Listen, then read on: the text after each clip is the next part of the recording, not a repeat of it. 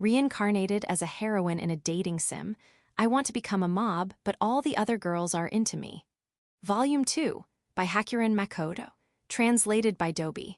Audiobook by Masquerade at Masquerade Audiobooks. Chapter 61, Treated Like a Child. Zai. The silence is heavy. Riri-chan is looking away, not making eye contact with me. And I'm frozen, unsure of what to do, watching her. I'm starting to calm down, thinking I might have gone too far. Our Riri-chan. Riri-chan's shoulders twitched. What? She replied, still facing away from me. Are you okay? I think I might have overwhelmed Riri-chan with my confusing emotions. But it's also true that I felt like I was losing it if I didn't do something. So right now, I'm a little calmer.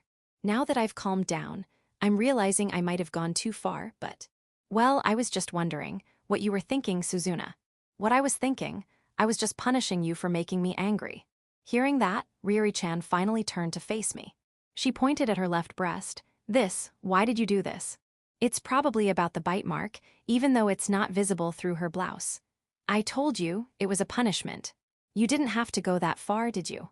I did. Why? It hurt. Despite saying it hurt, Riri-chan's voice didn't sound angry. It sounded more like confusion. It wouldn't be a punishment if it didn't hurt. Do you usually give your friends painful punishments? Is it wrong to give your friend a painful punishment? It is normally. But even as she said that, Riri-chan didn't seem genuinely upset.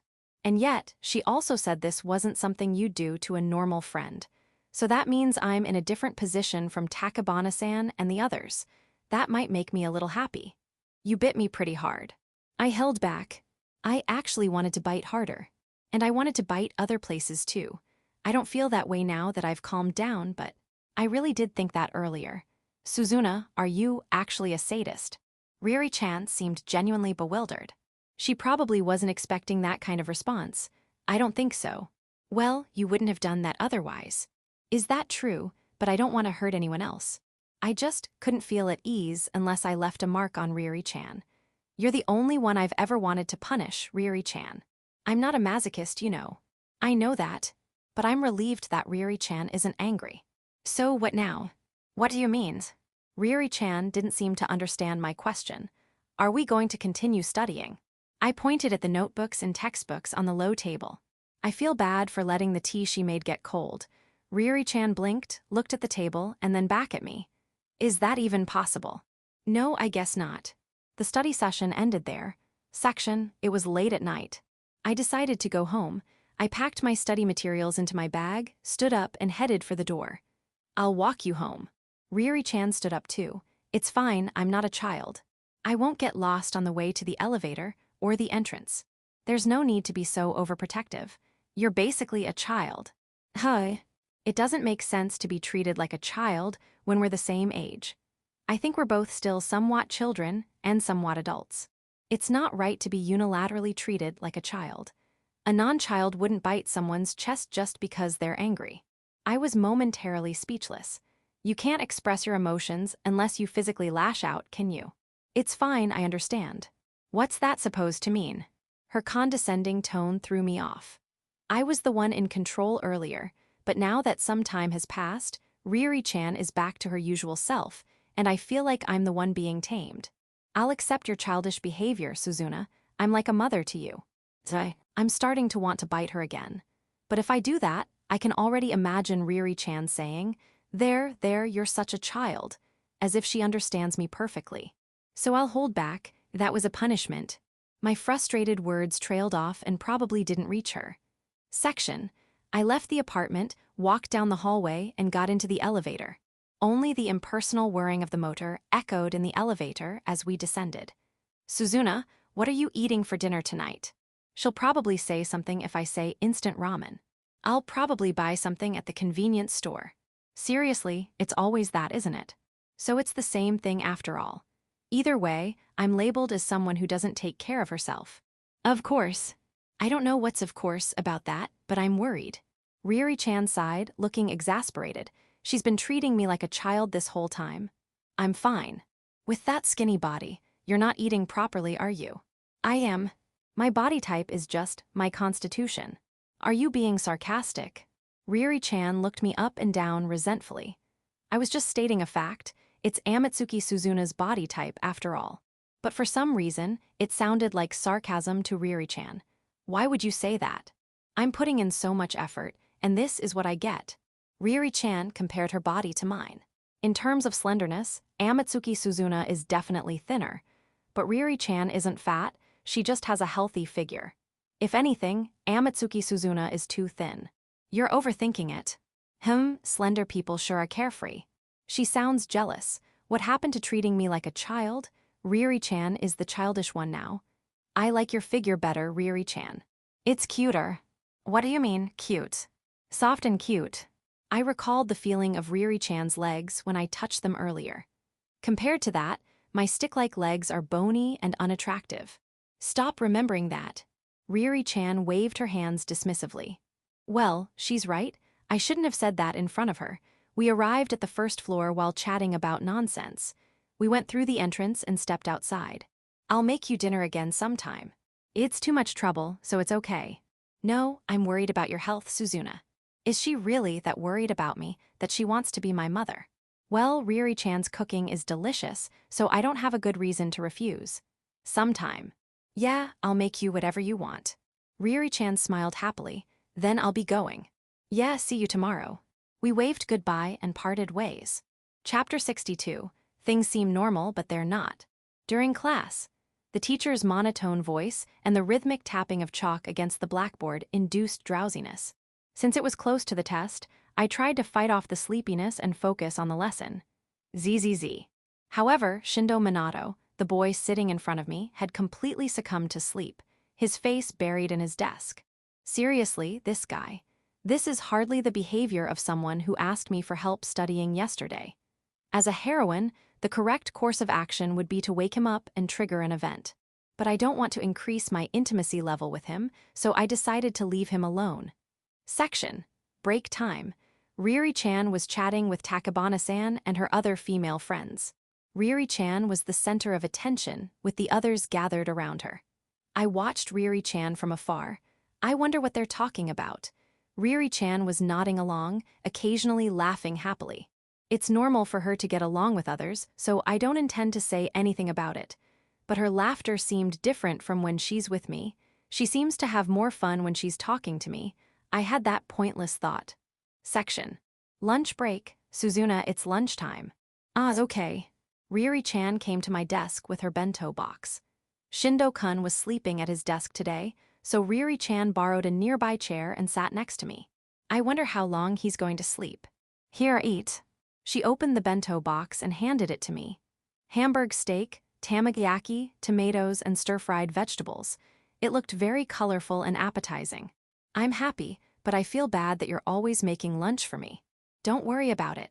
Making lunch for one person or two people is the same amount of effort. That might be true, but even so, I don't think it's healthy to have a friend make lunch for you every day. If I don't do this, you'll just eat sandwiches every day, right? That's not good for you. Lately, Riri-chan has become increasingly motherly. What does she want, taking care of me so much? There's also the cost, you know. Even if the effort is the same, the cost of ingredients is doubled.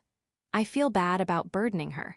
But I'm also hesitant to give her money, so I'd prefer if she just stopped making lunch for me altogether. You can pay me with your body. But Riri-chan ignored my concerns and said something strange with a grin. My body. Does she mean that? But no one would want my body. I don't have any feminine charm. Riri-chan, with her womanly figure, is the one in demand. My gaze naturally drifted up and down Riri-chan's body. Hey, that's not what I meant. Riri-chan, noticing my gaze, twisted her body to hide her chest. Her flustered reaction told me she knew what I was thinking. Anyway, don't worry about my bento. Just eat, Suzuna. That makes it sound like she's feeding a pet. That makes me your pet, Riri-chan. It's fine, be my pet.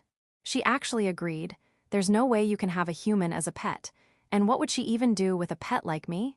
Section. Physical education class. Volleyball again, apparently. The teams were the same as last time, and I joined a group of people I'm neither close to nor dislike. Riri-chan was with Takabana-san and her group again. My volleyball performance was adequate. I didn't excel, but I didn't drag the team down either. Thanks to Yori-san and Riri-chan's coaching, I can now receive the ball, so I'm much less of a burden. My team won our first game and waited for the next match. I quickly retreated to a corner of the gymnasium and sat down. Even the people I just played with would leave after the game, since we're not usually in the same group. I dislike this awkward atmosphere, but I also don't want to be with them all the time. Maybe it would be more comfortable if I had friends at times like these. Here, Riri. Leave it to me. The next game was Riri-chan's team's turn. As always, she excelled with her exceptional athleticism. Watching Riri-chan enjoy playing sports. Because I like you. I remembered her words from last night. That ambiguous statement, implying she liked either Shindo-kun or me. Come to think of it, Riri-chan hasn't really talked to Shindo-kun properly yet. I did ask her once if she was interested in him, and she immediately denied it. But she didn't say that in front of Shindo-kun. The other heroines clearly stated they weren't interested in him, right in front of him. Thinking about it, Riri-chan might actually have feelings for Shindo-kun, even if she doesn't say it. Then is there a possibility that she likes me? Would Riri-chan like me, someone who isn't the protagonist or even a boy? Riri-chan also said that her "because I like you" was a joke. So there's a chance she doesn't feel anything at all. That's the end. Thud. The sound of the volleyball hitting the court. Riri-chan had successfully scored a point with her attack. Riri, you're as athletic as ever. That's because Keed gives me good tosses. I felt a pang of discomfort watching that scene before. But I don't feel anything now. The bite mark I left on Riri-chan's left breast. As long as that mark remains, I can feel at ease like she belongs to me. Chapter 63, How We Interact. Hinace Riri sighed. Hey Riri, aren't you a little too close to Amatsuki lately? Keed suddenly said that during break time. It's rare for Keed to bring up Suzuna's name. It's nothing, we're just friends. Is that so? I think it's unusual for you, Riri. What's unusual? You don't usually interact with quiet girls like that. There's a hint of a barb in her tone. Suzuna's just quiet because she's not good at talking to people. She talks a lot once you get to know her. Isn't that what quiet means? What are you trying to say? Keed sometimes mixes subtle digs into seemingly normal conversations. But she's good at it, never going too far, so if I get angry, I'll be the one who seems short-tempered. I was just wondering how you and Amatsuki became so close. You're completely different. There's no such thing as types. Suzuna is just bad at expressing her emotions. She's a cute girl once you talk to her. I don't like it when people talk about her like she's a different species. Is that so? I don't really know her. That's because you're not trying to. Then maybe I should get to know her. What? Introduce me to Amatsuki. It's rare for Keed to say something like that, and I don't understand why. What do you want to do that for? You seem close to her, Riri, so I'm curious about what kind of person she is. We talked before, didn't we? Keed talked to Suzuna when she took off her glasses and changed her hairstyle. That doesn't count. You should have a general idea.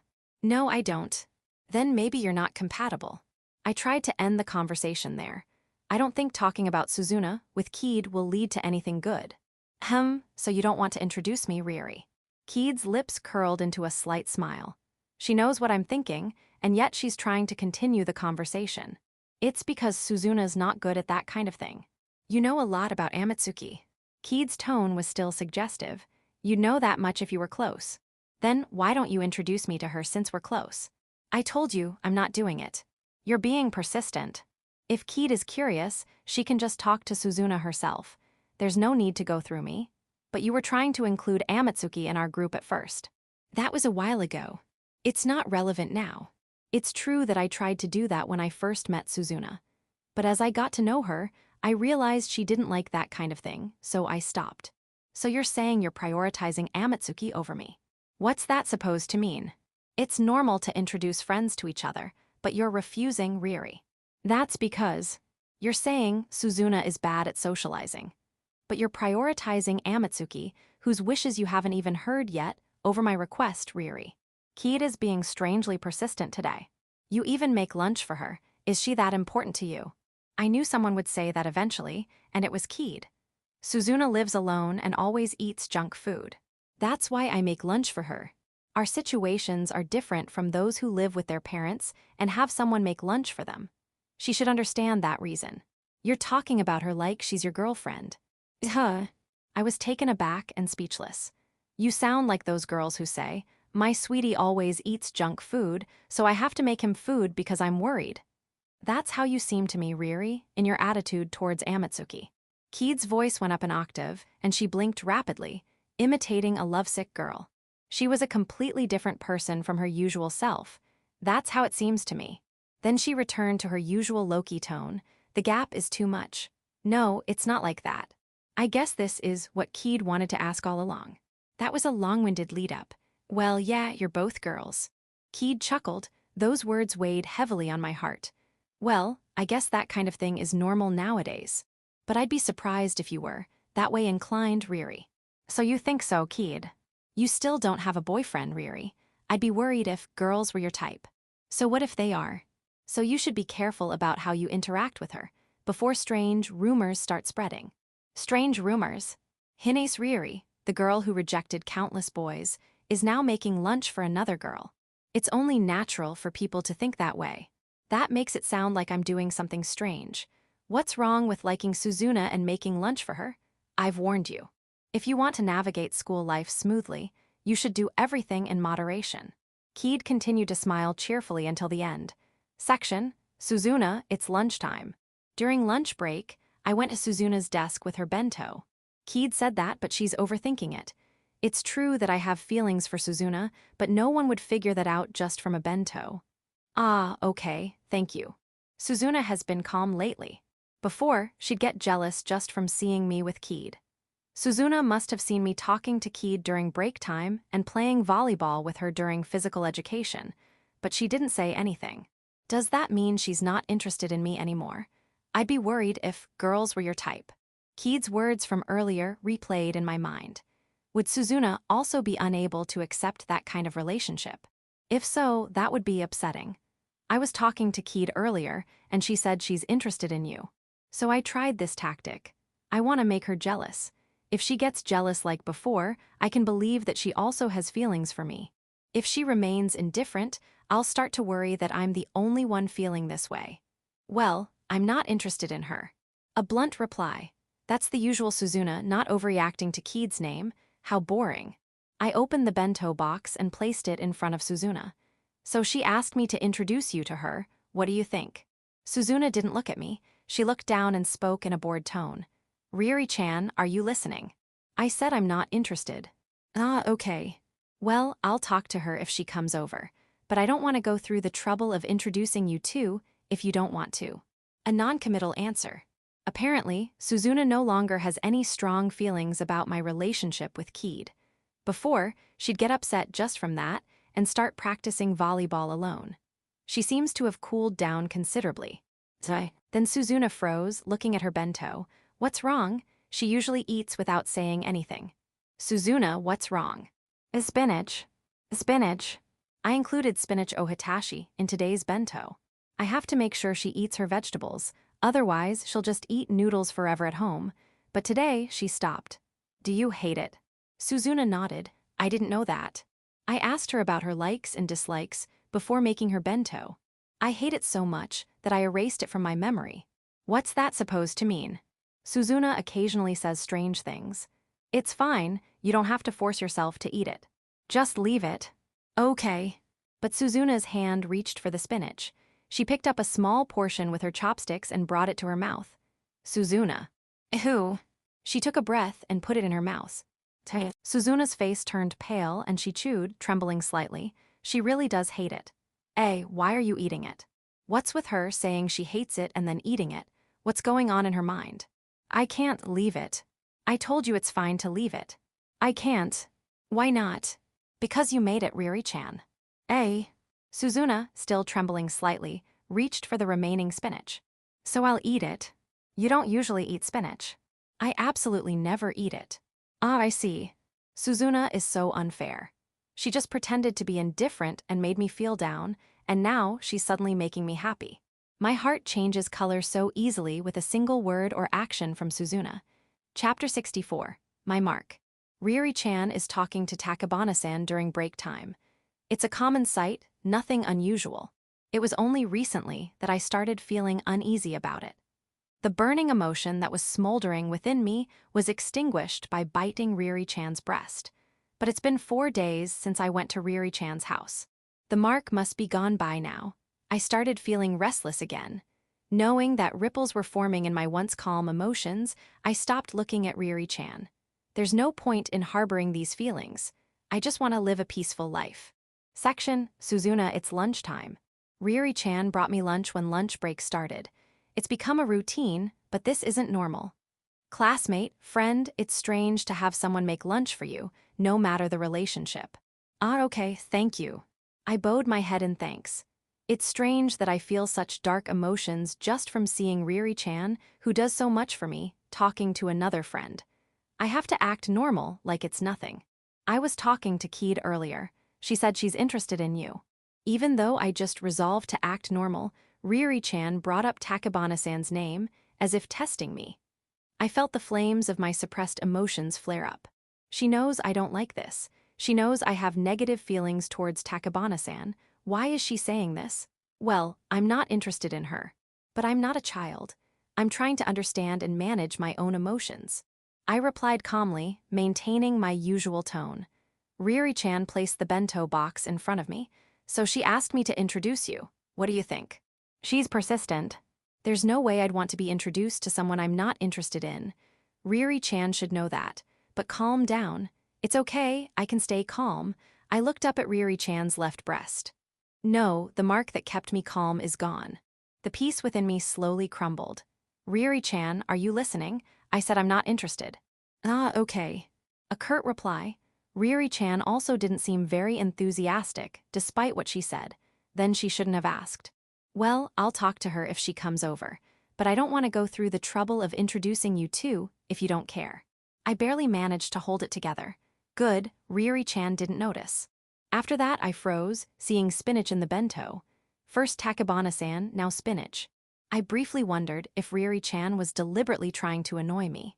But Riri-chan's expression was genuinely apologetic, so I realized I was overthinking it. So I ate it all. It would be rude to leave it after she went through the trouble of making it. Thank you for the meal.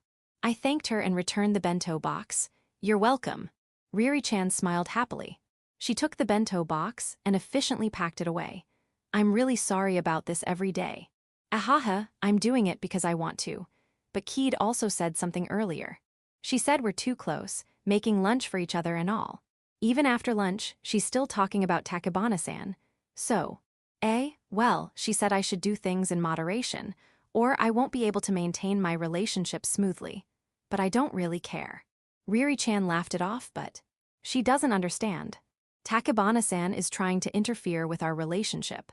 I can't control what other people think, but I can't just ignore it. I don't like Takebana-san, and I don't like Riri-chan's reaction. A burning emotion rose from the pit of my stomach. I stood up. Suzuna. Come with me. Where? Just come.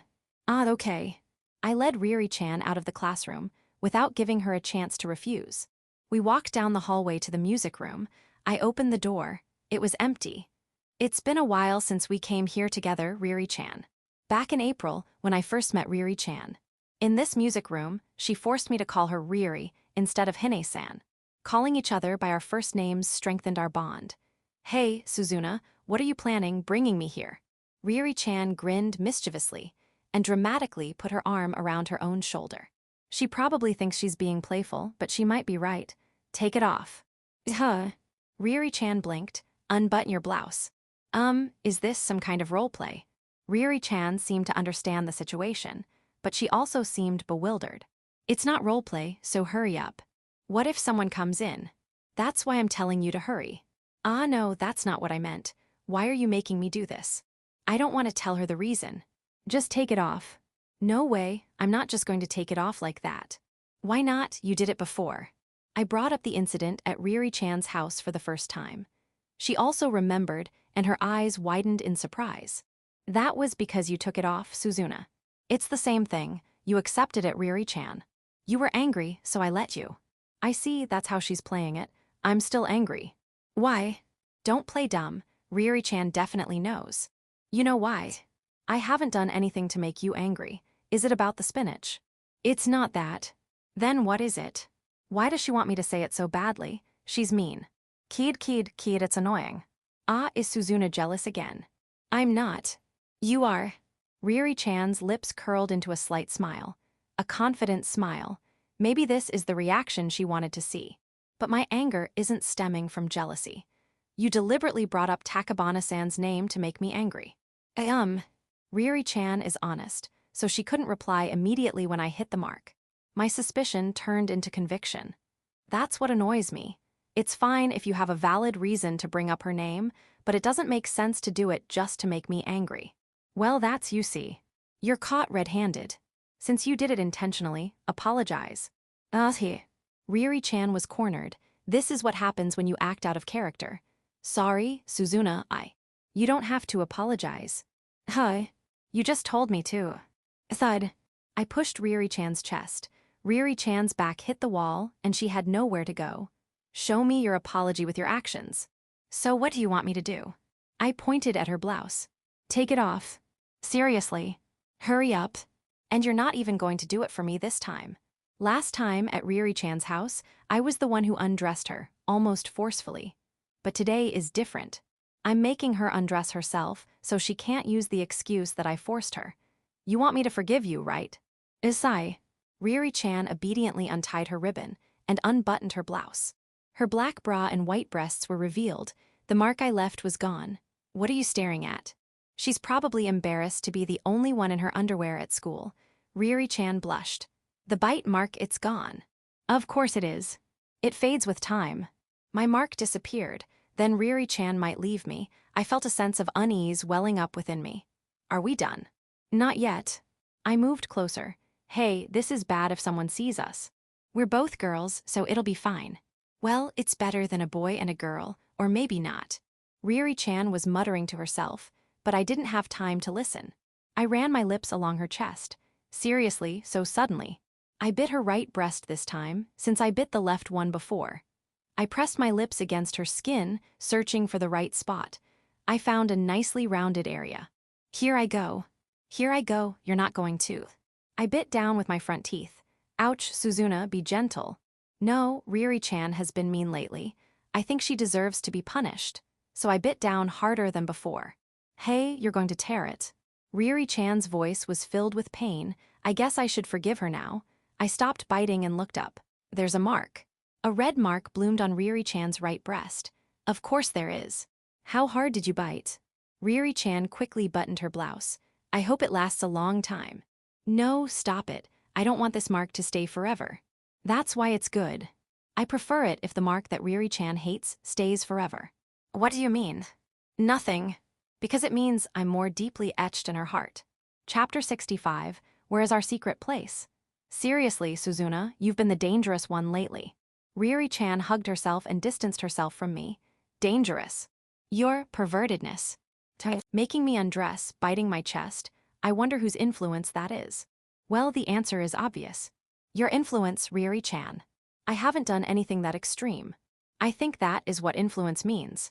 But Riri-chan wasn't listening, so I kept quiet.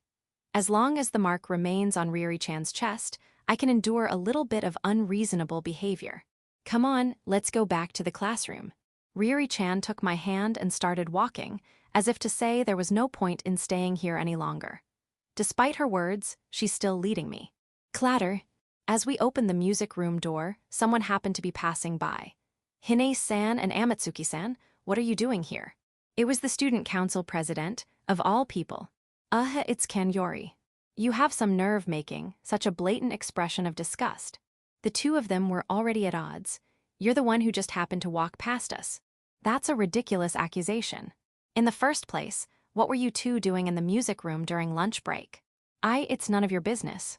Riri-chan, unable to react quickly, just blurted that out. That's just asking for Yuri-san to pry further. That's suspicious. Were you doing something indecent? Anna, no way.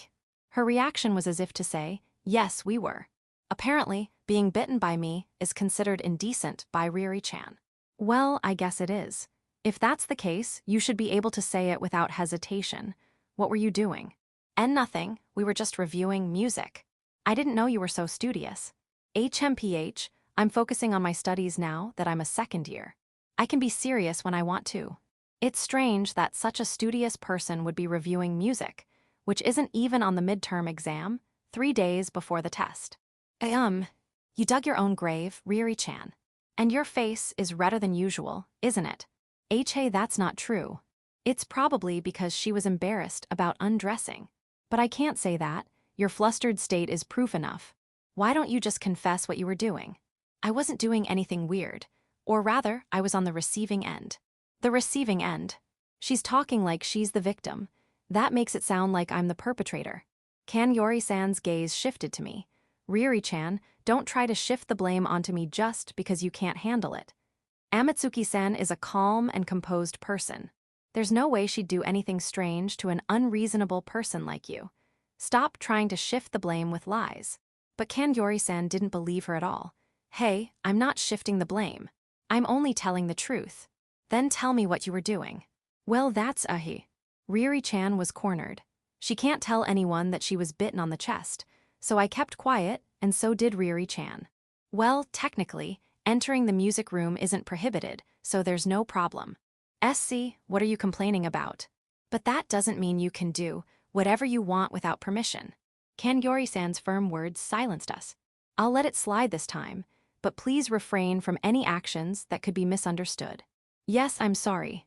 Okay. I guess school isn't a good place for this, since it'll be suspicious. But the bite mark on Riri-chan's chest will disappear soon. I have to bite her regularly if I want it to stay. Then her house again, I guess. I had that thought. Section. The next week, midterms began. Test periods aren't very fun. I don't know how my grades in this world will affect my future. But precisely because it's unknown, I decided I should get decent grades, so I studied diligently. Thanks to studying with Riri-chan and holding the study session with Shindo-kun and the heroines, I felt somewhat confident about the tests. After finishing the tests, the days passed by with me going home and reviewing. Section. Finally, it's over. Shindo-kun sat down and stretched widely. The last midterm exam was finally over. Suzuna, how did your tests go? Shindo-kun turned around and asked me. They were okay, I guess. I don't think they were terrible. I see, that's good. Yeah. Shindo-kun remained silent, still facing me. How about your tests, Shindo-kun? He seemed like he wanted to be asked, so I asked. Well, let me see. Shindo-kun suddenly looked out the window with a distant gaze. Look, Suzuna, there's a bird flying. There were no birds in sight. I wonder how it feels to soar through such a vast blue sky. It was a cloudy, rainy day, so there were no birds flying. What I'm saying is, from the perspective of the Earth, test scores are insignificant. He's talking about an Earth perspective when he can only see the view from the classroom window. That's ridiculous. Say something. You can escape reality all you want, but please don't force your low-quality poetry on me. That's harsh. Apparently, Shindo-kun's tests didn't go well. It can't be helped since he didn't study with any of the heroines. There was no development between Shindo-kun and the heroines during the midterms, the first event. But there are still other events. I'll just have to prepare for the next one. I'll make sure to avoid the bad ending. Suzuna, how were your tests? Riri-chan called out to me. They were decent. How about yours? I think I did pretty well. Thanks to you, Suzuna. I didn't really do anything, but I'm happy that she got good results. Well, the tests are over. Let's go home. Yeah. We left the school. Chapter 66. Rain and umbrellas. As I headed towards the entrance, a gray sky stretched overhead. Pour. The sound of rain hitting the ground and the roof. I hate rain. It's cold, it's humid, and it makes my hair frizzy. Nothing good comes of it. This rain is crazy. Riri-chan also muttered languidly. The rainy season was approaching, and this was a heavy downpour for just a prelude. It would be impossible to go home without getting drenched. Well, at least we have umbrellas. I had a navy blue umbrella, and Riri-chan had a clear plastic one, so we didn't have to worry about getting wet. But Riri-chan was looking at her umbrella with a troubled expression. Riri-chan. Riri-chan started looking around, as if searching for something. This is the worst. I forgot my umbrella. Oh dear, that's too bad. Takebana-san and her friend arrived, sounding disappointed.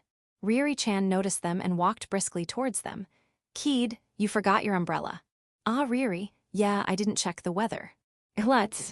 Leave me alone. What's this? Did she just leave me to talk to Takabana-san? She's that eager to talk to her. It's fine.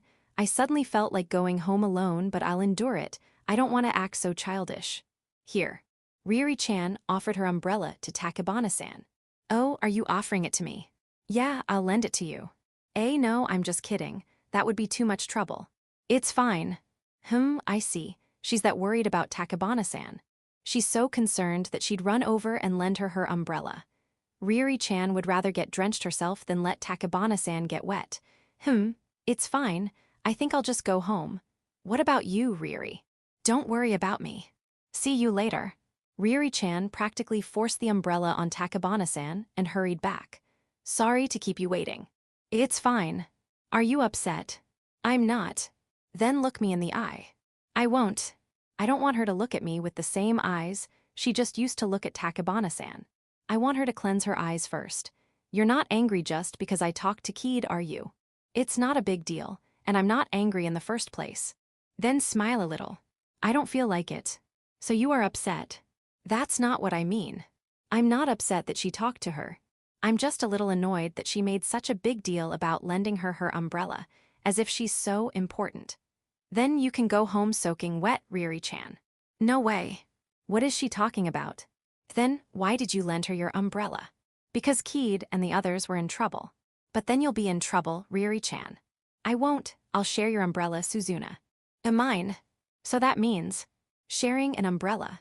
I remembered Riri-chan looking around with her umbrella earlier. Riri-chan, were you looking for someone to lend your umbrella to so we could share mine? Did she really go to such lengths just for that? Who knows, but sharing an umbrella isn't bad, is it? It is. Riri-chan grinned, but I looked away. You hate sharing an umbrella with me that much. I don't. Then why? I don't hate sharing an umbrella, but I don't think she needed to lend hers to Takabana-san. She could have lent it to someone else. Come on, Suzuna, let me in. I'll catch a cold. Then catch a cold. Suzuna, you're being mean.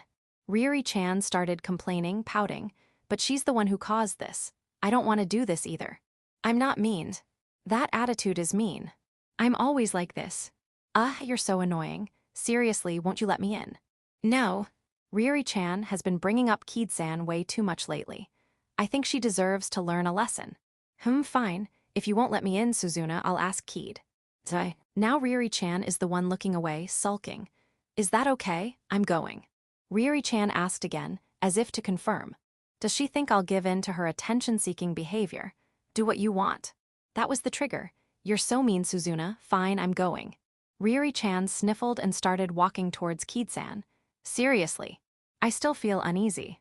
I think I'd feel uneasy either way, but I'd rather not have her share an umbrella with Takabana-san. I followed her and grabbed the hem of her blazer. Suzuna, what's this? Riri-chan's voice was cheerful, happy that I stopped her. I felt like I was being manipulated, and it annoyed me. Hold this. I thrust my umbrella at Riri-chan. You want to share an umbrella now? I don't. Then what's this? Riri-chan pointed at the navy blue umbrella I made her hold. My hand gets tired holding an umbrella, so you hold it, Riri-chan. Suzuna. What? You can be more honest, you know. Even as she said that, she couldn't hide her smile. She's happy that she got her way. That annoys me. I am being honest. You're just my servant now, Riri-chan. Riri-chan smirked and held my umbrella. What's with that face? You're so cute, Suzuna, no matter what you say. That doesn't make sense. Just hold the umbrella. Okay. It's ridiculous that we have to talk so much just to share an umbrella. I started to think that. Here you go, my princess. We went outside, and Riri-chan held the umbrella. I probably shouldn't have called her a servant. She called me princess or something, but I'll let it slide. As I stepped under the umbrella, I heard the pitter-patter of raindrops. The umbrella, held by Riri-chan, who is taller than me, was a little high. Shall we go home? Yeah. We started walking side by side, our shoulders brushing against each other. The outside world was dark and gloomy because of the rain.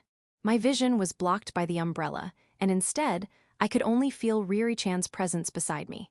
By the way, I haven't asked. What? When's your birthday, Suzuna? My birthday. June 24th. It's soon. Well, next month. Good, I'm glad I asked. Riri-chan seemed relieved. Do you have any plans that day, Suzuna? Of course not. Don't underestimate an introvert. Well, with your family or something. I don't know, but they haven't contacted me. It can't be helped. I don't. Then I'll celebrate with you. Really? Of course. That might be nice. I think it'll be a fun day if I spend it with Riri-chan. Then I realized something I had forgotten. When's your birthday, Riri-chan? July 21st. Next month too. So that means... I looked at her and Riri-chan was also looking at me. What are you looking at? Well, you look like you want to say something, Suzuna. Riri-chan's eyes sparkled. She's making me say it even though she knows what I'm thinking. That's so Riri-chan. Do you have any plans that day? I'll cancel them all. I see. It seems like she does have plans, which is also very Riri-chan. She's different from me. Then, if you'd like, I'll celebrate with you. Yes, I'm looking forward to it. Riri-chan started giggling. Her reaction was so exaggerated that the umbrella shook. Riri-chan, stop moving the umbrella so much. I'm getting wet. Sorry, I was just so happy. You're not a child anymore. Sorry, you got a little wet, didn't you? Well, it's fine. I hate rain, but I don't mind getting wet if it's from Riri-chan's umbrella. Because she'll probably get wet with me. Chapter 67, Outfits and Glances. Suzuna, good morning.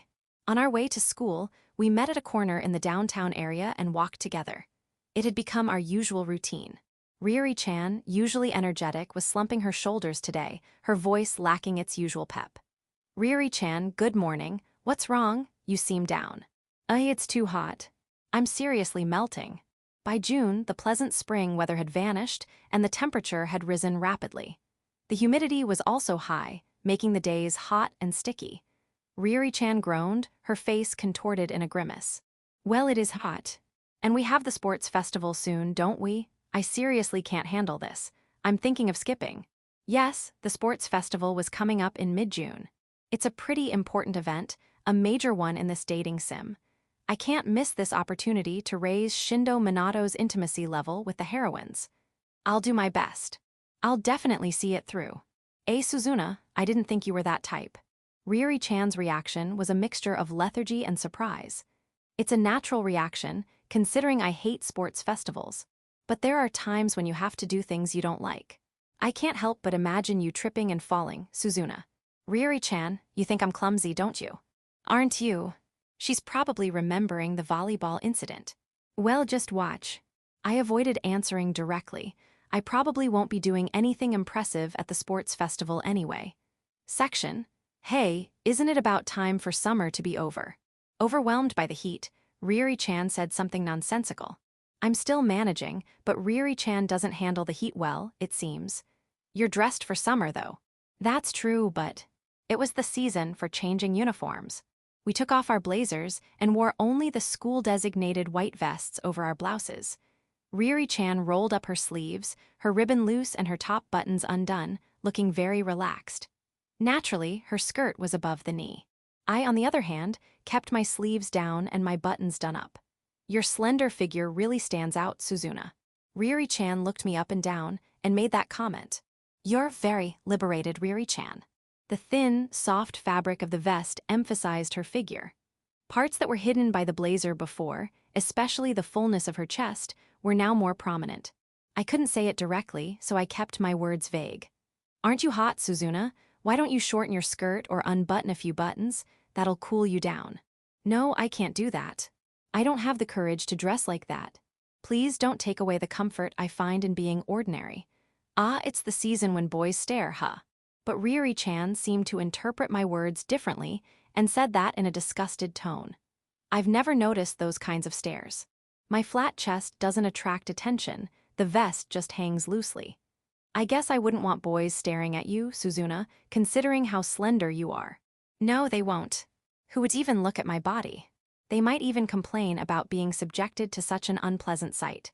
No, girls would be jealous of your slender figure, Suzuna. They won't. That won't happen either. No one is looking at me. Please don't compare me to you, the glamorous Riri-chan. That only happens to you, Riri-chan. Why? Because you attract attention, unlike me. That's not true, but I do feel like I'm getting stares even though I don't make eye contact with the boys. Well, that's what happens when you expose your skin, emphasize your figure, and wear a short skirt. I think that's natural, considering how much skin you're showing. I'm not doing it for the boys. I know, but... now I'm starting to feel uneasy. Then button up your blouse and lengthen your skirt. No way. It's hot and it's not cute. She's being contradictory, you know. Hearing her say that made me restless. I haven't seen everything about Riri-chan, but I've seen her in her underwear, and I've touched her skin. I know her scent, the coldness of her fingertips, the warmth of her chest, the taste of her skin, and I've even heard the beating of her heart. I know Riri-chan better than other people, so I don't like the thought of other people looking at her with lustful eyes. Oh, could it be, Suzuna, that you don't like other people looking at my body? Riri-chan, as cheeky as ever, grinned teasingly. Yeah, I don't like it. Oh, so that's how it is. Riri-chan seemed taken aback by my straightforward answer, which was probably unexpected. That means other people want to touch you, Riri-chan. Ah, well, I guess so. Riri-chan, tilting her head as if she hadn't considered it concretely before, agreed. I don't like that. I don't want them to touch you, Riri-chan. I think I'm the only one who's allowed to touch Riri-chan. The thought of others wanting to touch her is unpleasant. Suzuna, you don't usually say what you're thinking, but sometimes you're surprisingly straightforward. Riri-chan chuckled, looking troubled. It's fine, but you should be careful too, Riri-chan. Don't just show off your underwear like that. Ah yes, I'll be careful. Riri-chan scratched her cheek and replied less confidently than usual, as if giving up. Maybe she's just a little tired from the heat. Chapter 68. Wounds and Scars, Hines Riri's Side. In the morning, as I was changing from my pajamas into my uniform, I happened to glance at myself in the full-length mirror. My eyes fell on my chest. My skin looked normal. There was nothing unusual. Yes, nothing. It's healed. I ran my hand over my chest, confirming that my skin was back to normal. Until recently, there was a painful, red mark there. The mark from where Suzuna bit me. Suzuna's bite, without any holding back, was so painful that I thought she might actually tear my skin. It was natural for a mark to be left after being bitten that hard, and Suzuna seemed satisfied with it. Seriously, what was she thinking? But remembering it made me laugh. Suzuna was so earnest when she bit me. Suzuna is bad with words and doesn't like talking about herself, so maybe her emotions overflow at times like those. I thought it was cute how she desperately tried to convey something to me. Well, it really hurt, so I wish she'd be a little more gentle. I put on my blouse, hiding my now unmarked chest. It's been a while since she bit me in the music room. Wounds heal with time. It's natural, and I'm glad they do. She's bitten both sides, so if the marks remained, I wouldn't know how to explain them to my friends. I put on my vest and pulled out the strands of hair that had fallen inside. But I felt a slight pang of regret, because it means losing something Suzuna left behind. Section. I went to the living room. I put on an apron, stood in the kitchen, and started preparing breakfast and lunch. Ah, that's right, Suzuna said she didn't need lunch today. There was a message on my phone. It was the first time Suzuna had messaged me, and I was happy. Sorry, I can't go to school with you this morning because of sports festival preparations, and I'll be busy at lunch, so I don't need a bento. But the content of the message wasn't so happy. Suzuna is apparently on the sports committee, a fact she herself seems to have only recently realized. Ah, I'm on the sports committee. No way, seriously, Amatsuki Suzuna. No, wait, maybe this is good for route management. I vaguely remember her muttering something like that. And now this sudden message. It stated what she was doing, but without any details. It's typical of Suzuna to suddenly be driven to do something, even though she's usually quiet and reserved. I couldn't help but wonder what she was doing alone. Sigh. I sighed involuntarily. I realized that I had become reluctant to prepare lunch just for myself. I thought about just buying something, but I've been telling Suzuna to be more mindful of her diet, so I can't be careless myself. I decided to make a proper bento. Ouch. I accidentally cut my fingertip with the knife. I make these kinds of mistakes when I'm not focused. I was surprised at how unenthusiastic I felt about making a bento that wasn't for Suzuna. It was just a superficial cut, and the bleeding stopped quickly after rinsing it with water. There was a thin red line, but it wasn't noticeable. Relieved that it wasn't serious, I continued cooking. Section. Lunch break. A boy from another class asked me to meet him behind the school building, so I went. He told me, "Come alone, Hines." And I did as he said, but honestly, I had a bad feeling about it. When I arrived at the meeting place, the boy, acting restless, thanked me for coming and started talking about trivial everyday things. I didn't really know him, and his strange behavior made the conversation awkward. I had experienced this kind of situation several times, so I was expecting him to get to the point soon. "Hines, I've liked you for a long time. Please go out with me." As expected, my bad feeling was right. The boy bowed his head, a serious expression on his face. I could tell he was sincere, but my answer was already decided. "Sorry, I can't go out with you." I've had similar conversations several times before. I know it hurts to be rejected, but it's also painful for the one doing the rejecting. Since he has feelings for me, I don't want to hurt him if I can help it. But I can't lie either. I think romantic feelings are delicate and fragile. I avoid interacting with boys as much as possible because I don't like this awkward atmosphere. Well then, I'll be going. Another person I'll feel awkward talking to at school, I thought, and turned to leave. "Wait." The boy called out to me and I stopped. "What? Is there a reason?" "A reason? Do you have someone you like?" Would he be convinced if I told him? If it would offer him even a little comfort? Since he worked up the courage to confess, I thought I should respond honestly. "I do." "I see." The boy sighed heavily. "Sorry for wasting your time." "It's fine, don't worry about it." "Are things going well with him?" "Are things going well with Suzuna?" "I think we're getting along, but are we in that kind of relationship?" "I'm not sure. Normal couples probably don't bite each other's chests. And there are no other lesbian couples around me, so I don't really know what the standard is." "I don't know yet." My answer was vague. "I see, good luck, Hines." "Yeah, thanks." I waved and left. The cut on my finger was still red. Section, "So Riri, how did it go?" Back in the classroom, Keed asked, looking curious. Since the rumor would spread anyway, I quickly confessed. I rejected him. Ahaha, as always. My other female friends gathered around. How many is that now? That guy is so popular that even upperclassmen confess to him. Rejecting him is impressive.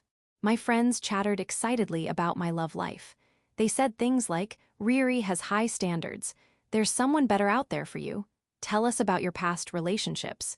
You're nationally ranked in your club," and so on. I don't know if they're genuinely concerned about me or if it's just an excuse to gossip, but that's how I spent my lunch break. Even though the conversation was centered around me, no one mentioned the cut on my finger. Section. After school, I heard that Suzuna's sports committee duties would end soon, so I decided to wait. Come to think of it, I haven't talked to Suzuna all day. She was busy with the sports committee, so there was no chance to talk. I want to be with her after school, at least. I sat in Suzuna's seat, looking at the sunset through the window. I remembered a time when Suzuna was feeling down in this classroom, bathed in the same crimson light. I patted her head that time. I still remember the feeling of her smooth, black hair and the warmth of her skin. Suzuna was more introverted back then, and the distance between us was greater. But have we really gotten closer? I tried to close the distance, but how much closer have we actually become? Are we as close as Keed and I? Close or distant? There's no standard, so it's impossible to judge. Clatter. The classroom door opened. "Sorry, Riri-chan, it took longer than I expected." It was Suzuna. She seemed slightly out of breath, as if she had rushed. That alone made me happy. "No, it's fine. Good work, Suzuna."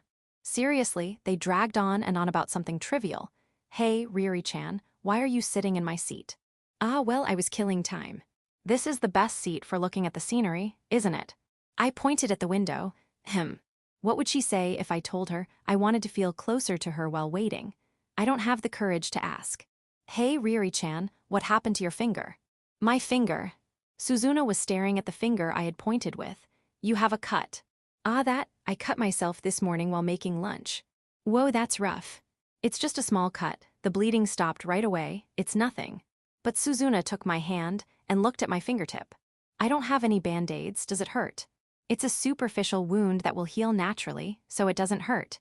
It hurts a little." But my mouth said the opposite. Should we go to the infirmary?" "Is this an infirmary where the injury?"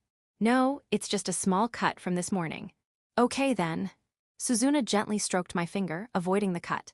Pain, pain, go away. She chanted a charm I hadn't heard in a long time. Foo-foo. Why are you laughing? I see, so Suzuna noticed. More than the boy who confessed his love, more than my worried friends. Suzuna is worried about this small cut. Nothing. You're so kind, Suzuna. Well, it's only natural. That's not true. I'm happy that Suzuna, who says such kindness is natural, is here with me. Chapter 69, How long will you stay with me? The sports festival is at the end of this month, and Amatsuki is the sports committee member for our class, if I'm not mistaken. During homeroom one day, the teacher said something completely unexpected. The sports committee. I stared blankly. Oh, was I wrong? The homeroom teacher hurriedly checked the papers clipped to his clipboard. No, that's right, it's definitely Amatsuki. No way, Amatsuki Suzuna's character isn't the sports committee type. She's definitely more of a library committee type. I'm not particularly fond of reading, though. I'm on the sports committee. Seriously, Amatsuki Suzuna? No, wait, maybe this is good for route management. What are you muttering to yourself? Nothing, sorry. The sports committee's main job is planning and managing the sports festival, so please do your best. Okay. I don't want to. Section, Suzuna, you're on the sports committee.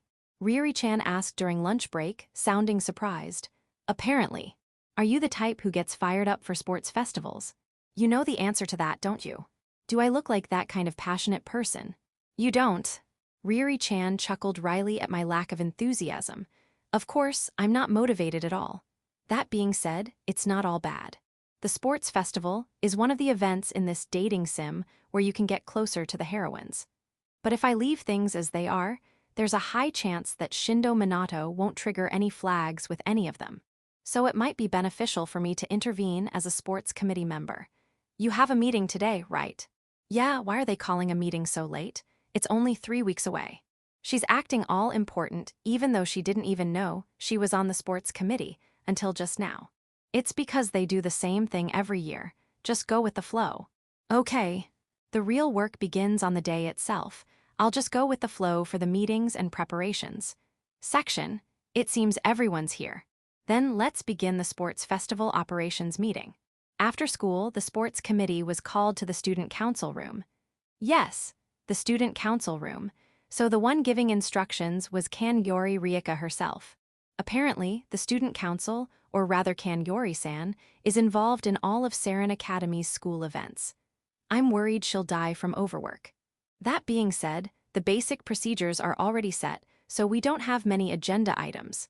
The main topic is selecting the events, and the rest is mostly confirming the operations and preparations for the day. Well, yes. With the capable Kanyori-san in charge, I might be fine just knowing my own responsibilities. So let's decide on the sports festival events today. Once that's decided, the operations and preparations will naturally fall into place. That's efficient. The handouts I've just distributed include the results of a survey where we asked all the students for their preferred events. We'll use that as a basis for our selection. Kanyori-san is too efficient. Everyone just listened intently as Kanyori-san flawlessly led the meeting. Section. As the days passed and preparations progressed, my free time, mornings, lunch breaks, and after school was increasingly occupied. One day during lunch break. I'm supposed to take these poles to the gym storage room. I followed instructions and carried the poles. Hines, I like you. Please go out with me. The gym storage room is behind the school building. In that usually deserted place, I heard a boy's voice. The content of his words made me instinctively hide behind a nearby object. I cautiously peeked out, and there was the back of a boy and Riri-chan facing him. A confession. My heart pounded in my chest. Sorry, I can't go out with you. The boy's shoulders slumped at Riri-chan's firm rejection. My heartbeat slowly returned to normal. Does that mean I'm relieved? Do I really hate the idea of Riri-chan dating someone that much? I was surprised by my own reaction. Well then, I'll be going. Wait. The boy called out, and Riri-chan stopped. What? Is there a reason? A reason? Do you have someone you like? Riri-chan does have someone she likes, but I don't know who it is. She jokingly said it was either me or Shindo-kun, and I got angry. I do. I already knew the answer. Are things going well with that person? Riri-chan hesitated for a moment. I don't know yet. She had a truly uncertain expression on her face. Watching her walk away, I felt bewildered. Hypothetically, if the person she likes is me, wouldn't she say things are going well? We've become close, so there's no reason for her to be unsure. The poles I was holding suddenly felt heavier. So it's Shindo-kun. There's been no progress between her and Shindo-kun. Then her uncertain answer makes sense. Will Riri-chan eventually leave me? Section. After school, in the student council room. The sports festival operations meeting was over. It was a rare day when I could go home early, so I had made plans with Riri-chan to go home together.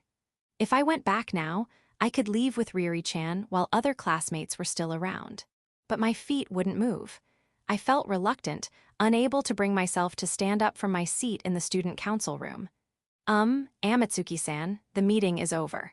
Yori-san seemed troubled by me staying in the student council room. Yes, it is.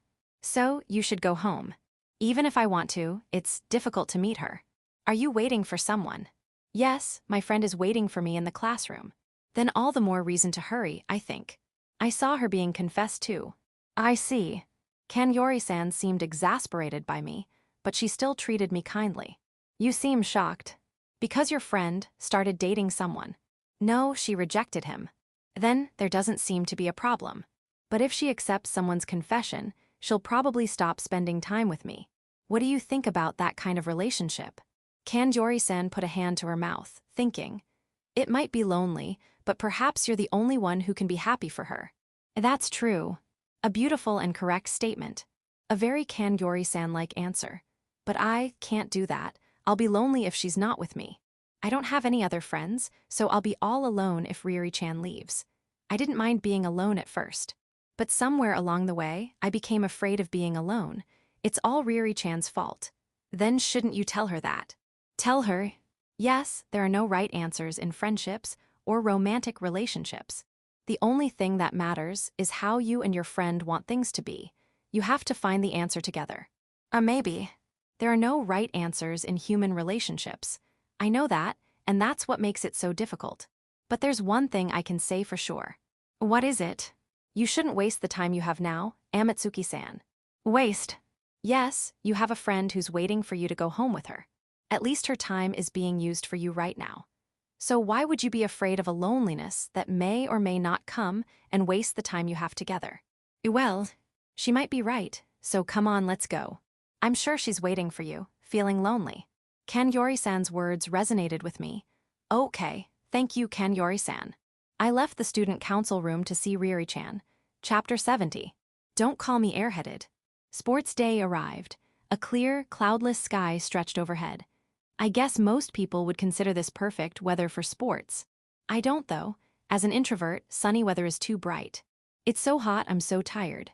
Riri-chan, sounding languid, came over to where I was taking a break in the shade. You too. Of course, rainy weather would be better than this. Definitely. Riri-chan fanned herself with a paper fan. Her hair was in a ponytail today, suitable for sports, and I could see sweat glistening on the nape of her neck. Hey, Suzuna, aren't you hot in that outfit? I was wearing the school-designated navy blue tracksuit, the zipper all the way up.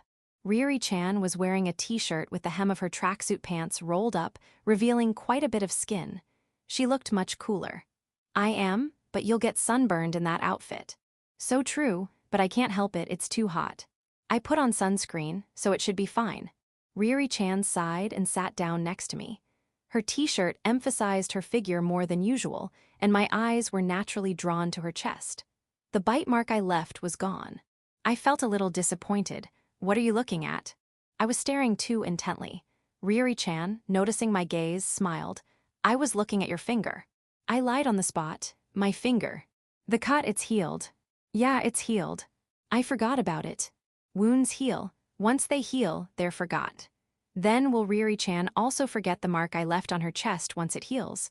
Will the memory fade along with the healed skin? That's a little sad.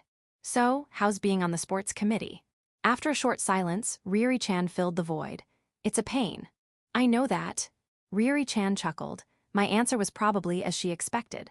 Suzuna, haven't you just been carrying things around? It's part of the setup. I've been carrying and setting up equipment for the events. Such an unsuitable task for me. Isn't that usually something the boys do? Yeah, the girls mostly do the guiding and announcements. Then why aren't you doing that, Suzuna? That's a silly question. I don't have the communication skills for guiding. And I can't do announcements or speak in front of people. I see, that's so Suzuna. She nodded deeply. It's sad that she's not even denying my shortcomings, even though I'm the one who listed them. Are you done with your work? I just have to prepare for the scavenger hunt. The scavenger hunt is actually the most important event in this sports festival. Is there anything to prepare for that? Just the items for the scavenger list. Fufu, I came up with some of them. Preparing to ensure the event runs smoothly. That's the only reason I'm in charge of the scavenger hunt. Riri, you're up next. A classmate called out to Riri-chan from afar. It's already my turn. It's the relay race next, right? I guess so. I'm not really feeling it, though. She stood up, sighing. I'll be cheering for you, so do your best. Riri-chan's eyes widened slightly. I see, that's not bad. She said and then ran towards the field. Section. No way, she's too fast. Riri-chan's running form was refined and efficient. Our class was lagging behind considerably, but when Riri-chan started running, she quickly caught up, passing one opponent after another. She brought us into the lead and passed the baton to the anchor. It was undoubtedly Riri-chan who turned the race around. We ended up in second place, but considering we were almost last, it was a great performance. It was clear who the MVP was, and people gathered around Riri-chan, who was catching her breath. You were amazing. Riri-chan is talented and charismatic. She's not someone who should be hanging out with a gloomy person like me. I was reminded of that once again. Even so, Riri-chan, pushing through the crowd, gave me a peace sign. To me, not to the classmates in front of her. Good work. I said, waving my hand. I hope she understood. Section. Hinace, you were amazing out there. It was Shindo-kun who spoke to me. Yeah, she was. I couldn't help but agree. You seem really happy. Hey. I suddenly felt uncomfortable, like he was seeing through me. I'll change the subject. You're in the scavenger hunt, right, Shindo-kun? Yeah, luck-based games don't require skill. The scavenger hunt is about how quickly you can find the items on the list. Running speed isn't that important. Wait, the scavenger hunt. I can't. The scavenger hunt is next, I have to prepare. What? You still have work to do, Suzuna. The sports committee is busy. Everyone's working hard. I see, sorry for taking up your time. It's fine. Don't worry about me, and do your best in the scavenger hunt, Shindo-kun. Okay. I headed towards the field. Section. A box was placed in the center of the field, filled with slips of paper with items written on them. The scavenger hunt is a race to find the person or object that matches the item on the slip of paper and bring them to the finish line. And I, as a member of the sports committee, prepared those slips of paper. Kangyori-san was waiting at the finish line to judge whether the items were correct. In the original story, Shindo-kun draws the item, the person you like. It's an event where his affection value with the heroine he chooses changes significantly. However, this event only triggers if he has a certain level of intimacy with the heroines. If he doesn't get along with any of them, it doesn't happen. That's where I come in. I endured being on the sports committee for this moment. I have the list of participants for the scavenger hunt, so I know the order. When it's Shindo-kun's turn, I'll replace all the items with the person you like. And the heroine Shindo-kun chooses will be touched by that, even if their intimacy levels aren't as high as in the original story. No one would be offended at being chosen as the person you like. This event should increase their intimacy levels, which haven't been rising until now. The only concern is that Shindo-kun might choose Amatsuki Suzuna. But I have a countermeasure for that too. I'm involved in running the scavenger hunt as a sports committee member, and Shindo-kun knows that. I also made sure to emphasize how busy I am, so the chances of him choosing me are quite low. Yeah, this plan is so perfect, it's not even like me. And finally, it was almost Shindo-kun's turn. All I have to do is replace all the items with the person you like. This will finally get the story back on track as a proper dating sim. I was certain of victory. Ready. Bang, the starting signal. The students ran and picked a slip of paper from the table in the center of the field. No matter which one they picked, the item was the person you like. But I recognized the twin tails of the runner who arrived first. It's Kokona-chan. And Shindo-kun wasn't among the runners. Wait, isn't that strange? Why isn't Shindo-kun here? And isn't Kakona-chan coming towards me? What's going on? I checked the participant list again. Among the many names, I found Shindo. Shindo Kakona. Amatsuki Suzuna, you're free, right? Help me. I completely messed up. And Kakona-chan, why are you coming to me? Chapter 71. Reasons for acting. Hey Amatsuki Suzuna, why are you running away? Kakona-chan's voice, laced with frustration, chased after me. But I'm the one who wants to complain. Why are you chasing after me, Kakona-chan? Because you're perfect for my item. That's ridiculous, there were other people. I'm saying you're fine. That's definitely not true. Why are you so sure? You don't even know what the item is. I know, I'm the one who switched them. It's the person you like for everyone. As proof, I glanced at the other runners and they were all hesitating, unsure of who to choose. Everyone seems to be having a hard time deciding. Kanyori Rieka, the judge, tilted her head, looking puzzled. More importantly, I have to deal with Kakona-chan now. I desperately gasped for air and headed towards the shade of the tree where I was resting earlier. He's there. Shindo-kun. What is it? Suzuna and Kakona, both of you. Kakona-chan chose you, Shindo-kun, for her scavenger hunt item. Desperate times call for desperate measures. What? Hey, Amatsuki Suzuna, Kakona didn't say a word about. What's the item? Hey Oni-chan. Shindo-kun took the slip of paper from Kakona-chan's hand and checked it. The person you like. So you see, that's why Oni-chan is. So that's why. Hi. Kakona-chan was taken aback by Shindo-kun's sudden outburst. I thought you were avoiding me lately, but I was wrong. No, I was definitely avoiding. Shindo-kun, overwhelmed with emotion, ignored Kakona-chan's words and took her arm. Okay, let's go. I'll show them what sibling love is all about. And no, wait. Kakona-chan was dragged along. As a result, they were the first to reach the finish line. It was a bit forceful, but this should bring him closer to Kakona-chan, the heroine, right? Now, if only Kanyori-san approves. Let me confirm the item. Here. Shindo-kun handed her the slip of paper. Kanyori-san, after checking the item. What is this? Her face flushed red. As you can see, it's the person you like. Kakona-chan seemed disgusted by Shindo-kun's smug expression. How, why is this item? And you two are siblings. Yes, we are. The person you like, you two, that means. Kanyori-san is misunderstanding. Yes, precisely because we're siblings. That's how true love blossoms. Shindo-kun fueled the misunderstanding. That. Is there a problem? Of course there is. This is unacceptable. Kanyori-san tore the slip of paper to shreds. Section. Why did you run away, Amatsuki Suzuna? In the end, Kakona-chan, deemed disqualified, had to let someone else win. The heroine's intimacy level didn't rise, and I ended up listening to Kakona-chan's complaints. Because it's weird for the theme to be the person you like, and for that person to be me. You're fine. Kakona-chan's words were firm. Well, I understand why you'd want to choose him. You understood. I figured it out earlier. So that means. Kakona-chan gasped. Well, the person you like could also mean friend, depending on how you interpret it, right? There are other interpretations of like besides romantic love. This is a game, so there has to be some leeway. But choosing among friends means prioritizing them, and that could ruin relationships. So choosing me, his childhood friend, is a safe option. It's convincing since we've known each other for so long. Kakona-chan seemed to be at a loss for words. See, I'm right, aren't I? Isai. Alongside him. That's right, I thought I could use you since you were convenient. Kakona-chan said decisively, as if she had come to a realization. It seems my deduction was correct. Section. It was too early to give up on this sports festival event. Shindo-kun's scavenger hunt wasn't over yet. I went to the school building to prepare my next move. Excuse me. I visited the infirmary. There was a girl lying on the bed. Are you feeling unwell too?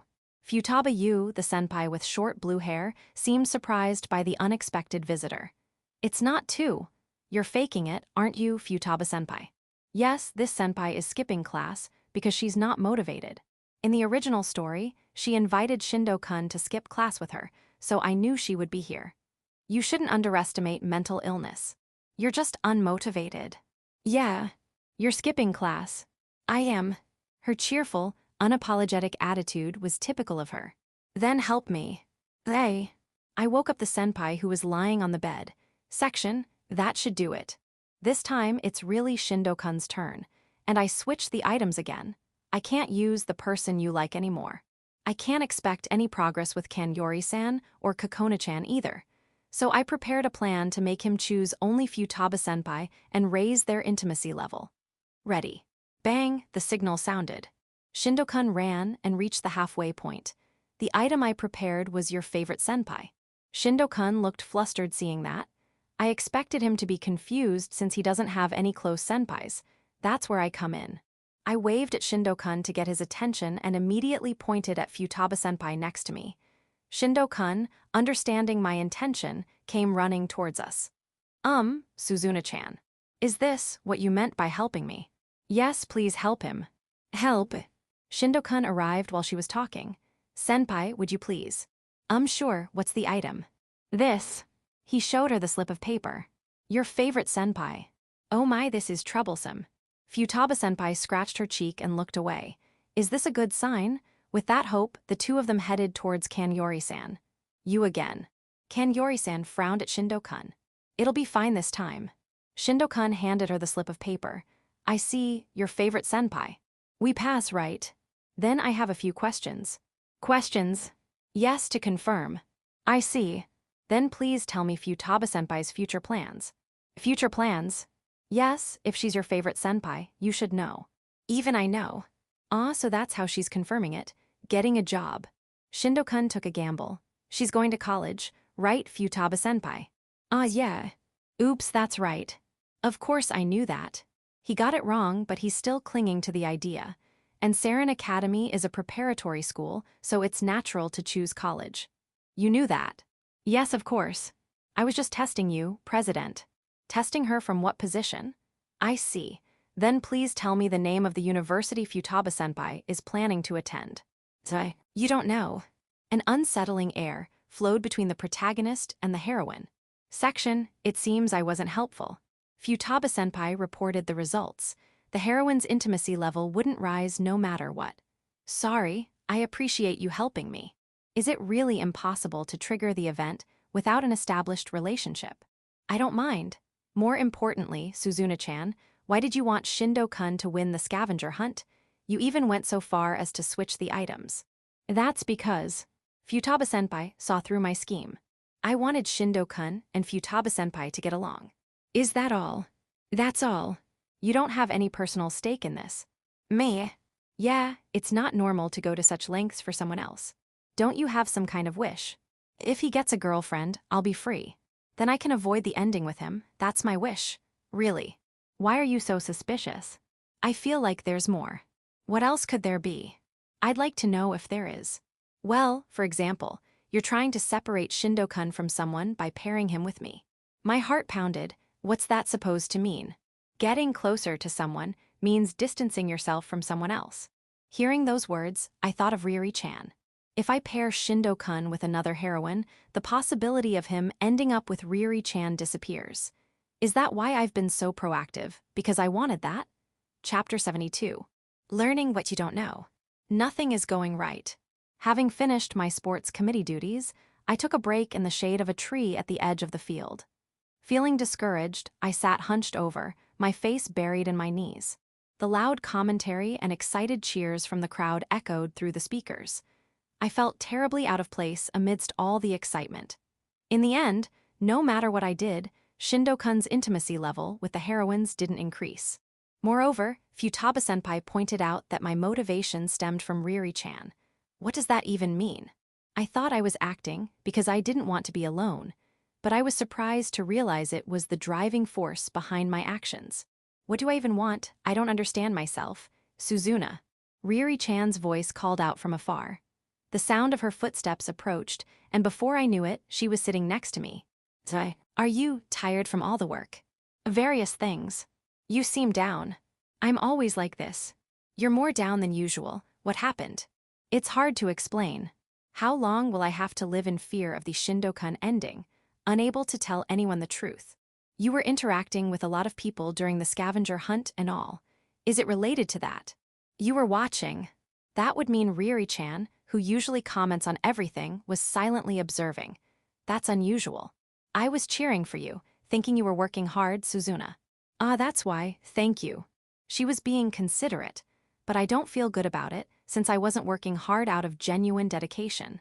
So what happened? If you don't tell me, I'll take a picture of you and post it on social media. What's with that threat? You don't like that kind of thing, do you? I don't. It's digital tattooing. Then tell me. I can't end this unless I tell you. Of course, sharing is what friends are for. Is that so? No, wait. It's strange to threaten someone to share their problems. But if I don't tell her, she might actually post a picture of unattractive me online. I don't want people all over the world to have their eyes polluted by my appearance. It's about Shindo-kun. I felt hesitant bringing up Shindo-kun's name in front of Riri-chan, considering everything. Your childhood friend, Shindo. But Riri-chan's unexpectedly normal reaction made me feel a little better. Yeah, I want Shindo-kun to start dating someone. You were thinking about that. If Riri-chan likes Shindo-kun, that wouldn't be a pleasant thing for her to hear. Is that strange? I don't think that's something you'd do for someone you used to like. It was Amatsuki Suzuna who liked Shindo, not me, Yukitsuki Mashiro.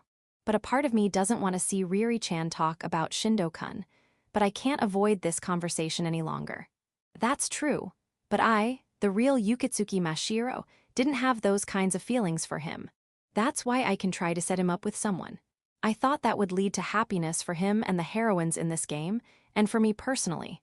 So you thought you liked him, but you actually didn't. Something like that. Riri-chan gave a noncommittal, and your efforts failed miserably. They did. I don't understand. Why are you trying so hard for someone else, Suzuna? That's because it's to avoid the ending with him and to keep Shindo-kun away from Riri-chan. But I can't say that. I don't think that will work. Riri-chan's tone was firm. Because you don't have any feelings for Shindo anymore, right? That's true, but trying to set someone up with someone else when you don't even like them, that's not going to work. Is that so? It is.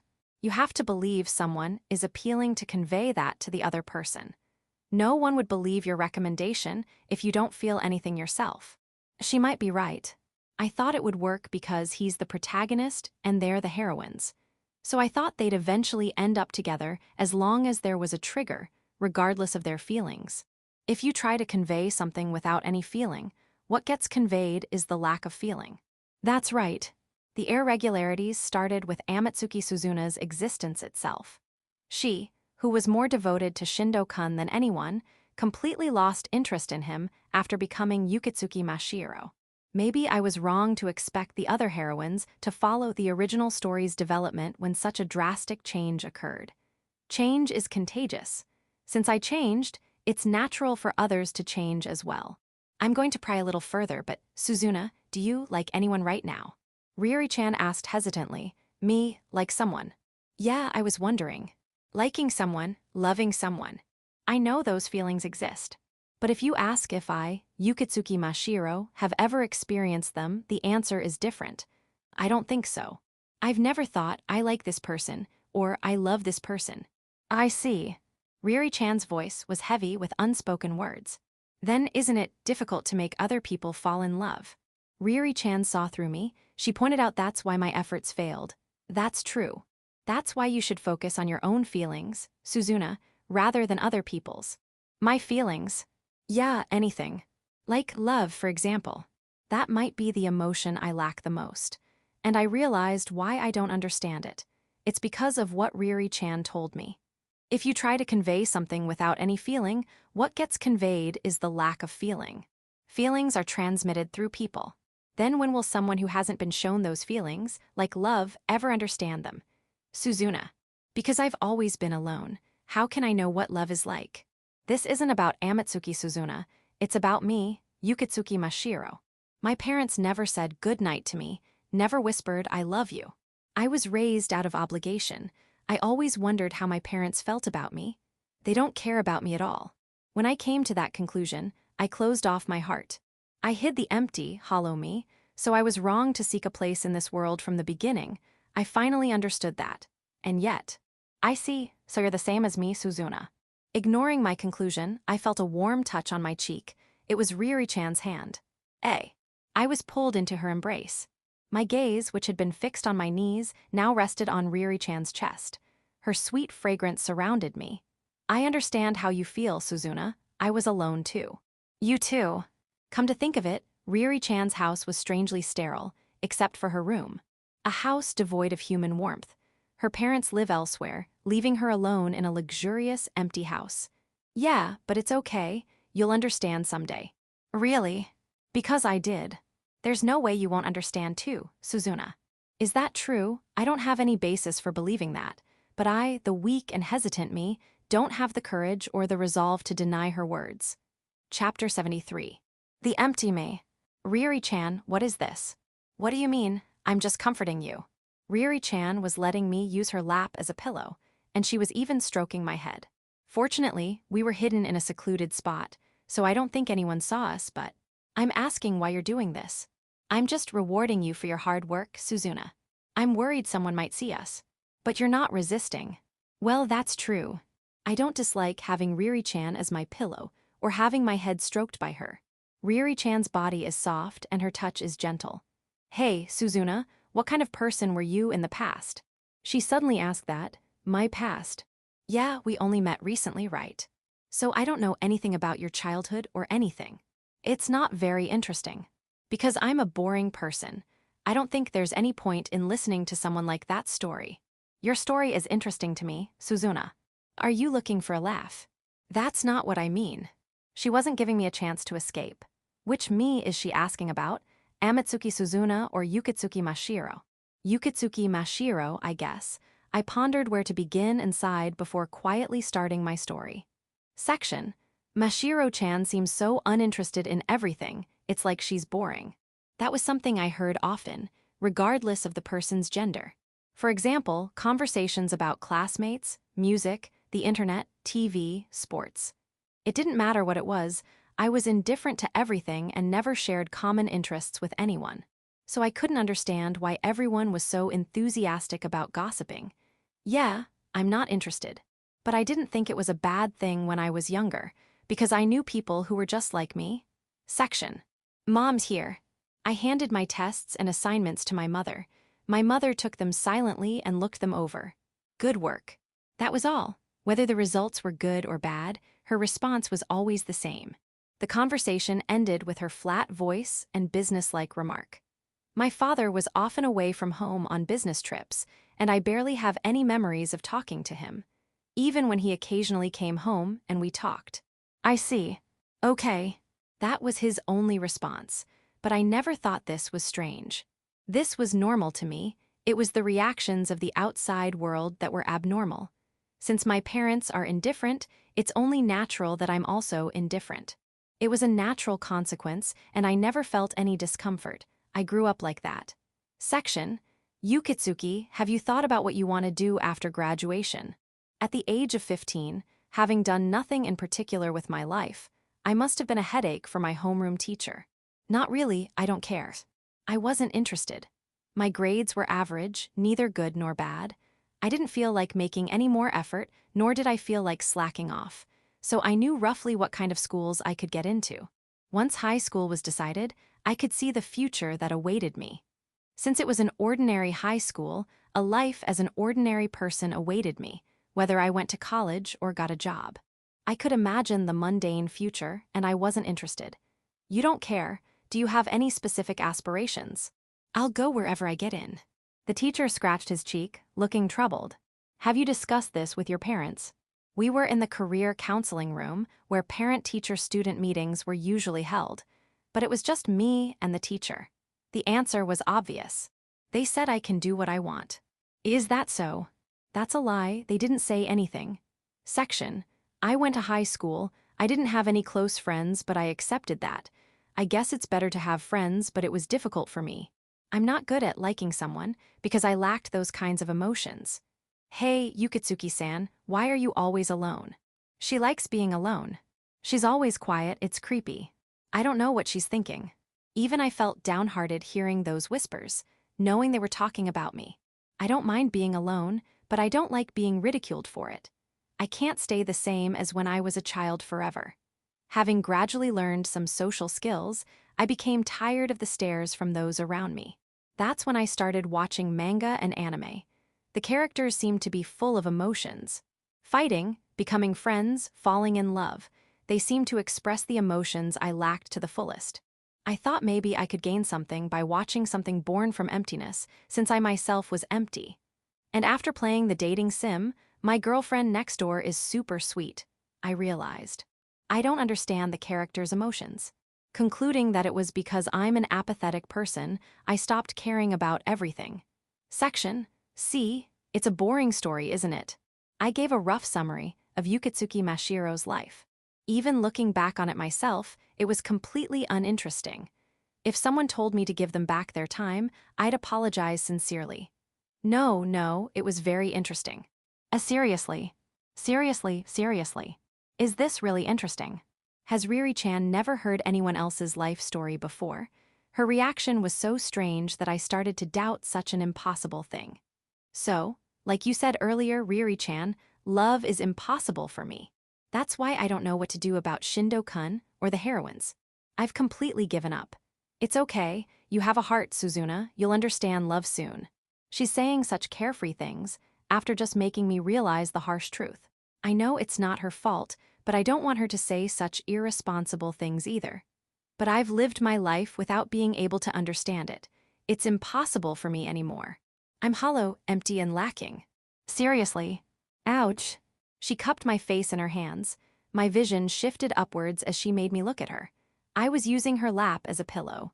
Riri-chan lowered her face closer to mine. Our foreheads almost touched. I'm proof of that. Proof of what, Riri-chan? Proof that you can change, Suzuna. Hi. What is this, a riddle? I'm not good with that kind of mental gymnastics, so please spare me. You didn't have any friends, right? That's true, but... Is she the type who likes rubbing salt in the wound by confirming sad facts? What about me? Riri-chan. No, I mean, in terms of position. A friend. Then what is she trying to say? See, you've changed. You learned something new, and you even complained to Kid, didn't you? Isn't that because you learned what it means to like someone, to have a friend? That might be true, see. You'll be fine, Suzuna. I wonder. Yeah, it's just that no one happened to teach you. If emotions are transmitted through people, then. But I'm here now, so it's okay. I'll teach you, Suzuna. Maybe I can learn from Riri-chan. After all, she's the one who's always filled the emptiness within me. Chapter 74, Things You Like. It was nearing the end of June. The sports festival was over, freeing me from committee activities, and my daily life returned to normal. Though the scorching hot days were getting to me. Suzuna, are you free after school today? Riri-chan asked during lunch break while we were eating together. I am. Then come shopping with me. Shopping? We went to the downtown area before for shopping. I remember being flustered, buying unfamiliar casual clothes. Yuri will get mad if we're seen shopping in our uniforms. Riri-chan's expression turned sullen at the mention of her name. I don't care what that girl says. It's not like we're committing a crime. Those are the words of the student council president. I don't acknowledge her. Are you against democracy? That's not what I mean. Do you have a problem with the election system?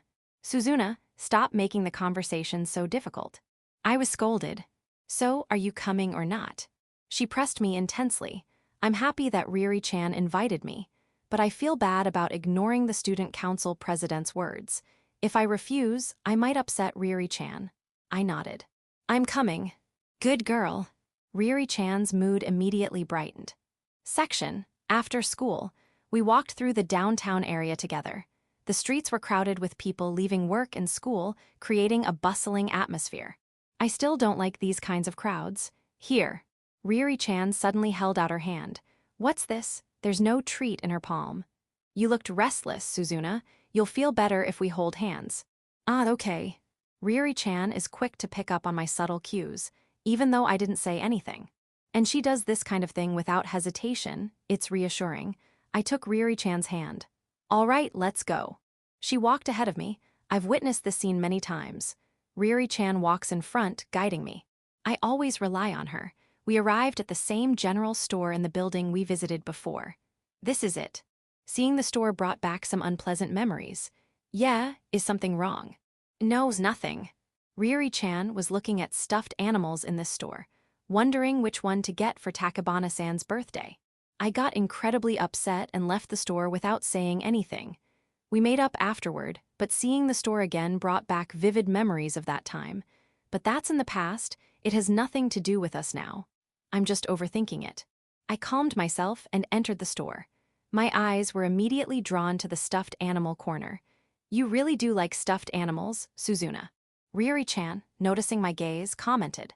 I do like stuffed animals, but that's not the only reason I was looking. You were here before, looking at stuffed animals and wondering what to get for Takabana-san's present, right? Ah, yeah, I was. Ryuri-chan also remembered and looked a little awkward. So what did you get her? Ah, what was it again? I didn't buy anything here in the end. I think I gave her something like aromatherapy stuff. I see. Hearing that made me feel a little relieved. I didn't want her to give Takabana-san something that both Ryuri-chan and I found cute. You're not angry about that, are you? Ryuri-chan seemed a little nervous, as if she had stepped on a landmine. It seems like I'm making her worry. I'm not, I understand, so it's fine. All right. But I might have been upset if she had given her a stuffed animal. I looked at the stuffed animals again. Suzuna, do you like this kind of thing? Ryuri-chan picked up a stuffed animal from the corner I was looking at. Kind of. It was a penguin stuffed animal. But its face and body were too round, and its limbs were disproportionately short. The only way you could tell it was a penguin was from its blue and white coloring. Otherwise, it would have been an unidentified creature. Isn't it a bit underwhelming? I like that indescribable quality. Ah, I see. It seems it didn't suit Ryuri-chan's taste. Which one do you like better? Ryuri-chan picked up another penguin, a gray and white version. Those were the only two penguin stuffed animals. Both. Really? Even though they're different colors? Well, it would be sad to leave one behind. Sad? It would be sad if one of them was left alone when they're a pair. I see. Ryuri-chan's eyes widened, and she looked back and forth between the two penguins in her hands. Seeing her reaction, I started to worry that I had said something strange again. Is that weird? No, it's cute. Cute. The penguins are cute, but it's cute how much you care about stuffed animals, Suzuna, and how you think it would be lonely for one of them to be left alone. Ah, you mean Mace? She was talking about me. But you can say that while holding such cute things in both hands. I think my cuteness is microscopic compared to these two penguins. Are these really that cute? Ryuri-chan still doesn't seem to understand. Section. In the end, Ryuri-chan didn't buy anything. Apparently, while there were things she wanted, she could buy them another time. I see, I thought as we left the building. Then I guess we'll part ways here. Ryuri-chan's house, located in the city, is only a few minutes' walk from here. It was natural for us to go our separate ways, but I couldn't bring myself to agree. I'll walk you home. What's with the sudden change of heart? It's just, I thought it would be lonely to part ways, that's all. But it's embarrassing to say that out loud. You always walk me home when I leave your house, Ryuri-chan. It's the same thing. Okay, if you insist, Suzuna. During the sports festival, Ryuri-chan said I'd understand what it means to like someone. That I'd learn about friendship through her. I wonder if I can convey my feelings to her precisely because she has someone she likes. But thinking about it made me feel down. Hey, Suzuna, you've stopped. Aren't you walking me home? Ah, sorry. The person Ryuri-chan likes. If she starts dating them, she won't be able to spend time with me like this anymore. That's unavoidable, but is it wrong of me to feel sad about it? So I pray that day never comes. I deliberately slowed my pace, wanting to spend even a little more time with Ryuri-chan. Chapter 75. Celebration. It was nearing the end of June. The rainy season had settled in, and the days were filled with dreary rain. Listless days drifted by. In the morning, I headed to our usual meeting spot to go to school with Ryuri-chan. Suzuna-san, you're free today, right? Ryuri-chan's voice was unusually bright and cheerful. A stark contrast to me, feeling gloomy along with the rainy weather. I'm free. Or rather, my schedule is always free. So what are we doing today? Your house? Yeah, my house is fine. Hey, Suzuna, why are you so down? Do you even know what day it is today? I have a feeling. It's June 24th. I have a hunch, but I don't have the courage to say it out loud. I want Ryuri-chan to be the one to say it. It's your birthday, Suzuna. You didn't forget, did you? Ah no, I remember. I do remember my own birthday, at least. But I wasn't sure if Riri-chan was actually planning to celebrate, so I was hesitant. I didn't want to create an awkward atmosphere by asking for a celebration when she wasn't planning one. Then I'll go home after school and then head to your place. See you later. Ah, okay, see you later. Riri-chan was unusually high-spirited. I'm happy that she's celebrating my birthday, but I don't think it's something to be so excited about. All right, even though school is boring, I can do this for your birthday, right? Ah, yeah. You can do it, right? For some reason, she was demanding confirmation. I can do it. All right, let's go to school. Do I have to be this energetic when celebrating Riri-chan's birthday? I don't think I can. I really want to celebrate, but I don't think I can match her energy level. I headed to school, feeling strangely energized. Section. Before I knew it, it was the end of the school day. I felt restless all day today. Suzuna, school's over. Ah, yes. As soon as homeroom ended, Riri-chan rushed to my desk. Let's go home. That was fast. Her eagerness is overwhelming. There's no point in staying at school any longer. It's a waste of time. Why, yeah. Urged by Riri-chan's hurry up, we left school earlier than anyone else. Section. So, after parting ways with Riri-chan in the downtown area, I went home first. But waiting is so tedious. What should I do? I thought my uniform might be inappropriate, so I decided to change. Since it was hot and humid even though it was the rainy season, I changed into a t-shirt and track pants. It's loungewear, so it's fine, right? But changing clothes didn't take long. I fidgeted restlessly, sitting on the sofa and pacing around the living room. The clock seemed to move slower than usual. Section. 30 minutes, which felt like an eternity, passed. Ding-dong. The doorbell rang, and I rushed to the entrance. I opened the door. Welcome. Suzuna, I'm here. Riri-chan, beaming, stood at the entrance.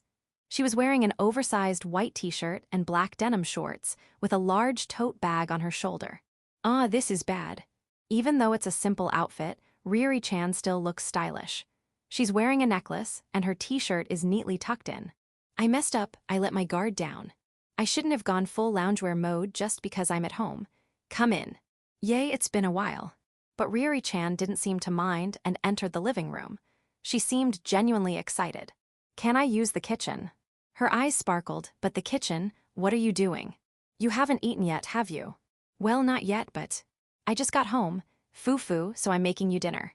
She said, and then took out an apron from her tote bag and put it on. She also took out ingredients and seasonings. I realized that's why she had such a large bag. Are you sure? Of course. I can help. What are you saying? The birthday girl should relax and wait. Is that so? Riri-chan efficiently started cooking. Section. All right, it's done. A short while later, sandwiches, hamburger steak, teriyaki chicken, salad, and tomato soup were lined up on the table. This is amazing. I always eat Riri-chan's cooking, but this is on a different level. Just looking at the dishes made my mouth water. And of course, I also have this. Riri-chan took out a white box from her tote bag. A whole strawberry cake appeared. A cake is essential for a birthday, right? Did you? Did you make this? Of course. Seriously. This is too much, I'm speechless. I felt overwhelmed by such a wonderful spread. Come on, eat. Ah, okay. Urged by Riri-chan, we sat down at the dining table. Here you go. Riri-chan's eyes sparkled as she looked at me. Thank you. I should probably start with the hamburger steak, the main dish. I picked up a knife and fork. The meat was so tender that I could tell just from cutting it. With each bite, the juices overflowed, and the demi-glace sauce had just the right flavor. So how is it? I put down my knife and fork and held my head in my hands. Is it not good? It's too delicious. I was speechless, not that I was planning on complaining. Seriously. The same thing happened when she made me pasta before. This is the same. If you keep making this for me, I won't be able to eat microwaved hamburger steak anymore. Or rather, it's so good that I wonder if it's even the same dish. It's like they share the same name but are completely different things. Eat. Ah, okay. Everything Riri-chan makes is delicious. There's nothing to complain about. But as I continued eating, I realized I might be full. There's too much food. I'm a light eater, so I couldn't finish all the dishes spread out on the table. I probably haven't even eaten a third. Ah, it's okay. Don't force yourself, I'll eat the rest. Ryuri-chan had been watching me eat. Even so. Can you eat all of this? I wondered if she could really finish it all. I can. Ryuri-chan muttered shyly. Section. Ryuri-chan really did finish all the leftovers. It was satisfying to watch her eat so heartily. Thank you, Ryuri-chan. It was delicious. I'm glad. Ryuri-chan beamed. She's smiling so brightly just from my thanks. Ah, wait, I almost forgot something important. Ryuri-chan rummaged through her tote bag as if she just remembered. Just how much stuff is in that bag? Here. She handed me a paper bag. It seemed to contain something. Can I open it? Yeah, open it. I rustled open the bag, and the contents were familiar. Penguins. Happy birthday, Suzuna. It was the same ones we saw at the general store the other day. Both the gray and the blue and white ones. A complete pair. I was wondering which one to get. You reacted the most to these penguins, Suzuna, so I got them. Are they okay? So that's why she didn't buy anything that day. Yeah, I'm happy, thank you. I hugged the two penguins to my chest. They're so cute. Yes, they are. I stroked the penguin's head. No, you're cute, Suzuna. I feel like we had this conversation before. Thank you for everything. I'm truly happy, but I don't think I can repay her kindness. No, it's fine. I'm happy that you're happy, Suzuna. Is that all it takes? Yeah, it's the best. Is that why Ryuri-chan was so cheerful and energetic since this morning? It's not a big deal, it's just my birthday. No, it's special to me. I'm happy. Why? Because I'm the only one who can celebrate with you in this world, Suzuna. How can I not be happy about that? That's not a big deal. Or rather, it's just because no one else wants to celebrate with me that I'm left alone with you. It's not that special. There's still cake. There's always room for dessert, right? Ah, okay. I don't really have a separate stomach for dessert. But my heart is full from the happiness of being celebrated by Ryuri-chan. Chapter 76, Unease. Time flew by at Ryuri-chan's birthday celebration. Before I knew it, it was late at night, and Ryuri-chan stood up, saying, I should probably go home soon. The fun times quickly came to an end, and I felt a pang of loneliness at the thought of Ryuri-chan leaving. Good night, Suzuna. Good night. I waved goodbye to Ryuri-chan at the entrance. After she was out of sight, I closed the door and returned to the living room. Ryuri-chan's presence lingered, even though she was gone. It felt strange. I wonder if she feels this way when I leave her house. But Ryuri-chan probably has lots of friends to hang out with, so she might not feel that way. The penguins were sitting on the dining table chairs. The present Ryuri-chan gave me. I picked them up. Shall we go together? Since they've only seen the living room, I decided to take them to my room. I wondered where to put them and tried placing them on a shelf. This isn't right. I have a feeling I'll be touching them frequently, so I want them somewhere more accessible. Then I saw the bed. This might be a good spot. I placed the penguins on the bed and covered them with the blanket. Cute. They looked so comfortable. I wanted to lie down with them. I got ready for bed, turned off the lights, and lay down. I moved slightly to the right, leaving the left side for the penguins. I usually sleep alone, but from today onwards, these little ones will sleep with me. Nice to meet you. I wonder how much time I'll spend with them. I want to treasure them since they're from Ryuri-chan. Section. School gradually shifted towards preparations for the cultural festival in July. The sports festival just ended, and now this. Students are so busy. The cultural festival is also an important event in this dating sim, crucial for developing relationships between the protagonist and the heroines. But I don't have the energy to think about that right now. I realize that I, who can't even understand my own feelings, am in no position to manage other people's romantic relationships. Suzuna, isn't our class's project terrible? One day during lunch break, Ryuri-chan was in a bad mood. Ah, well, it's a classic, isn't it? A maid cafe. Our class decided on a typical project, and I know how it happened. Apparently, I'm going to be serving customers as a maid, no questions asked. Don't I have a say in this? Well, you're popular. Our class has Hinis Ryuri, the most popular girl in school. If they want to attract customers using her beauty, a maid cafe is a good choice. I don't want to do it. But Ryuri-chan, the person in question, was the most opposed. It's rare for her to complain this much. You hate it that much. Well, I'll probably be stared at, and I'm not good at that kind of thing. Ah, is that so? Why do you sound so surprised? I thought you wouldn't mind, since it happens to you all the time. I hate it. I can't handle it. Well, that's true. No one likes being stared at by strangers. Well, I wouldn't mind showing you, Suzuna. Then she suddenly looked at me with a confident expression. I wasn't sure if she was joking or not. Section: Preparations for the cultural festival gradually progressed. Once the general roles were decided, we moved on to more detailed tasks. Amatsuki-san, would you be in charge of the cooking? The leader of the cooking team asked. It's not good to refuse after they specifically asked me. I nodded obediently. Okay. Great then. The conversation ended quickly, and the leader was about to move on to assigning tasks to other people when... Wait a minute. Riri-chan barged in. She's on the maid team, so she shouldn't be involved in this discussion. What is it, Hine-san? The people in charge of cooking are mostly quiet and reserved. The more outgoing students are on the maid team. For better or worse, there's a clear divide between the cooking team and the maid team.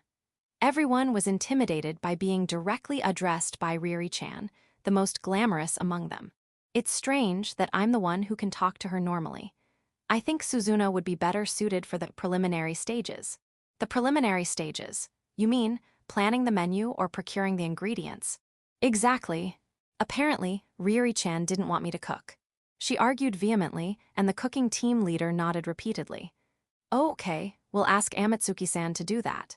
So I was indirectly told I was unfit for cooking and was put in charge of planning the menu and procuring the ingredients. Section: Once the menu was decided, the ingredients and cooking methods were naturally determined. My role was to purchase the ingredients, figure out how much we could make with them, and calculate the selling price to ensure profitability. It was a perfect, unassuming behind-the-scenes task, suitable for me. The boys in our class were mostly on the decoration team, decorating the classroom to look like a cafe. I was in a corner of the noisy classroom, working on the calculations with a calculator. It's cuter than I expected. Takebana-san's voice. The maid team had gathered in the center of the classroom. Apparently, the maid outfits had arrived, and they were checking them out. I have to wear this. Riri-chan, as always, looked disgusted. Riri, why don't you try it on? Takebana-san suggested, completely unfazed. Why me? I think everyone wants to see you in it. The other girls nodded in agreement. Even the boys, who were supposed to be decorating, stopped working. You should be working, boys. But I'm not the type to say that, so I kept quiet. It's fine, I'll do it later. What if the size doesn't fit? Riri-chan tried to refuse, but Takebana-san pressed on. The others also seemed to be on Takebana-san's side, and the atmosphere in the class shifted towards making Riri-chan try it on. I can't watch this. I stood up and left the classroom. Section: The hallway was also crowded with people and materials for each class's preparations. I walked silently towards the back of the school amidst the noisy atmosphere. Why couldn't I bear to watch? It's natural for Riri-chan to be the center of attention, and this is just the preparation stage. Even more people will come to see Riri-chan once the actual festival starts. I knew that, but the scene from earlier made it feel so real, and I felt disgusted. Hines, I like you. Please go out with me. I remembered the boy who confessed to Riri-chan during the sports festival. Someone might confess to Riri-chan during the cultural festival too.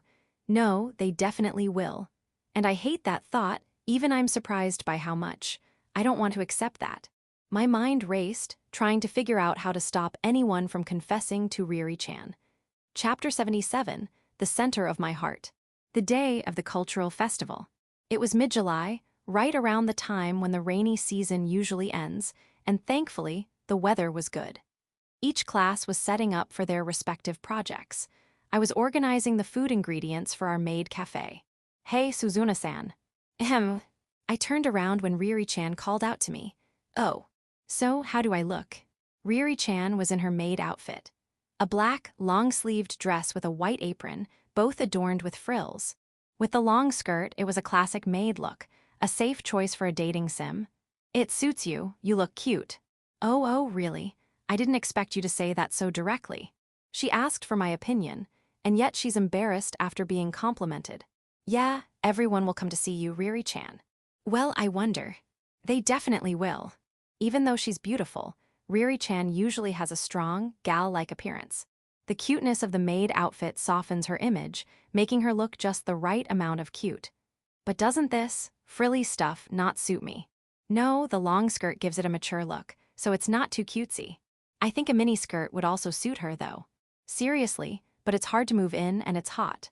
Apparently, Riri-chan feels restricted if her legs are covered. It must be tough, but do your best. You too, Suzuna. The maids serving customers will probably have the hardest time, especially Riri-chan, who will be the center of attention. Yeah, but I was happy that she told me, let's do our best together. Section. Once the cafe opened and customers started pouring in, I had almost nothing to do. Since I'm not involved in the actual cooking, I only had minor tasks like restocking ingredients. So I had time to observe the maid cafe. What can I get for you? Riri-chan was serving customers with a smile. The cafe was more popular than expected, completely full. The customers, both male and female, looked curiously at the maids, and Riri-chan was the most popular among them. That girl is super cute, isn't she? That's Hine's Riri. Apparently, she doesn't have a boyfriend. No way. Maybe she's hiding it. I overheard the whispers of my classmates and students from other schools. It's natural for her to be the subject of rumors and attention, but I still didn't like the sight. I felt a burning sensation in the pit of my stomach. If this continues, I might do something I'll regret. Amatsuki-san. Ah, yes. The cooking team leader called out to me. We're selling more than expected, and we're running low on ingredients. That's a problem. The Riri-chan effect is powerful. I'm sorry to ask, but could you go get more ingredients? The others are busy cooking. We were originally planning to restock the ingredients after lunch. At this rate, we'll sell out before then. Yeah, sure. That's my job. But it was good timing. I can't handle this atmosphere right now. The ingredients are stored in the home economics room. Maybe I can calm down a bit if I get out of here. I quickly left the classroom. Section. There we go. I packed the ingredients from the home economics room into a bag. All I had to do was return to the classroom, but I wanted to take a detour. The hallway was crowded with people. The atmosphere was completely different from the usual school atmosphere, a festive buzz. Let's check out that one next. Yeah, okay. There were even couples walking around. I wonder if there are people who want to walk around like this with Riri-chan. That thought made my chest tighten. This is strange. It's such a natural thing. It's normal for Riri-chan to date someone, and there's even a possibility that she'll date Shindo-kun. I knew that from the beginning, but it's strange that just imagining it makes me so restless. You too, you're too close. Please maintain a proper distance. Yes, sir, sorry. Sorry. Kanjori Ryuka, frowning, was patrolling the hallway. Seriously, people lose all sense of decency during the cultural festival. Oh, it's Amatsuki-san. Hello. It was probably unusual to see someone walking around alone carrying ingredients when most people were in groups. Kanjori-san noticed me right away and called out, "Are you helping with your class's project?" Ah, yes, we're running low on ingredients. Are you on patrol, Kanjori-san? Yes. Events like these are when order tends to break down. I have to keep an eye on things. Kanjori-san seemed even busier than usual. There are a lot of couples walking around. A lot of people start dating during events like these. I don't mind that, but they should still maintain proper decorum in public. That's true. The number of couples will definitely increase. The thought I was trying to avoid crept back into my mind. Riri-chan might also start dating someone during this event. Apparently, some people start dating just because of the atmosphere, so I don't think it's a very good trend. The atmosphere. Someone will probably confess to Riri-chan, just like during the sports festival. Maybe the person she likes will be among them, and even if not, Riri-chan is also human, so she might get caught up in the atmosphere. What should I do if that happens? What's wrong? You look pale. I don't know how to sort out these feelings. I just feel increasingly uneasy and nauseous. Is something bothering you? Kanjori-san looked at me with concern. Maybe I can talk to her. I have a close friend, and just thinking about her being confessed to or starting to date someone makes me feel sick. What do you think this is? So you don't want her to be taken away by someone else? Ah, yes, I think so. Then it's jealousy. Ah, I see. I've been told that before. Jealousy is a feeling you have towards someone you care about. In my case, it's jealousy because I don't want my friend Riri-chan to be taken away. You like her, don't you? Yes. Then you have no choice but to claim her yourself before she's taken away. Claim her? What does it even mean to claim a friend? You have to confess to her before someone else takes her away. Confess? That kind of like isn't friendship. Yes, you yearn for her, don't you? Is that how it sounded? That's the only way it sounded. So that's how it sounds. Ah, but I'm not saying you should definitely pursue a relationship. A student's main duty is to study. Why, yeah, of course. It would be surprising if you said that, Kanyori-san. Kanyori-san's gaze suddenly sharpened. Excuse me, Amatsuki-san, there are some people I can't overlook. I'll have to excuse myself. You there, what do you think this place is? Kanyori-san went off to maintain order. I headed towards the classroom. Romantic feelings. That's how it seemed to Kanyori-san. Is that really what this is? Does this jealousy stem from those kinds of feelings? If so. Section, I feel bad for forcing you to help me. It's fine. Near the classroom, I saw something I didn't want to see. Riri-chan and an unfamiliar boy were walking side by side. They seemed to be heading somewhere. My heart pounded in my chest like never before. A confession? Is that the person Riri-chan likes? I don't know, but I don't like this. I couldn't deny the unsettling feeling, no matter how much I tried to deceive myself. Then you have no choice but to claim her yourself before she's taken away. Kanyori-san's words echoed strongly in my mind. Maybe I can't keep pretending not to see anymore. Hey. I stepped between them. Suzuna, you were here. Riri-chan's eyes widened in surprise, as if she hadn't expected to see me. Just come with me. Yeah. I grabbed Riri-chan's arm and pulled her along. Hey, wait, what's the meaning of this? Hey, you who is? As expected, it was a boy who wouldn't just let it go. He reached out to Riri-chan, but I pulled her closer before he could touch her. Don't touch her, she's mine. Hi. The boy's mouth dropped open, confused. That's fine. Let's go, Riri-chan. Where? I led Riri-chan away, not even returning to the classroom. Chapter 78, Stay by my side. Suzuna, hey Suzuna. I ignored Riri-chan's voice and kept walking. It's conspicuous to be walking around with a beautiful girl in a maid outfit, but I don't care. As I walked further and further into the back of the school, the number of people gradually dwindled. I opened the door to an unused music room. Come in. Riri-chan looked bewildered. Why? I need to talk to you. What about the maid cafe? Riri-chan tilted her head, fiddling with her skirt. She looked cute, but this wasn't the time for that. It's fine for now. Okay. I practically dragged her inside. The music room was slightly cooler than the other rooms, perhaps because it was dimly lit. Riri-chan, who entered first, turned around. Her skirt swirled, a picturesque scene. So what's wrong? I can't talk for long. I don't want to cause trouble for everyone. So the maid cafe is more important to her. Being fawned over by everyone is more important than me. It's fine, there are other maids. That's not the point. They're busy and short-handed. That's strange. Riri-chan was about to go somewhere with that boy earlier.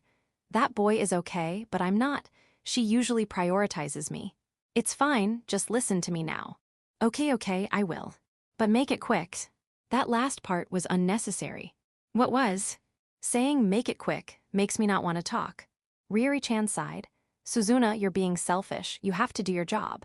What about me? I'm listening to you right now, aren't I? That's true, but that's not what I mean. I want her to listen to me properly. Is it something you're hesitant to talk about? Then I'll listen properly later when we have free time. Until then, okay. Did she think she could appease me with that? Riri-chan walked past me, about to leave the music room. That's not okay. I grabbed her shoulder and made her turn around. Suzuna. Don't go. I said I'll listen to you later. No. I don't want to see Riri-chan being fawned over by other people again. I want her to be only mine, so I don't want to let her go. What's wrong, Suzuna? This isn't like you. What's like me? You're usually more reasonable. I'm not. Especially when it comes to Riri-chan. I can't listen to you this time, Suzuna. It'll cause trouble for other people. No, if Riri-chan is seen by other people again, I won't be able to handle it. Then, at least. I pulled Riri-chan closer. Hey Suzuna. That's dangerous, what are you doing? I'm going to bite you. At least I have to leave my mark on her, I can't stand it otherwise. I reached for Riri-chan's chest. But I couldn't, Riri-chan isn't wearing a blouse today. She's wearing a dress that's buttoned all the way up. There's no point in doing that, just give up. But there's no rule that says I have to bite her chest. I knelt on the floor. There was a black skirt in front of me and I lifted it. Her white thighs were revealed. Hey Suzuna, what are you doing? What do you mean? It's obvious, isn't it? Why are you lifting my skirt and looking at my legs? Are you embarrassed? Riri-chan is saying strange things. I only lifted it to her thighs. You always show this much. That's different. I don't understand. I ignored Riri-chan and touched her thigh. Her skin was slightly damp with sweat and my fingers clung to it. Hey Suzuna, what are you going to? I didn't reply, knowing she'd try to stop me. I brought my lips closer to Riri-chan's leg. My lips touched the inside of her thigh, and then I bit down. A soft, yielding sensation transmitted through my teeth. I bit harder. Oh, ouch. Serves you right. You wouldn't listen to me, and you were about to go to the maid cafe. Riri-chan should just listen to me. I should leave my mark on her like this. Stop it. Riri-chan pushed my head, and I lost my balance. Ah. Thud. I fell backwards, and a jolt of pain shot through my back. The pain subsided quickly, but it made a loud noise. Sorry, Suzuna, are you okay? She probably didn't mean to push me down. Maybe she was worried that I was hurt because of the loud noise. Riri-chan rushed over and offered me her hand. I'm fine. I swatted her hand away and sat up. Suzuna. Riri-chan's face was contorted with guilt. If you want me to forgive you, listen to me. What do you want me to do? Her voice sounded like she might actually listen, perhaps out of guilt. Stay here, don't leave me. Then what about the maid cafe? It's fine, let's skip it. But you have work to do, Suzuna. Riri-chan pointed at the bag of ingredients on the floor. I don't care about that. I tossed it aside. You're being strange, Suzuna. Is it bad to be strange? Whose fault is that? That doesn't make sense, there's no need to do that. There is, I don't want you to leave, Riri-chan, so stay here. There's no point in staying here. We can be together later. No, if you go outside, other people will see you and you'll interact with them. I don't want to see that anymore. What do you mean? Riri-chan looked at me with genuine confusion. Exactly what I said. I don't want to see you being fawned over by other people. Why do you think that? The reason I think that. Riri-chan wants to know. But that's the hardest thing to explain, and it's something I don't fully understand myself. This feeling, stemming from jealousy, is built upon a more fundamental emotion. If I acknowledge and verbalize it, our relationship might change irrevocably. That scares me. I don't know what I'd do in a world without Riri-chan. I didn't mind being alone at first. I didn't care about loneliness. It's because Riri-chan taught me about being together, about friendship, that I've become like this. Take responsibility. Responsibility for what? You said you'd teach me. Teach you what? You said you'd teach me about romantic feelings. My heart started pounding. My blood rushed and my face felt hot. But my fingers and toes were ice cold and my head was spinning. This doesn't make sense. I'm trying to be honest with myself, but my body is rejecting it. Isn't this what it is? Suzuna, I try to ignore it when you're getting along with other people, but I can't, and it makes me incredibly frustrated. But when I'm with you like this, even just talking to you makes me feel calm. I was so irritated with you just now, but when you're here, it's like a switch flips, and I'm back to normal. A cycle of reassurance and anxiety. It doesn't make sense. An endless loop of feeling at ease when Riri-chan is with me and anxious when she's not. I'll be crushed by anxiety if you're not by my side. It's your fault for making me so unstable. So take responsibility. So that means, I'm not good at understanding my own emotions, but I think this is what it means to be constantly thinking about Riri-chan. This is what it means to like someone, right? Riri-chan was speechless. Afraid of her response, I continued, my words tumbling out. This is the feeling you taught me, Riri-chan. So teach me what to do next. My chest tightened, and it was hard to breathe. Why is it so painful just to say what I'm thinking?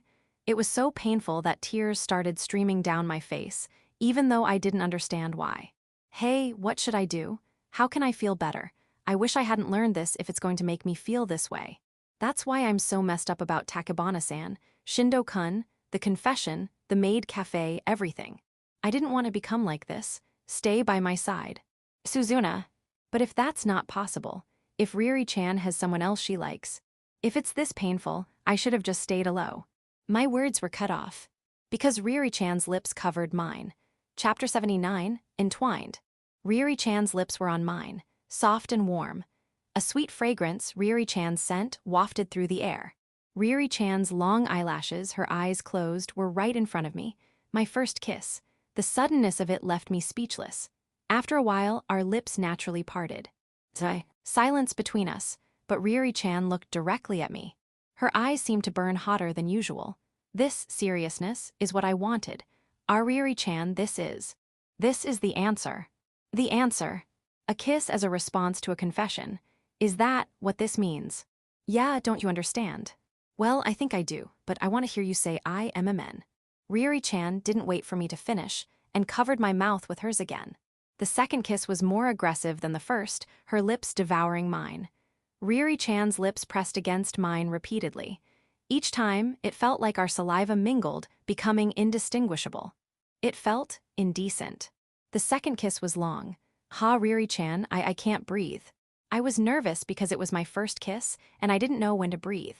Calm down, Suzuna. I can't. You might be used to this, Riri-chan, but I've never done this before. This is my first time too. Her face was too close, our bodies pressed together. So her voice resonated directly in my ears, making my heart pound. Suzuna. Wait. Riri-chan leaned over me. Before I could resist, I was pushed down, my gaze fixed on the ceiling. Riri-chan looked down at me, her long hair brushing against my cheek. I didn't notice it earlier because of the pain, but the floor against my back was cold. Riri-chan, let's sit up and talk. I just want to hear her response to my confession. I have a feeling it will be positive. So I want to talk to her, not do this. I tried to push myself up with my elbows. No. Oof. She pinned my arms to the floor. Riri-chan was straddling me, and she was stronger than me, so I couldn't move at all. Just stay still. Riri-chan's voice was lower than usual. It felt like I was seeing a side of her I didn't know, and I was filled with both anticipation and anxiety. What is this? It's your fault, Suzuna. I was trying to hold back, but... Hold back from what? She placed her hand on top of mine. Not just holding hands, but intertwining our fingers. If you bring me to a deserted place like this and suddenly tell me you like me, I can't stop myself. C can't stop. What is she talking about? It seems like we're on the same page, but also not. Listen to me for once. Riri-chan's tongue traced a wet path along my neck. She moved upwards, her lips brushing against my cheek and then my earlobe. Riri-chan, where are you biting? Riri-chan nibbled on my earlobe. Her warm breath against my skin sent shivers down my spine. You always bite me hard enough to leave a mark. This is nothing. That's not the poi, MMN. Now Riri-chan's tongue traced the outline of my ear. From the outside to the inside, her tongue delved into my ear. The unfamiliar sensation made me react. Suzuna, did you just moan? Riri-chan's whisper, mixed with her breath, teased my ear. That's because you're licking me there. This doesn't make sense, this doesn't make sense. Please, stop doing strange things. I can only react instinctively to these unfamiliar sensations. This is bad, I thought, and put strength into my arms. Perhaps because my focus on resisting had wavered, my arms, pinned to the floor, lifted slightly. Not yet. But it was only for a moment. Riri-chan quickly pinned them down again. Us. And this time, she pinned both my arms together, holding my wrists down with one hand. I'm so weak.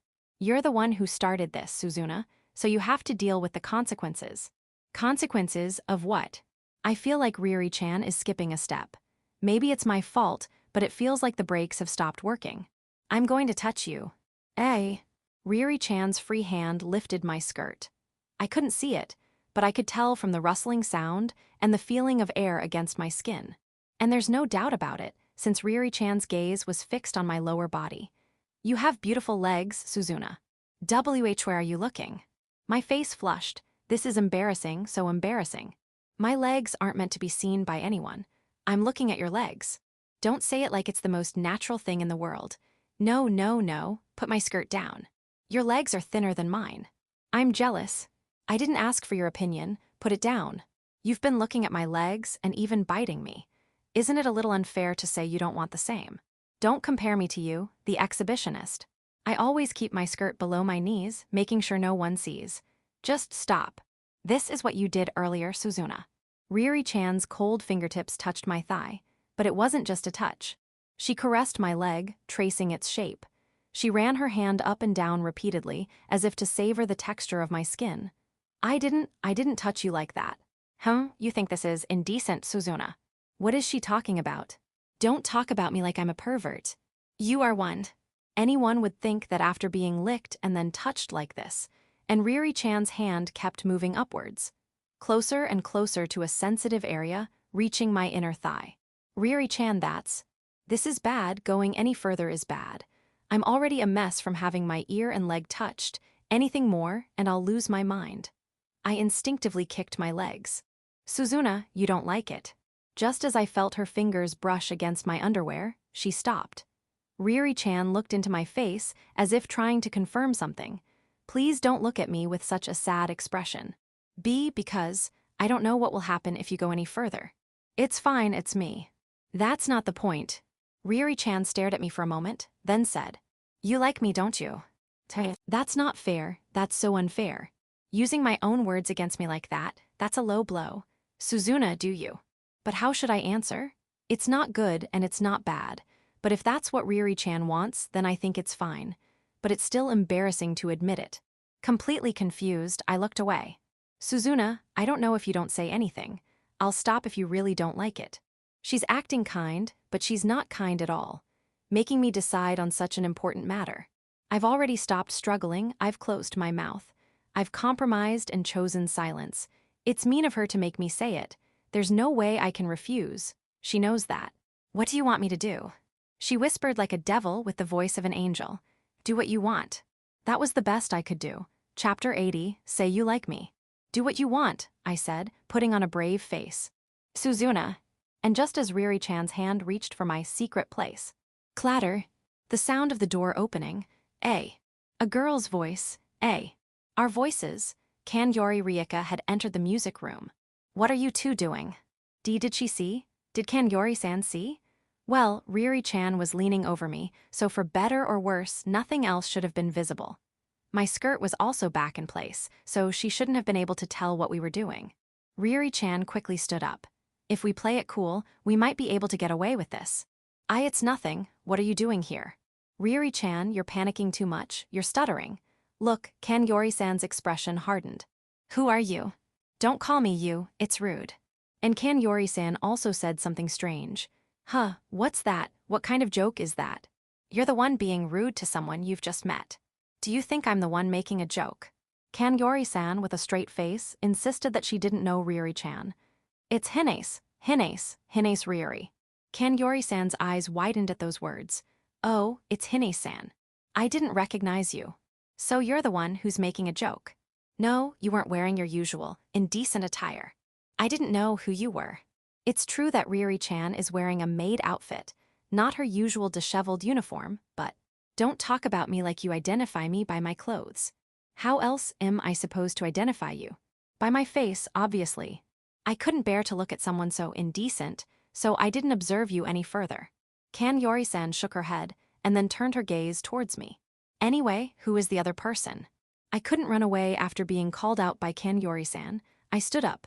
Sorry, it's me. Oh, Amatsuki-san. Kanyori-san sounded surprised. She didn't expect it to be me, it seems. I heard noises coming from the music room, which is usually empty. I thought it was another couple engaging in inappropriate behavior. Kanyori-san looked back and forth between Riri-chan and me. What were you two doing here? She asked a natural question. It's none of your business. Riri-chan brushed her off. It is my business. Amatsuki-san has an important appointment and you're interrupting her. She's talking about what I told her in the hallway earlier. It's fine, that appointment is over. Excuse me. Kanyori-san tilted her head, looking confused. Anyway, we're leaving now.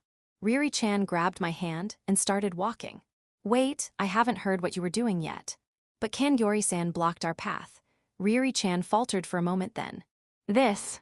She pointed at her black skirt. We were helping each other put on our maid outfits. And that's why you were on top of Amatsuki-san. That sounds dubious. Kanyori-san glared at Riri-chan. Her eyes were filled with suspicion. Is that true, Amatsuki-san? Now she was asking for my confirmation. Maybe she's worried about me. Yes, that's what we were doing.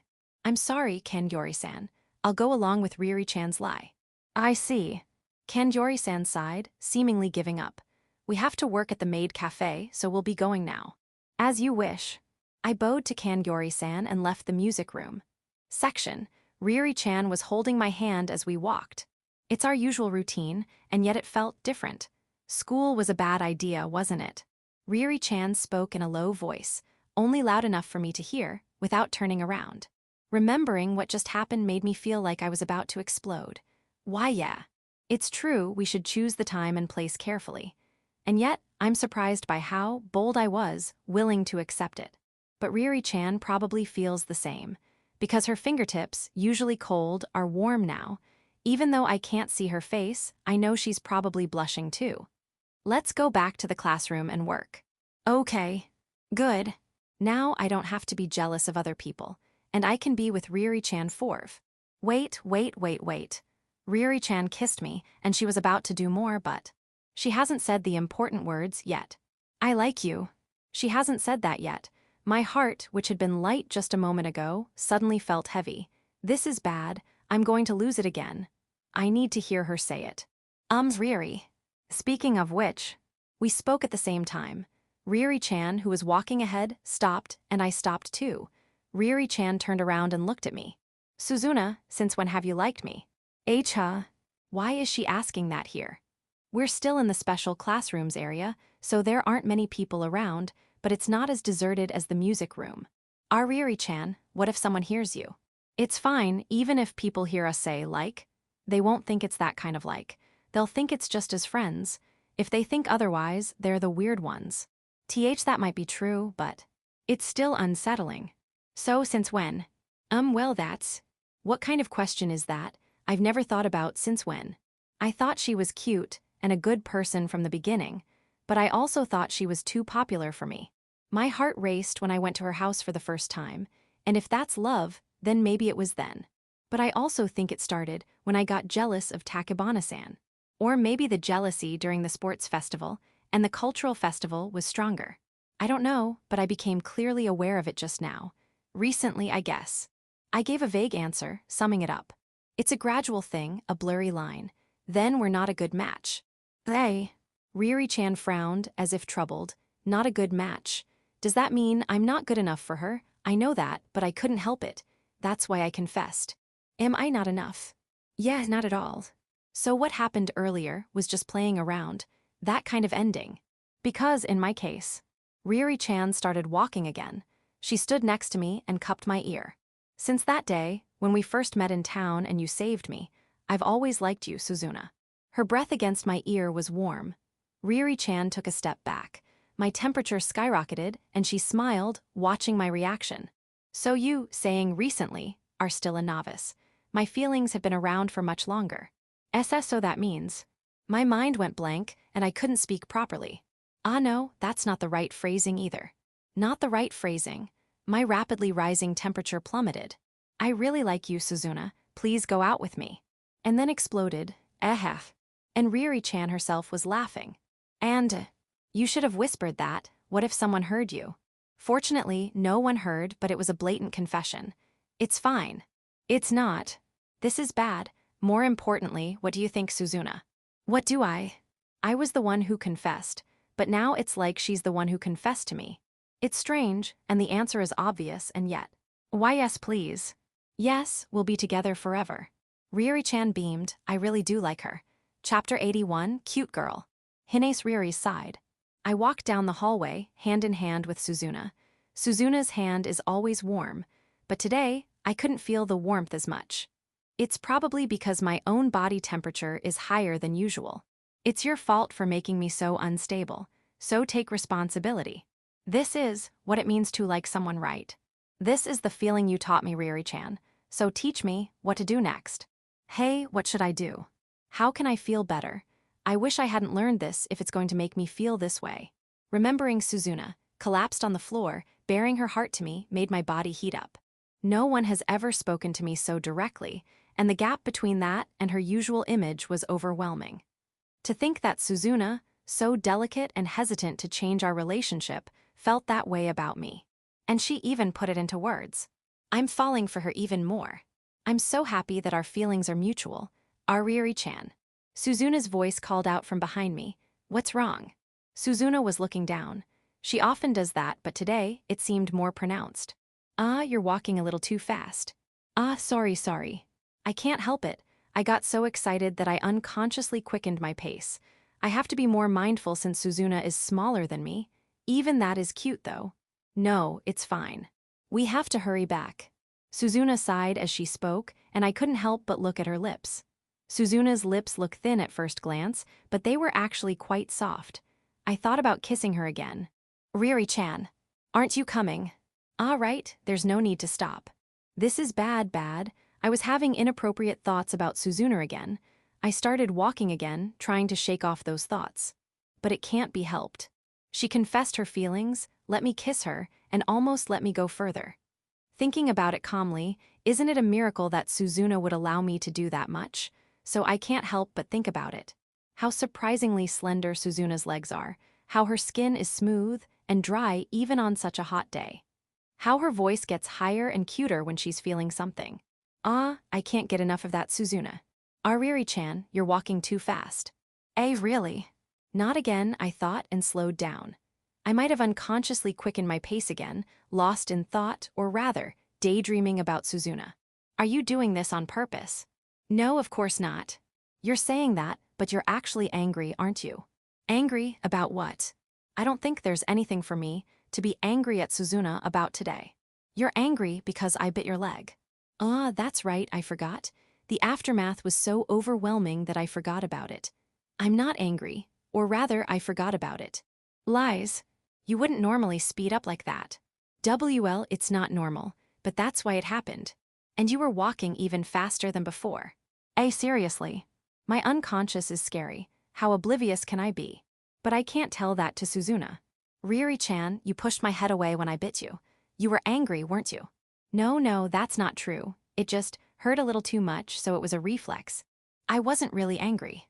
But Suzuna's biting habit has gotten a bit intense lately.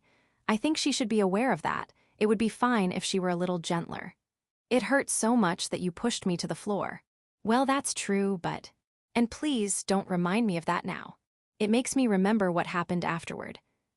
Impure thoughts, more impure thoughts. To end this topic, I decided to offer convincing proof. Look, see? There's a mark, doesn't it look painful? I lifted my skirt and showed Suzuna the bite mark on my thigh. There was a clear, large red mark. It looked quite painful. Suzuna quickly looked away. Why? Suzuna, what's wrong? Finally realizing how painful your actions were. Put it down. Just put your skirt down. Don't show me your leg. What's the meaning of this? She's the one who bit me, and now she doesn't want to see the mark. I don't understand. But if you don't show me, I can't convey how much it hurt. It's fine, I don't want to see it. Even though you bit me. I don't want to see it. Suzuna's ears seem red. Is there a reason you don't want to see it? There is. Why? Just because. You were the one who lifted my skirt and looked earlier. That was then. And you were the one who was embarrassed, so why are you acting so nonchalant now? It's embarrassing to be seen without warning, but it's fine if there's a reason, and I'm showing you on purpose. That's so arbitrary. That's how it is. Even I think I'm being inconsistent. What about you, Suzuna? Why can you look at it before but not now? It's obvious. We were about to do that earlier. Showing you my leg now would have a different meaning. I see. I finally understood why Suzuna blushed and didn't want to see my leg. Hearing that made me feel embarrassed too, so I quickly lowered my skirt. So you think about those things too, Suzuna? Oh, of course I do. Anyone would after that. After that? Don't make me say it. I'm definitely not saying it. That's a little disappointing, but I'm also happy that she's thinking about the same things. Anyway, I'm not angry. I was just lost in thought and unconsciously sped up. Lost in thought about what? Well, since Suzuna told me. It wouldn't be fair for me to hide it either.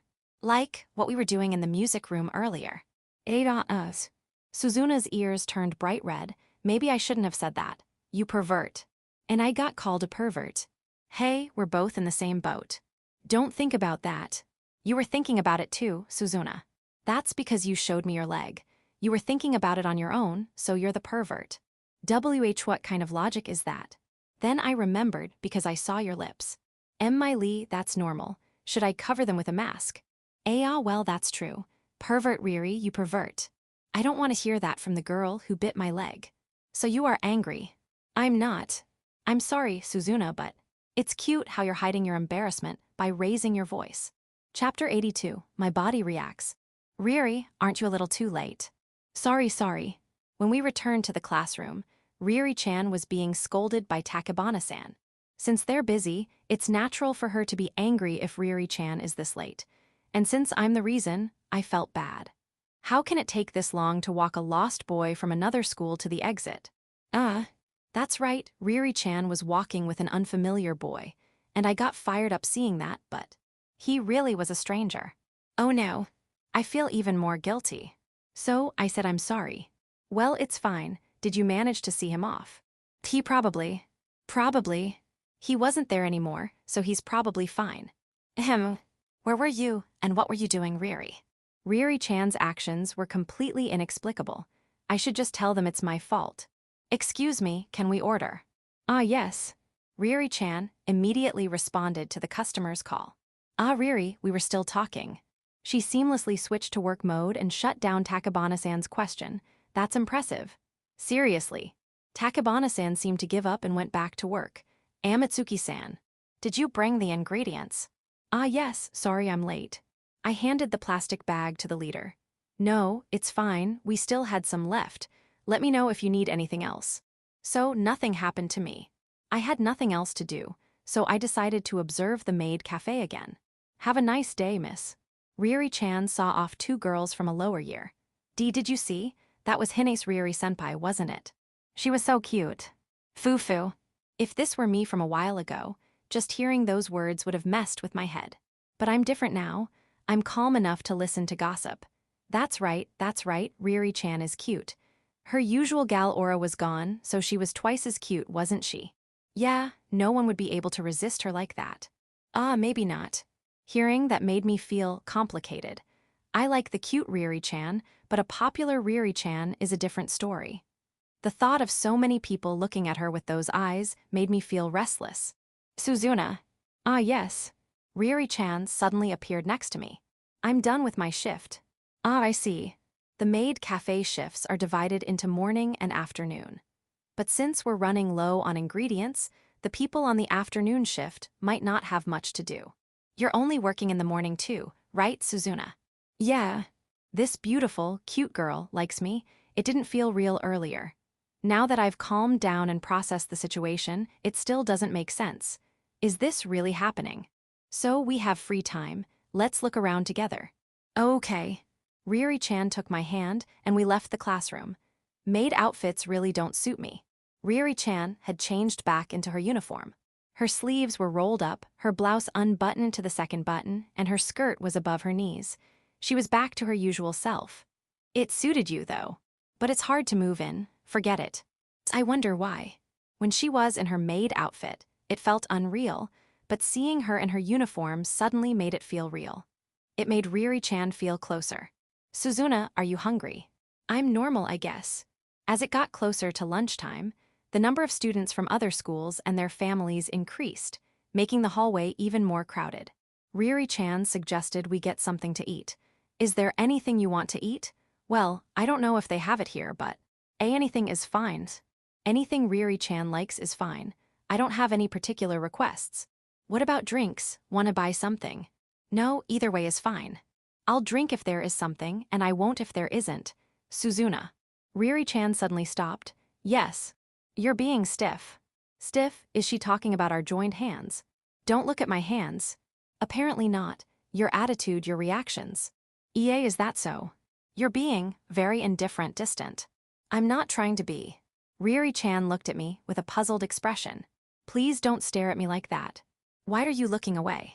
Because you're looking at me, Riri-chan. It's normal to look at you, Suzuna. No, don't look. That's weird. She might be right, but I don't know what's normal anymore. I don't know what to do. I'm overthinking it, and my hands are starting to sweat. Riri-chan, let go of my hand. What? You're pushing me away even more. What's going on? No, it's not that, you know right. If this continues, my sweat will get on Riri-chan's hand.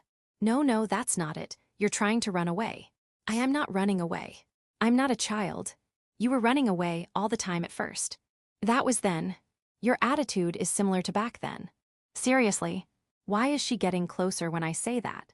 Her face is too close, I can smell her scent, and I don't know where to look. And thinking about all that is making my hands sweat even more. Just let go. Absolutely not. You have to tell me why you're being so distant. Riri-chan's grip tightened. And no, stop it. My sweaty hands, my dirty sweat is getting on Riri-chan's beautiful hands. Okay, I'll endure it and tell her since I feel bad. My hands are sweating. It's embarrassing, so let go. Well, now that you mention it. Riri-chan squeezed my hand to check. No, stop it. That's unusual. You don't usually sweat, Suzuna. Why is she calmly analyzing this? It's gross, isn't it? So let go. It's fine, yours isn't gross, Suzuna. Why is she nodding with such a nice smile? Is she crazy? Just let go. I tried to pull my hand away with my other hand, but it was no use. Her grip is too strong. So why are you acting like this and sweating so much? You're not sick, are you? It's nothing, okay? No, I won't let go until you tell me. And stop being so uncute. She's squeezing my hand again. She can definitely feel the moisture. This is impossible. Okay, I'll tell you. Go ahead. Damn it, Riri-chan always has the upper hand. I'm embarrassed. Embarrassed? Well, you know, we're dating now and... Yes, we are. Why can she say that so casually? Am I the strange one? Thinking about that makes you seem like a different person, Riri-chan, and I wonder if you see me differently too, and all sorts of things. Oh. Riri-chan's eyes widened for the first time. Suzuna, you're so cute. What is? You're so conscious of me that you're embarrassed, aren't you? I'm not embarrassed. Look me in the eye and say that. That's impossible. See, I told you, now let go. Foo-foo. She squeezed my hand tighter. Riri-chan, that's not what you said. Sorry, you're too cute, so I don't want to let go. That doesn't make sense. Come on, let's go. Wait. She's a liar. Riri-chan isn't listening to me at all. This is embarrassing. Chapter 83, Sweets. So Suzuna, what do you want to eat? Riri-chan was still holding my hand. The more I thought about how awkward this situation was, the more my hands sweated, and I just wanted her to let go. I wasn't even thinking about food. If you don't decide, I'll keep holding your hand. It would be solved if you just let go. I'll let go when we eat, so choose something. Riri-chan was completely leaving the decision to me. The situation would only get worse if I stalled, so I had to decide quickly. But nothing caught my eye as I looked around the classroom projects. I thought about just randomly picking something, but I felt like the perceptive Riri-chan would see through me. I looked at the shops near the school gate through the window. Did you find something? Well, if I had to choose. Which one? Riri-chan also looked out the window. Our shoulders touched. Riri-chan, you're too close. It's natural for us to be close, since we're holding hands. Having our bodies touch is too much. You don't like being close to me, Suzuna. This is bad. My hands won't stop sweating. If I keep having this kind of conversation with her, she'll completely take control. I'll change the subject. Crepes. I pointed at one of the stalls near the school gate. So girly. Riri-chan's mouth dropped open. I am a girl, but what's that supposed to mean? What do you mean by that? You want crepes for lunch, Suzuna? Is that not allowed? They're selling them, so it's fine, isn't it? No, I just thought you want something more substantial. Crepes are dessert. As long as I'm full, it's fine. I'm not picky, as long as my stomach is full. Well, you're not going to be full with that, are you? Riri-chan doesn't seem to approve of having sweets for lunch. Then she should have said so from the beginning. If you're that against it, you can choose, Riri-chan. Anything is fine with me. That's not what I'm saying. You're so troublesome, Riri-chan. Sorry. Okay, let's do that. Riri-chan led me towards the entrance. She still wouldn't let go of my hand. Section, 1 crepe, please. Ryuri-chan placed the order at the third-year stall. Thank you. I'll make it right away. It felt hotter outside than in the hallway because of the sun. Making crepes on a hot plate under this scorching sun must be hell. The cultural festival is tough. Here you go. Thank you. Ryuri-chan paid and received the crepe. Wait a minute. Ryuri-chan, what about mine? I was just watching silently because she was doing everything, but it's just one crepe, and I'll pay for it. Did she forget about me? She's still holding my hand. You have one. Ryuri-chan held up the crepe she received. No, I'll pay for it. I'll buy it for you. That's okay, there's no reason for you to buy it for me. For my cute girlfriend, what other reason do I need? This girl. My heart can't take this. It's too hot here, and there's nowhere to sit, so let's move. Ryuri-chan completely ignored what I said. Section, we went to the field and sat down on a bench in the shade. Hey, Ryuri-chan, let go of my hand. No. That's not fair. What about the crepe? The crepe in Ryuri-chan's right hand was just hanging there. You're going to eat it, Suzuna. Then give it to me. And let go of my hand. Okay, here. Ryuri-chan extended her hand holding the crepe towards my mouth. What's wrong? Aren't you going to eat it? I want to eat it, so please give it to me. Just eat it like this. This is like feeding a pet. Come on, Suzuna, say ah. Why do you always want to feed me, Ryuri-chan? This has happened a few times before. Ryuri-chan seems to like feeding me. Even so, this is inefficient, and I want her to let go of my hand. Because it's cute when you eat, Suzuna. She said something that didn't make sense with a straight face. I'll eat it normally. And let go of my hand. No, I won't let go unless you say ah. You're changing the rules. I am. That's unreasonable. I can feel your hand getting sweaty, Suzuna. Stop it seriously. I don't usually sweat, but it's hot outside, so I'm sweating even more. The timing couldn't be worse. Here you go. She brought the crepe to my mouth. The sweet scent of the crepe wafted through the air. I guess it can't be helped. I gave up and took a bite. The crepe was thin and soft, the sweetness of the whipped cream and the fresh juiciness of the strawberries melting in my mouth. I chewed and swallowed. Is it good? Yeah. What is she making me do? Here, eat more. She pushed the crepe closer again. Are you planning on feeding me the whole thing? Just until it's no longer sticking out of the wrapper. It's just difficult for her to feed me after that, isn't it? Well, it's fine. It'll be over soon. I obediently took a few more bites. You have a small mouth, Suzuna. Don't look. What is she staring at? Anyway, the crepe was no longer sticking out of the wrapper. See, it's fine.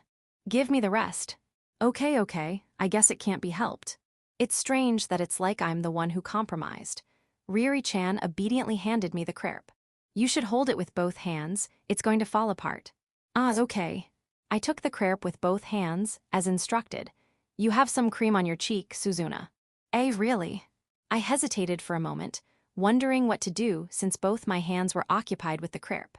That was my mistake. I'll get it for you. Ryuri-chan stood up from the bench and moved closer, her face near my cheek. She could have just reached out, but she was strangely close. Lick. I felt her tongue against my cheek. Hey, Ryuri-chan. Ryuri-chan, still standing, looked away as she swirled her tongue around in her mouth. She seemed to be savoring the cream. After a while, she finally looked at me. You're sweet, Suzuna.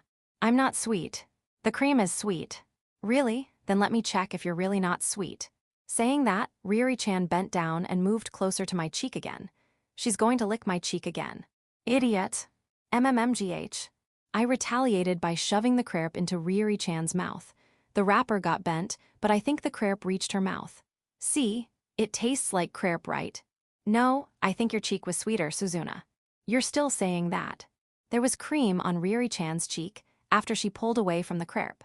In that case, oh, I got some on me too. Ryuri-chan noticed and scooped up the cream with her index finger. Ryuri-chan. Whoa. I called out to her in a louder than usual voice, and she froze for a moment. I stood up and put her index finger in my mouth. I licked her finger clean. How's that? Suzuna. Wait a minute, Ryuri-chan seems happy. She's grinning. Isn't this backfiring? Yeah, it is. She's enjoying it. So, Suzuna, how did my finger taste?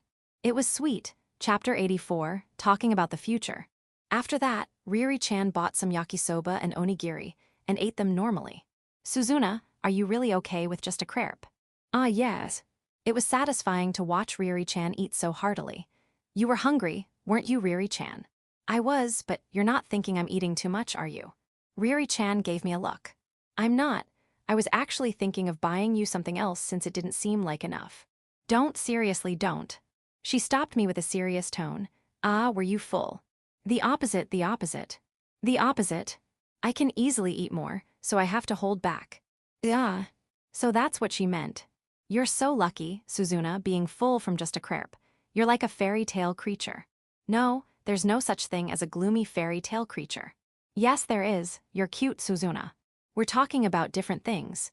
And she doesn't have to call me cute every time. It makes me uncomfortable. I envy people who can eat a lot like you, Riri-chan. What's so good about that? You have no idea how much I struggle with this. Riri-chan sighed and swung her legs. That childish gesture was cute. Well, since we've eaten, should we check out the other projects? Yeah. As we walked back to the school building, I noticed that Riri-chan was attracting attention from everyone we passed, regardless of their gender, year, or even if they were from another school.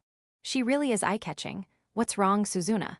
Riri-chan immediately noticed my change in demeanor, even though I didn't say anything. She really can see right through me. Well, I just feel out of place walking with you, Riri-chan.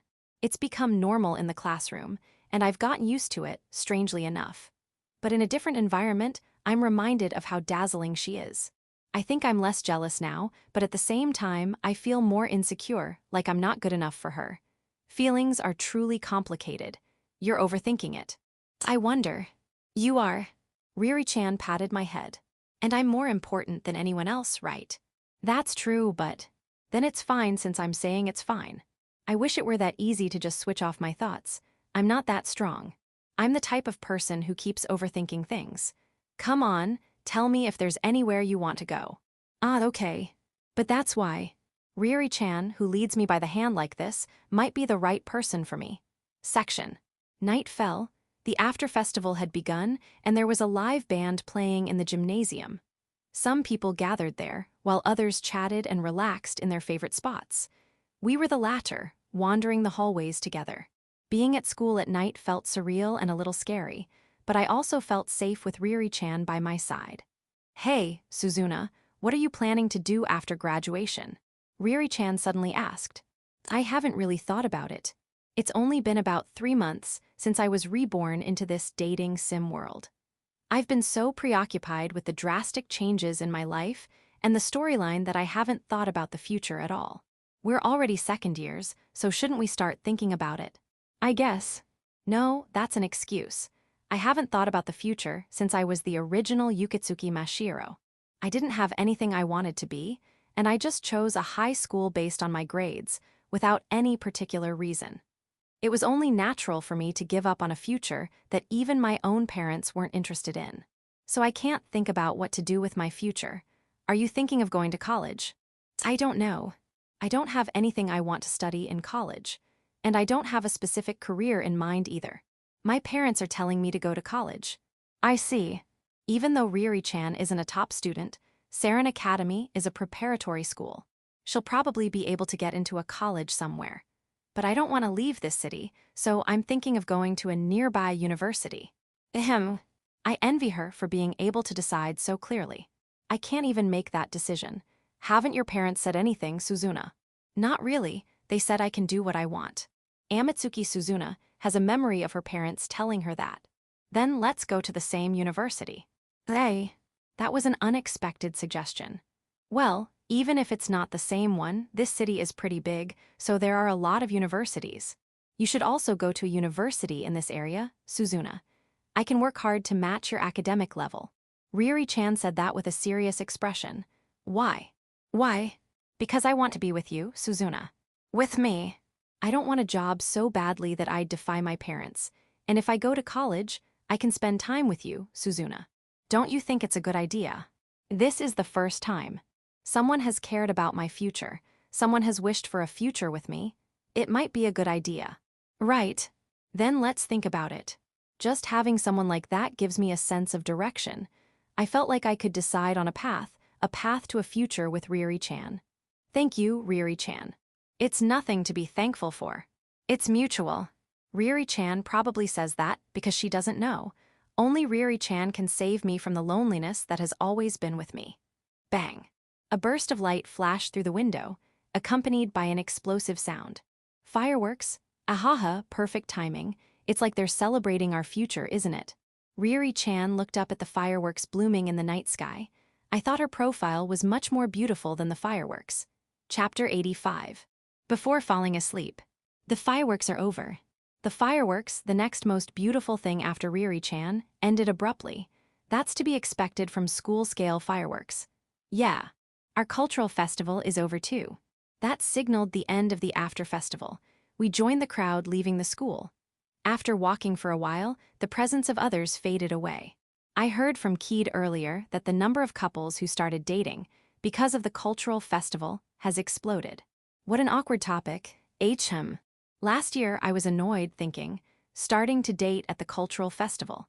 So cliché, but this year I can listen to it calmly. But Riri-chan's next words surprised me. Even you get annoyed by that kind of thing, Riri-chan. Romance is like a fairy tale to me, so unrealistic that I don't feel anything. My heart naturally shuts down, maybe. Of course, it's not like I like being single. Well, that's probably true, considering Riri-chan's social circle. But I still felt a sense of dissonance. You could have started dating someone if you wanted to, Riri-chan. After all, countless people confess to Hine's Riri. She's incredibly popular. Well, none of them felt right. Felt right? After rejecting so many handsome guys, the only one who felt right was me. Even I think that's strange. Well, since it's you, Suzuna, I'll tell you, I'm not very good with boys. That was also news to me, really. Yeah, it's not like I hate them or anything. It's just they're not romantically appealing to me. I see. So that's why. That's why Riri-chan is the only heroine who doesn't interact with Shindo-kun. I'm sure there's a reason for that, but it's not something I should pry into.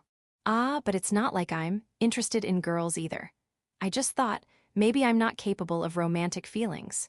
But she ends up with Shindo-kun in the original story. So what is he? Some kind of love guru.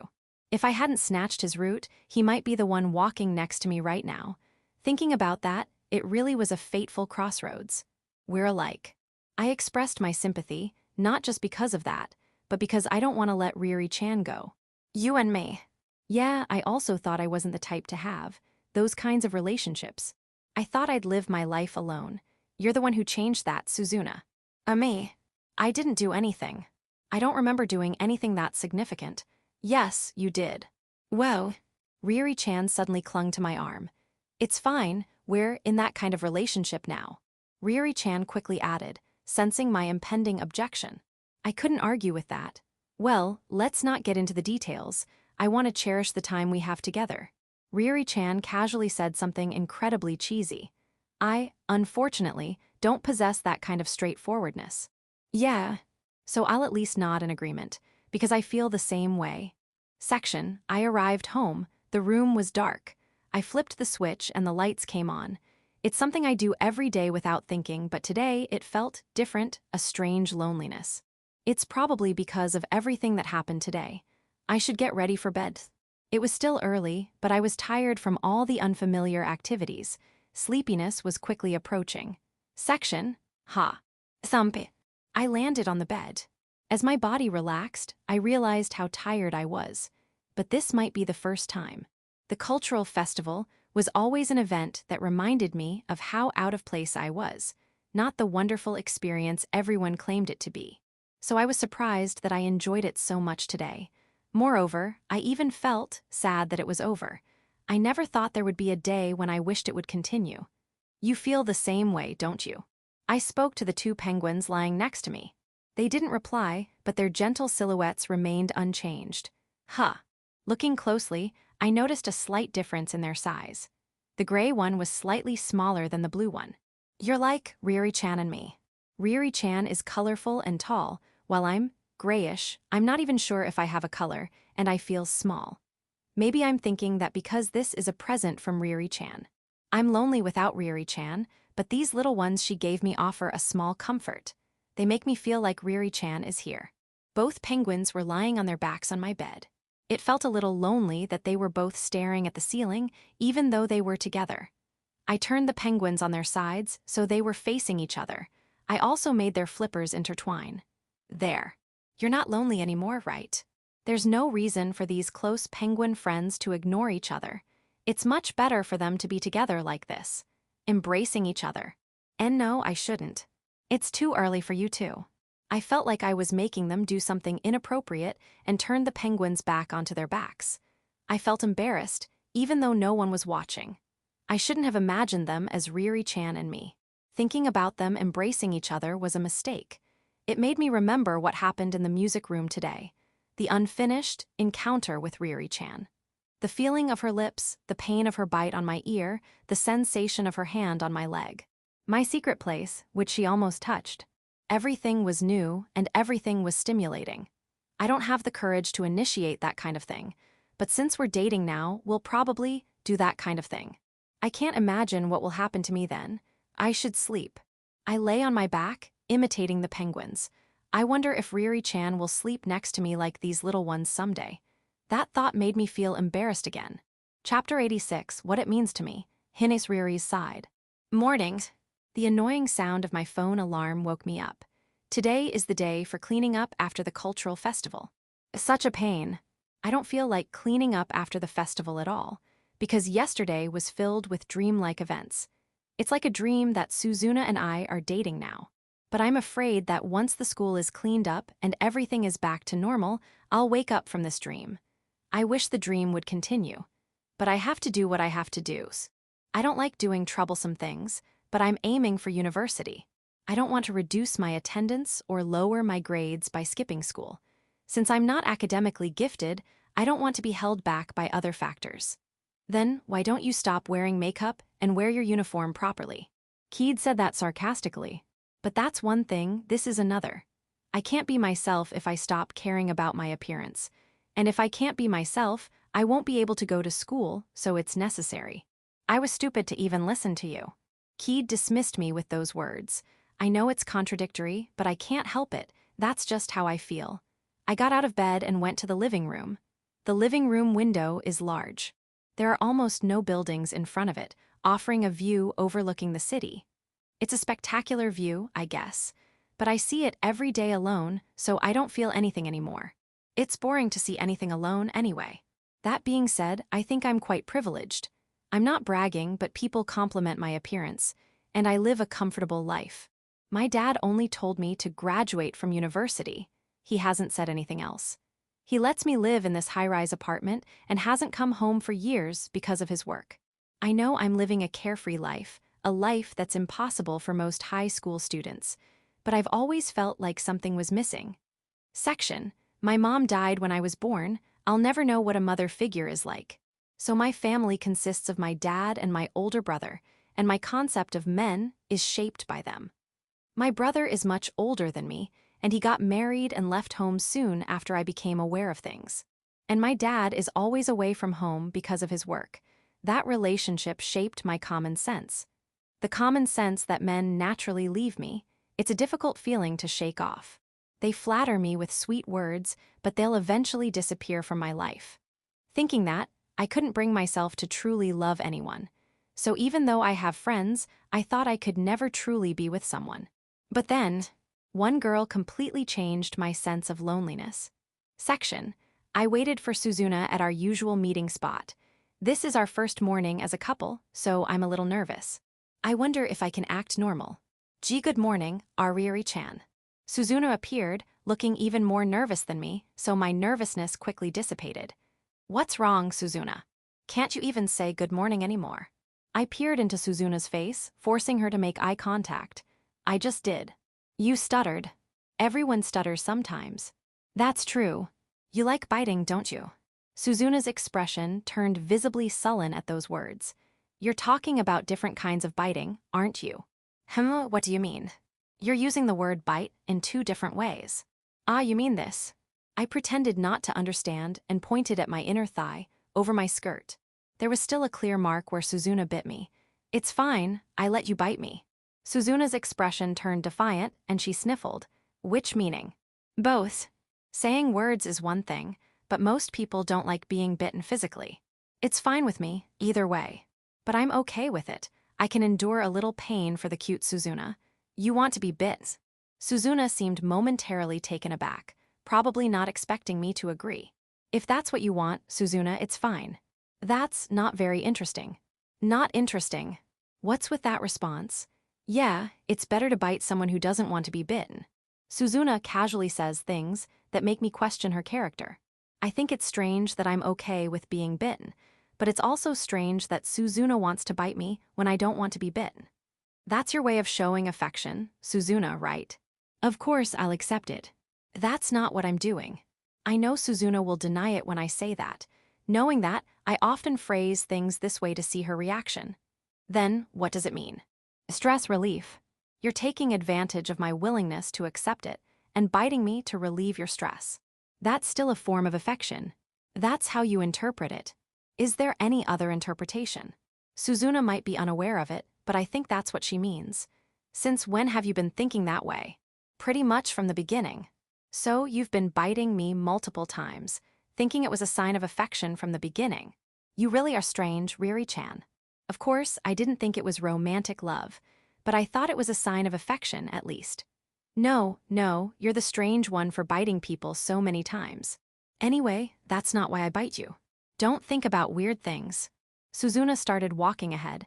She's probably embarrassed, realizing what I said. She's so cute. Suzuna, wait for me. I won't. I quickened my pace and caught up to Suzuna. By the way. What? Suzuna's demeanor changed slightly. I sensed a certain resolve, like she had made up her mind about something. What do you like, Riri-chan? I didn't expect such a basic question at this time. Is she testing me? Well, I decided to tell her the first thing that came to mind. You, Suzuna. Suzuna's eyes widened. Answer me seriously. I am being serious.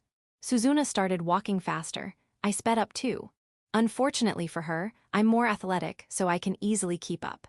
Riri-chan, it's morning, so let's have a normal conversation. Why, it's fine, we're not just friends anymore. I think this is okay, since our relationship has deepened. That's exactly why I want you to act normal. Then it's no different from before. I want to cherish our changed relationship. I want to feel closer to Suzuna, who told me she likes me. It's different because we're not just friends anymore, it's real. It's too stimulating. Suzuna, you're usually so cynical, and then you're suddenly so pure. Shut up. You're cute. I said shut up. Suzuna is trying to distance herself from me now, but even so, she's someone I want to chase. I think this is what it means to like someone. Chapter 87, Wanting to Know Your Preferences. The cheerful alarm on my phone woke me up in the morning. The music alone irritated me, a stark contrast to my mood. I'm so sleepy. Maybe it's because I was thinking strange things about the penguin plushies last night. Or maybe it's because I was so excited about the cultural festival with Riri-chan. Anyway, I couldn't sleep at all. It's probably both. And today is the day for cleaning up after the cultural festival. I don't feel like doing it at all. My motivation is zero. But I might be able to go about it more lightheartedly than previous cultural festivals. Thanks to Riri-chan. Riri-chan. Thinking about her made me realize something. I feel like I'm forgetting something important. I opened the calendar app on my phone and checked this month's schedule. July 21st. Riri-chan's birthday. It was only 3 days away. Section, just to be clear, I didn't forget. Since I remembered it naturally like this, it's been on my mind. It's just that things have been hectic lately, with the sports festival, my birthday, and the cultural festival. So I was just tired from all the changes. Or rather, that's not the main issue. Thinking about it calmly, this is our first morning and commute to school as a couple. I'm a little nervous. Seeing Riri-chan's glamorous silhouette from afar made my heart race. Calm down me. I told myself, it's okay, I just have to act normal. Good morning, Riri-chan. The worst. I stuttered badly. My weakness under pressure was on full display. Look, Riri-chan's expression is smug. What's wrong, Suzuna? Can't you even say good morning anymore? She peered into my face with a teasing smile. She's beautiful, but her face is also annoying right now. I'll bite her face if she does that again. Yes, that's what I'll do, I've decided. I just did. You stuttered. Everyone stutters sometimes.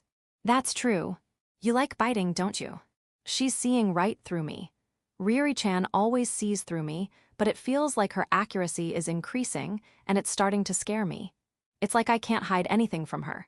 After that, she kept teasing me about biting her, so I decided to leave her behind. Suzuna, wait for me. I won't. Ryuri-chan followed me. Thinking about it calmly, there's no way I can outrun Ryuri-chan, who's more athletic. So I'll just give up. There's something more important. I have no idea what to get Ryuri-chan for her birthday, so I have no choice but to ask her directly. What do you like, Ryuri-chan? Ryuri-chan looks surprised. Was my question too blunt? She'll probably figure out it's about her birthday. It's not a secret, but it's not something I'd openly announce either. Ryuri-chan gave me the penguins without saying anything. Well, Ryuri-chan suddenly became serious and thought about it. What? Is that something you have to think about? I thought it was something you'd answer casually. You, Suzuna. Seriously? Stop with those jokes in the morning. I can't even look at you. I decided to run away from Ryuri-chan, even though I knew it was futile. Section, I wish the school would burn down. As I was removing the maid cafe decorations in the classroom, someone made an arsonist-like remark. Hey, Suzuna, wouldn't it be great if the school burned down? And it was Shindo-kun. He seemed to have called out to me, the closest person, since no one else responded to him. How annoying. Shindo-kun, stop messing around and get to work. How can you say that? Since the beginning of our second year, this is the moment I've been the most seriously troubled. What are you talking about? Someone please get this creepy guy away from me. Why do you think that? Because this school is unhealthy. Coming from the person who's supposed to embody the epitome of unhealthiness, a harem, that doesn't sound very convincing. Hey, stop looking at me with those pitying eyes. We're in the same boat, you know. I don't care about anything else, but I find it offensive to be categorized with Shindo-kun. In the same boat, how? Don't make me say it. We're both single, aren't we? Ahem.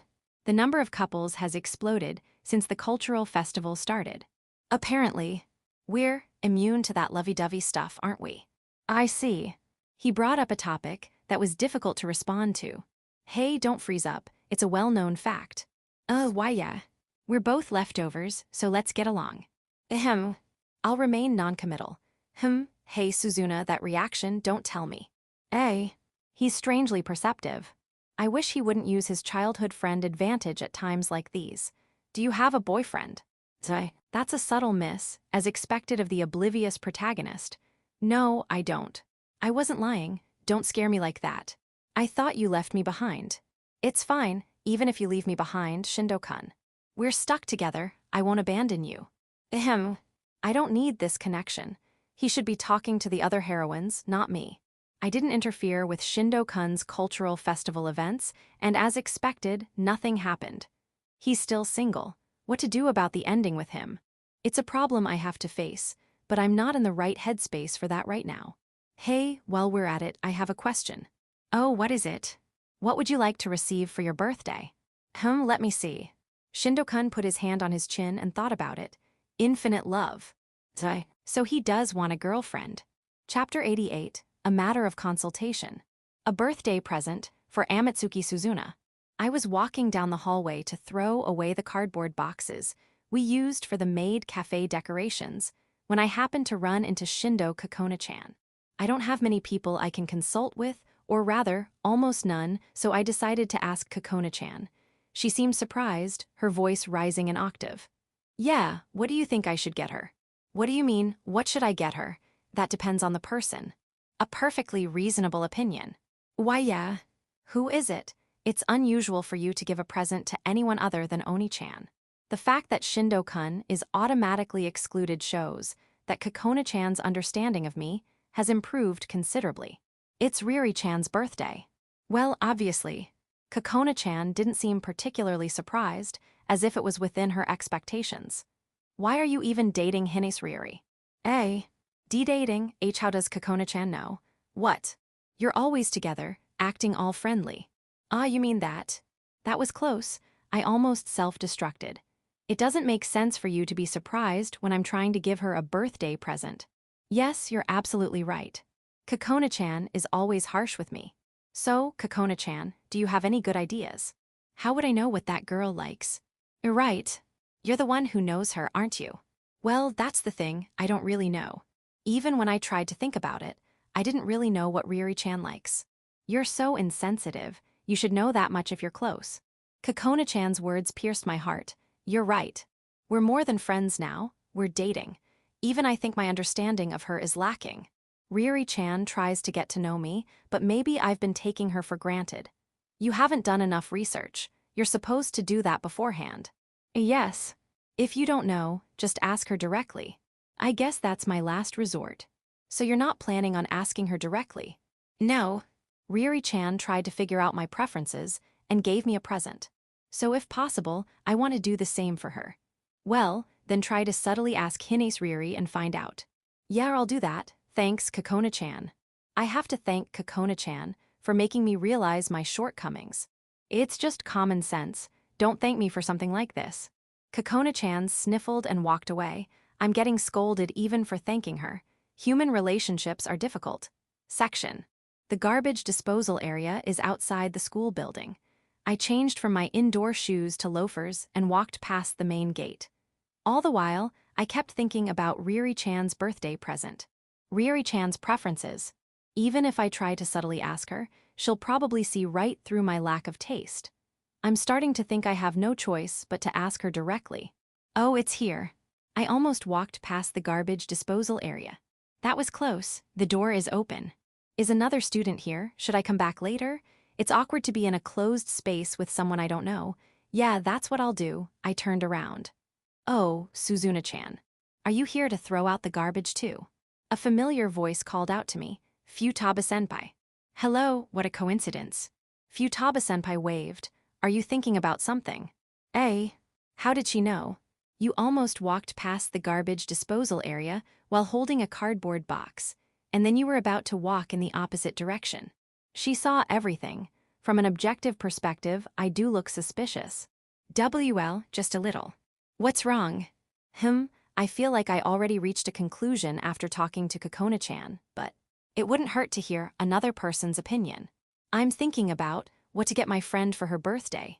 That girl has. Senpai is quick to pick up on things. I was wondering what would be a good present. Then why don't you give her yourself, Suzuna-chan? Excuse me. Her Japanese suddenly became strange. Like tie a ribbon around yourself and say, I'm your present, or something. Or something, who would be happy with that? I think she would be. I definitely chose the wrong person to consult with. Well, I would accept it. Don't talk about people like they're objects. Well, in this case, myself as a present means that, you know. What do you mean? Offering your body. So that's like. That sounds suggestive. Like friends with benefits. I knew it, it's not like that. I'm sure she'd be happy, that girl would. That's not what I meant. Isn't it? It's not. Oh, my mistake. She walked past me, not seeming particularly bothered. Well, even if it's not that kind of relationship, you could definitely win her over with that, Suzuna-chan. What are you even talking about?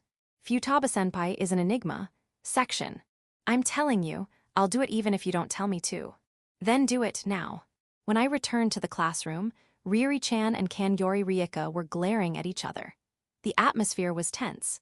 Apparently, our class is lagging behind in the cleanup, and when Kanyori came to help, Riri started complaining. I see. Takabana-san explained the situation to me, since I was confused. It's quite rare for her to talk to me. We put a lot of effort into decorating the maid cafe, so it's only natural that cleaning up will take time. That's why I came to help. We don't need your help. You should take care of your own class. My class is already finished. That was fast. I planned the cleanup in advance, so it was finished quickly. As expected of Kanyori-san. She's too efficient, planning not only the setup but also the cleanup. Anyway, this class is significantly behind schedule. There might be complaints if the dismissal time varies too much. Please follow my instructions. We don't need you, I can't concentrate with you here. I wasn't expecting anything from someone who lacks concentration in the first place. That's too much. It's a fair assessment. They continued to bicker. Since it was a confrontation between the gal and the student council president, two of the most beautiful girls in Saren Academy, no one dared to intervene. Hey Amatsuki, do something about that. Takabana-san casually pushed the difficult task onto me. Me? You're the only one who's close to both of them, Amatsuki. So that's why she approached me. She's sly, but I can't refuse when asked. You too. I hesitantly stepped between them. Suzuna, listen to what this girl is. Amatsuki-san, listen to what this girl is. They both started talking to me at the same time, then glared at each other again. Suzuna came to talk to me. Not you.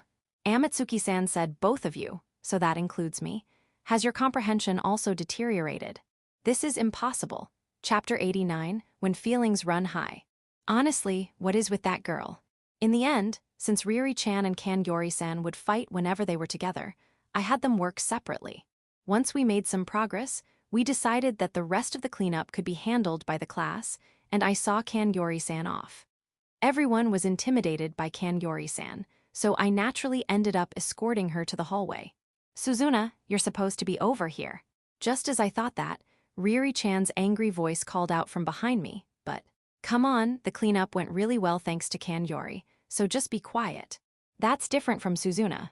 Fine, if you don't be quiet, I'll post pictures of you in your maid outfit all over social media. What? When did you even? Takabana-san was placating Riri-chan. I overheard something I couldn't ignore, but I'll leave it to Riri-chan, who was vehemently protesting. Thank you for your help, Kanyori-san. I bowed my head in the hallway. Thanks to her, it seems like we'll finish within the allotted time. No, I just did what was necessary. Don't worry about it, Amatsuki-san. As expected of Kanyori-san, she's so magnanimous. By the way, did things work out with the matter you consulted me about during the cultural festival? Well. That's right. I confided in Kanyori-san during the cultural festival, and she told me it was romantic love I felt for Riri-chan. Yes, thanks to you, it somehow worked out. I'm not sure if it's okay to tell Kanyori-san this, but I can't just not answer after she listened to my worries. I see, that's good. Contrary to my anxiety, Kanyori-san smiled. Maybe she's genuinely happy for me. It's thanks to you, Kanyori-san, thank you. No, I didn't do anything. And I won't pry, but please conduct yourselves appropriately at school. I don't want to have to reprimand you, Amatsuki-san. Yes, we'll be careful. She's so understanding and mature. If you have any other concerns, please feel free to consult me. Kanyori-san turned to leave, but, can I ask you one more thing? Yes, certainly. But that was quicker than I expected. She turned around in surprise, as if caught off guard. I want to give that person a birthday present, but what do you think I should get her? A present? Honestly, I don't have any experience with that, so I can't offer any specific advice. Kanyori-san pondered, even as she said that. Of course, everyone has their preferences, but if it's something you choose with genuine care, Amatsuki-san, I'm sure she'll be happy with anything. Anything? Yes. If someone can only be happy receiving something they specifically asked for, then they're probably narrow-minded. If they truly care about you, they should appreciate your feelings, Amatsuki-san, and the effort you put into choosing the present. I see. I might be being presumptuous, but I think Riri-chan would accept anything I give her with a smile. So it's not about the gift itself, but the thought behind it. But I can't compare to your experience in that area, Amatsuki-san, so please disregard what I said. And no, not at all. Thank you very much. I'm glad I could be of help. Well then. This time, Kanyori-san really left. Suzuna, forget about her and come back here. Yes, I'm back. Urged by Riri-chan's irritated voice, I returned to the classroom. Section, finally, it's over. Riri-chan stretched widely. The cleanup after the cultural festival was finished, and we were walking home together, as usual. Why, yeah. There was more heavy lifting than I expected. The boys went overboard with the decorations. That's true. Well, thanks to that, we apparently had the highest sales, so I guess it was worth it. I see. Suzuna. Yeah, definitely. Hello. I know it happens. Hey, are you even listening to me? Ouch. Riri-chan flicked my forehead. And it was pretty hard. Why are you spacing out? I wasn't spacing out. You were. We weren't even having a conversation. Was I? I was a little nervous, so my mind was elsewhere. What's wrong? Do you have something on your mind? Well, not really a problem, but I'm just trying to work up the courage to tell you. I'm so nervous about preparing myself mentally. What is it? Come on, tell me. Your girlfriend will listen to anything. Okay, just don't say it like that. Emphasizing girlfriend makes it even harder to say. Ah, there's a park over there. Let's talk there. Why yeah? A park, a splash of green, a sudden break from the concrete jungle of the residential area. It wasn't large, but the feeling of being separated from the surrounding space was somewhat calming. We sat down on a bench under the trees. So, what's wrong? Riri-chan asked, crossing her legs. Well, Riri-chan, your birthday is coming up soon, right? Yeah, it is. That day, I want to celebrate with you. Okay, and... Riri-chan immediately uncrossed her legs and moved closer. This might be an acceptable distance for lovers, but I don't think it's appropriate in public. I was wondering if you're free. Suzuna, did you forget? What? I told you I'd clear my schedule for you, Suzuna. Ah, yeah, but I was wondering if it was really okay. I've never celebrated anyone's birthday before, so I'm nervous about asking. I think it'll be fine, but I'd be worried if she refused. Of course it's okay. I'll be with you, of course. I'm looking forward to it. Hey, Riri-chan. Riri-chan snuggled up to me and even rubbed her cheek against mine. Riri-chan's skin is so smooth. It feels nice, but I'm more flustered by the closeness than the sensation. What if someone sees us? It's okay, no one's around. It's true that no one was around, but we're still in a park. Someone could come by at any time. Besides, you want to be seen, don't you, Suzuna? No, I can't deny it. But that doesn't mean I should just admit it. What should we do? Kiss? Why so suddenly? Because I'm happy you invited me, Suzuna. Well, that's only natural. Then it's also natural for lovers to kiss. That's not fair. So is it okay? It's neither good nor bad. Riri-chan's hands cupped my cheeks. Her hands held my face in place, forcing me to meet her gaze. If you want to refuse, just push my hands away. That's unnecessary. She knows I won't do that. Riri-chan is making sure I'm consenting. Riri-chan's fingers tightened slightly. Her warmth reached me, and then our lips met. The third kiss felt much more real than the first time. Riri-chan's lips moved against mine, as if to envelop them. Then I felt something touch my tongue. A wet, slippery sensation. Riri-chan's tongue touched mine. It traced my tongue as if licking it. What is this? As if sensing my surprise, Riri-chan pulled away. Riri-chan, what are you doing? A lover's kiss. I didn't know you were going to do that. Well, it's not something you'd say out loud, is it? And your face is bright red, Suzuna. Her cheeks were also red, even as she said that. I wasn't prepared for that, so I was surprised. If you're going to do something new, tell me beforehand. That's too much to ask. Tell me. Well, it depends on the mood, doesn't it? Apparently, my invitation made Riri-chan very excited. I'm already flustered just from inviting her, so it's unfair of her to make me even more flustered. Chapter 90, just the two of us. Hinis Riri sighed. Today is a school holiday, making up for the cultural festival. And it's Riri-chan's birthday. It's so hot. We decided to celebrate at Riri-chan's house, so I walked there wearing denim pants, a t-shirt, and a backpack. The end of July is the peak of summer heat. I see, that's why Riri-chan is always so energetic, because she was born in this season. It must be. I entertained that illogical thought. Is this heat really just from the temperature, or is it because I'm nervous about Riri-chan's birthday? I couldn't tell. Anyway, I somehow endured the heat and arrived in front of Riri-chan's apartment building. I rang the intercom. Coming. A cheerful voice came through the speaker, and the automatic door lock disengaged. It was much cooler inside the entrance than outside. I took the elevator to Riri-chan's floor. I rang the intercom at her door. Click. The door opened. Suzuna, you made it. Riri-chan jumped at me as soon as the door opened. Or rather, she hugged me. I quickly stepped inside and closed the door. What if the neighbors saw us? You're always so worried about what other people think, Suzuna. Riri-chan was wearing shorts and a t-shirt. Being so close to her, with so much skin exposed, made me flustered. It would be troublesome if they looked at us strangely. Strangely how? Well, if they thought we were that kind of couple. We are that kind of couple, so it's fine, isn't it? Please don't say that while your arms are around my neck. This closeness fuels unwanted imaginations. And won't people find out eventually? I wonder. They will, because you'll be with me forever, Suzuna. Riri-chan casually says things that make me embarrassed. Well, I don't intend to hide it anyway. She says the most outrageous things so nonchalantly. You don't. No, it would be impossible to keep it a secret forever, wouldn't it? Is that so? Maybe. Well, I won't be open about it as long as you want to keep it a secret, Suzuna. But that day will come eventually. That's true. I'm a little scared of people finding out that we're dating, partly because we're both girls. But more than that, I don't think I'm good enough for Riri-chan. I feel embarrassed. Well, that doesn't matter now, come on in. Riri-chan took my hand. Ah, okay. I entered her apartment. Aren't you hot wearing denim pants? Riri-chan looked me up and down and said that as soon as I entered. She seems to have an issue with my outfit. I am, but this is all I have. Of course you're hot. Why don't you wear a skirt or shorts, Suzuna? No way, I don't want to show my legs. That's a waste, you have nice legs, Suzuna.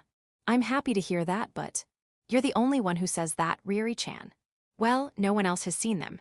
You change so quickly at school, Suzuna. Because I don't want to be seen. And I also change when there are fewer people around, so the chances of being seen are quite low. Well, that's fine. It makes you feel like you're only mine, Suzuna. Seemingly satisfied, Riri-chan brought over a tray with glasses. This is iced tea. Ah, sorry, I'm making you do everything on your birthday. It's fine, it's fine. It's nothing. She placed the glasses on the low table. Riri-chan sat down in front of the bed and I thought, now's the time, and steeled my resolve. I rummaged through my backpack and took out what I bought. Here, it's cake and some other sweets. I handed her the box with the shop's name written in cursive. Oh, I was wondering why your backpack was so big. Riri-chan's eyes widened as she accepted the box. And this is from that new shop that opened near the station, isn't it? Yeah, I heard it's good. It's based on online reviews, sorry if they were fake. Wow, thanks, Suzuna. It must have been hard to buy all this. Well, it was a bit crowded. It was a painful crowd of fashionable people, a nightmare for someone with social anxiety. I would never go there if it wasn't for Riri-chan's birthday. I bought a variety, so choose whichever one you like. I bought a lot since I don't know her preferences. This is another time when I'm reminded of how little I know about Riri-chan.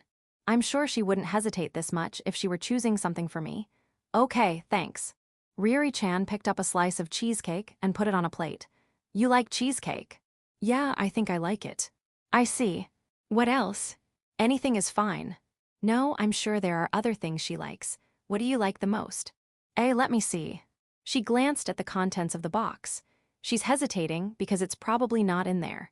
I think she's avoiding saying it because she doesn't want to make me feel bad. Riri-chan is always so subtly considerate of me. It's okay, even if it's not in here. Okay, Riri-chan made a troubled expression, then reluctantly spoke. Mont Blanc, I guess. As expected, it wasn't among the things I bought. And I also realized that she likes sweets that aren't too sweet. That's unexpected. Ah, but I like cheesecake just as much. Riri-chan added quickly, as if trying to reassure me. She doesn't have to worry about that, but this is fine. I want to know more about Riri-chan. That was delicious. Yeah. Riri-chan and I ate the cake while chatting, as usual. There were still other sweets left, but we took a break. Now's the time, Riri-chan. Oh. Riri-chan's voice was a bit tense, perhaps sensing my seriousness. I reached into my backpack again and handed her what I had grabbed. Happy birthday. Thank you. A black case rested in Riri-chan's hands. That's my present, Suzuna-san. Ah, open it. She seemed like she wanted to say something, but I stopped her. I want her to see the present first. Okay. She opened the case. Inside was a silver chain with a small ring pendant. A necklace. Why, yeah. I saw Riri-chan wearing a necklace with her casual clothes, so I thought it would be okay. No way, Suzuna, this is too much. I felt like I had been hit on the head. Riri-chan's sudden flustered reaction made me panic. Is it no good? Is a necklace a bad present? Or does she not like the design? I'm sorry, I have no taste. I shouldn't have chosen something like this. I got ahead of myself. I'll go back to the drawing board, or rather, please erase this from your memory. That's not it, it's too much. Okay, I know. I'm not good enough for you, Riri-chan. I got ahead of myself. That's not what I mean. You gave me a stuffed animal, so I feel bad receiving something this serious. Apparently, she meant that our presents weren't equivalent. That's not true. The price is completely different. It's silver. It wasn't that expensive. Even so, it's rude to talk about prices, so Riri-chan didn't press further. But I also didn't want to give her something cheap or tacky. So I chose a brand I've heard of, even with my limited knowledge, so it should be a decent necklace. Do you like it? Of course I do, since you chose it for me, Suzuna. Riri-chan looked at me with a slightly reproachful look. A mixture of happiness and confusion, maybe. I'm glad. Then try it on. I moved behind Riri-chan. Suzuna. I took the necklace from her and clumsily fastened it around her neck. It shimmered against her skin. It suits her, and I think it's cute. I chose a small one, so it's not too flashy. I'd be happy if you wore it. Of course I will. Whoa. Riri-chan turned around and jumped at me again. My upper body sank into the bed. Thank you, Suzuna. I'll treasure it. Yeah, I'm glad. Riri-chan genuinely seemed happy with my present. That makes me happier than anything. Chapter 91, What I Want to Give. Riri-chan was still hugging me, not letting go. If this were the past me, I would have been surprised by the contact, but I wouldn't have felt anything more. But now, the cultural festival lingered in my mind, and my thoughts naturally drifted towards it. Suzuna. Riri-chan gazed into my eyes. The atmosphere shifted. I closed my eyes in response. After a brief pause, our lips met. We were alone in a space where no one else existed. Unhindered, my senses heightened. Our lips met again and again, our tongues entwining. NN. I'm not used to this, and I don't really understand, but I responded to her movements. It felt like we were melting together, becoming one. The slippery, intertwining sensation was arousing, but not unpleasant. Sensing each other's unspoken cues, our lips parted. I don't think I can hold back. What am I supposed to say at a time like this? Riri-chan didn't give me even a moment to think. She pressed her lips against mine again, more fiercely than before. NN. Her hand caressed my chest over my t-shirt. Her touch was gentle, but it was my first time, and I was flustered. I didn't know whether to focus on her lips or her hand on my chest. We're in that kind of relationship, right? Riri-chan's heated gaze locked onto mine. Are we going to do it? Do you not want to? It's my birthday, so you can listen to what I say, right? Being looked at like that, being told that, I couldn't refuse. Do what you want. I repeated the words I said to her once before somewhere. I looked away, embarrassed. You want to too, don't you, Suzuna? But Riri-chan wouldn't be satisfied with just that today. She was seeking a clear answer. But I can't be as straightforward as her. It's not like I don't want to, but then do you want to? She's asking strange things again. How much more does she want to pry out of me? I don't know if you don't say anything. I don't want to do anything you don't like, and I don't want to force you. She's not letting me escape. Just like when we first met, Riri-chan is chasing after the fleeing me. I don't really know if I want to. Honestly, I think I'm more scared than anything. I don't know what will happen to me if we continue from where we left off last time. Everything is so uncertain. But there's also something I'm sure of. But if you want me to, Riri-chan, I'll respond. If Riri-chan needs me, I want to fulfill her needs, even if it's just a little. Our relationship has been unequal, with me only receiving, so I want to give something back if I can. If it's for her, even something scary shouldn't matter. Suzuna. Riri-chan called my name again and kissed me. Her hand slipped under the hem of my t-shirt.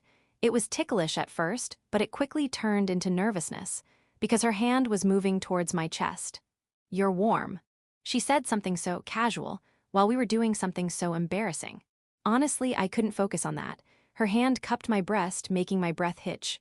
Suzuna, relax a little. I was pushed down onto the bed. Riri-chan straddled me, and she seemed larger than usual. Her gaze swept over my body. You're staring too much. It's fine. There's nothing to look at. Right now, you're the only thing I want to look at, Suzuna. I really don't know how to respond to that. But looking isn't enough. She lifted my t-shirt, exposing my bra. This is beyond embarrassing. It's in the way, so I'll take it off. She unclasped my bra, and I lost the thin layer of fabric covering my chest. Most of my upper body was bare, and I couldn't take it. No. I twisted my body and crossed my arms over my chest. Suzuna, what are you doing? This is a natural reaction. You should understand. But we can't start if you don't move your hands. I need to mentally prepare myself. My heart will explode if she keeps undressing me so casually. Then I'll wait until you're ready. Just when I thought she had accepted it surprisingly easily, Riri-chan disappeared from my view. She had moved down to my feet and was undoing the button of my jeans. Riri-chan. If I move my arms, my chest will be exposed, but if I keep covering my chest, she'll take off my jeans. What should I do? You're not going to say no, are you? Zahi. But Riri-chan's voice was serious, and my words, saying I would respond to her, weren't a lie. But the nervousness and embarrassment of my first time were overwhelming my resolve. Riri-chan took my silence as consent and continued to undress me. My t-shirt was almost completely rolled up, and I was only in my underwear. There's no way I can remain composed being looked at like this. Don't look. Why? She's being mean. She's asking such a simple, abstract question just to make me say something embarrassing. I'm practically naked. You're beautiful. That's not fair. Undressing me, looking at me, and calling me beautiful. She's enjoying this. Come on, move your hands. She pushed my arms away, and her tongue traced a path across my chest. My senses heightened even further. The longer it continued, the harder it became to breathe. You don't have to hold back your voice. It's normal. I can't be any more embarrassed than this. If she hears my voice after seeing me like this, I'll probably die of mortification. I gripped the bedsheet tightly, trying to endure it. That's fine. Saying that, Riri-chan's hand slid down my stomach. Her fingertips moved past my lower abdomen, touching me there. You're wet. Riri-chan's fingers moved up and down, teasing my sensitive spot. My head spun and my back arched. I felt like I was drowning in a wave of sensation. Are you feeling it? Why you can SC, can't you?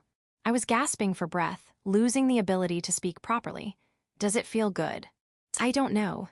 I don't know if you don't tell me. That's a lie. There's no way she doesn't know, seeing my reaction. Don't make me talk. I'm afraid that if I speak, a different kind of voice might escape my lips. A side of me I don't even know might be unleashed. I want to touch you more, Suzuna. Riri-chan's fingers slipped past my underwear. This was completely different from before. I was already a mess from her just touching me, but this was overwhelming. I couldn't endure it any longer and grabbed Riri-chan's shoulders. Tightly, with all my might. I don't think I can withstand this wave otherwise. But Riri-chan continued, relentlessly teasing my secret place. You look so cute when you're feeling it, Suzuna. A sweet whisper. That was the limit. I was holding onto Riri-chan tightly, but the overwhelming sensation made my body convulse. My mind went blank, and I couldn't see anything. I lost myself in the surging pleasure. How long did it last? I don't even know. My consciousness shattered and melted away. My scattered senses returned, and the tension finally drained from my body. My muscles relaxed completely. I couldn't think anymore. Suzuna. What? Riri-chan's voice was the only thing that reached me through my hazy consciousness. I don't know how to speak, what expression to make at a time like this. You moaned at the end. I grabbed a nearby cushion and threw it at Riri-chan with all my might. Section, Audiobook by Masquerade at Masquerade Audiobooks. Chapter 92, What Remains. Suzuna. Riri-chan called my name. Hey, Suzuna. I ignored her. Or rather, I don't know how to face her. I don't know what to do after that, so I wish someone would tell me the right answer. But if the right answer is to casually chat with Riri-chan, I definitely can't do that, so I'm demanding a different solution. Are you angry? I'm not angry. She didn't do anything to make me angry. I'm just paralyzed by embarrassment. I quickly put my clothes on. I can't stand being the only one naked. Well, then it's fine. As I was getting dressed, facing away from her, I heard Riri-chan move. Is she giving up on me and doing something else? Somehow, that also bothered me, so I glanced at her. Riri-chan was staring intently at her right hand. Her fingers were wet from touching me, from touching my center. Anyway, I don't understand why she's staring at them like that. Okay. She took a deep breath, as if making up her mind. Then she brought her fingers to her mouth, as if to lick them. Are you stupid? Whoa. I grabbed her arm just in time and stopped her. What are you doing? Well. She looked embarrassed and flustered. No, I don't think that's it. I don't really understand these kinds of situations, but I don't think that's a normal reaction. You were going to lick them, weren't you? You fofu. Ryuri-chan just giggled, not denying it. That's not sane. Why would you do that? It seemed like a waste. A waste of what? Just wipe it off. I handed Ryuri-chan a tissue. It's not A. I made her wipe her fingers. And go wash your hands. Why? I can't see it, and it might have dried, but it's still a fluid, so I feel like it's soaked in, or there's some residue. It's a sensory thing. It remains, you know. Is it bad if it remains? It's dirty. It's not dirty. What's wrong with her? Just do it. Suzuna. I took Ryuri-chan's hand and led her to the sink. I turned on the faucet and made her use hand soap. Wash them properly. You don't have to go this far. You're not a germ, Suzuna. It's practically the same thing. It's definitely not hygienic. Ryuri-chan reluctantly washed her hands. Finally, I started to calm down. But, you know, I'd be a little shocked if it were the other way around. The other way around. Yeah, you know, if it were on you, Suzuna. At first, I didn't understand what she was trying to say with her mumbling, but I quickly caught on. Don't be ridiculous. Seriously, what is she talking about? I'd be worried about being treated like a germ. Ryuri-chan finished washing her hands and dried them with a towel.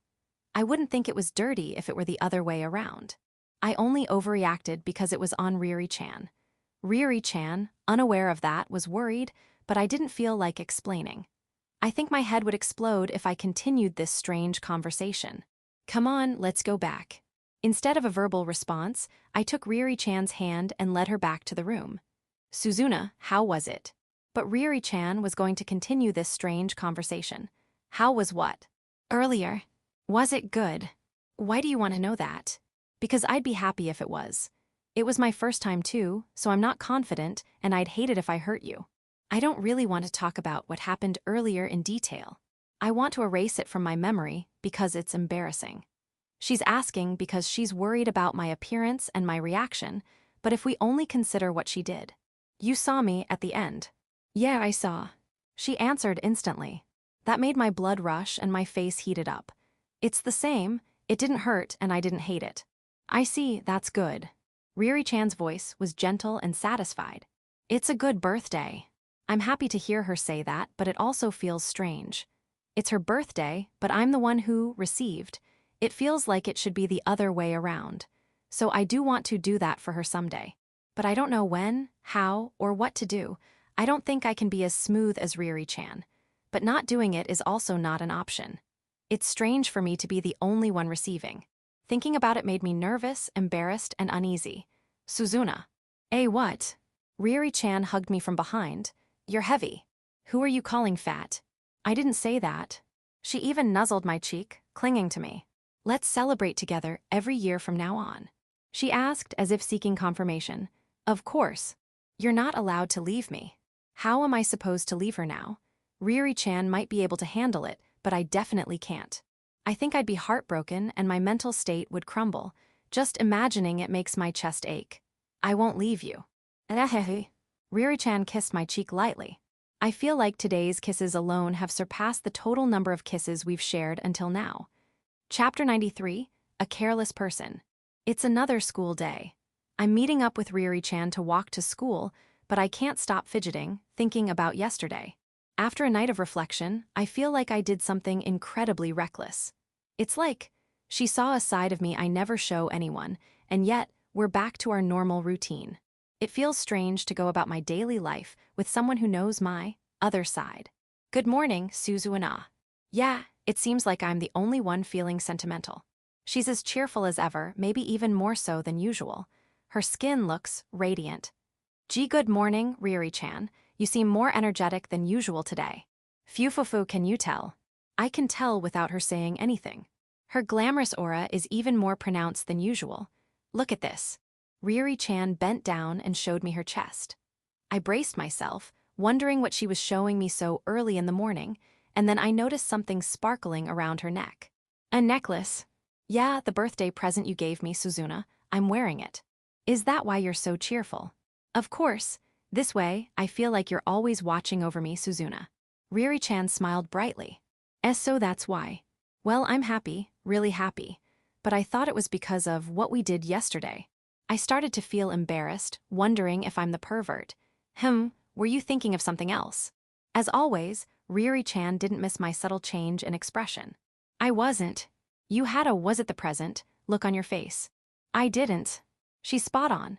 Riri-chan's intuition at times like these is so sharp that it sends chills down my spine. I also liked your cute reaction yesterday, Suzuna. She knows and she's moving closer. As Riri-chan leaned forward to look at my face, her neckline dipped, revealing her chest along with the necklace. It was quite a sight, and I felt uncomfortable. Riri-chan, I've been meaning to ask. If this continues, she'll keep teasing me until we get to school. I decided to interrupt her and make her listen to me. I'll listen, but if you're changing the subject because you're embarrassed, I'll ignore you. What's that supposed to mean? But it's scary how she can see right through me. Aren't the buttons of your blouse undone a bit too much? What do you mean? It's fine that you want to show off the necklace, but even so, it's too open. I can almost see your chest. If she bends down, her underwear will definitely be visible. But I'm usually careful, and no one really cares. Riri-chan replied casually, but I didn't like her reaction. No, it's visible. I'm only careless around you, Suzuna.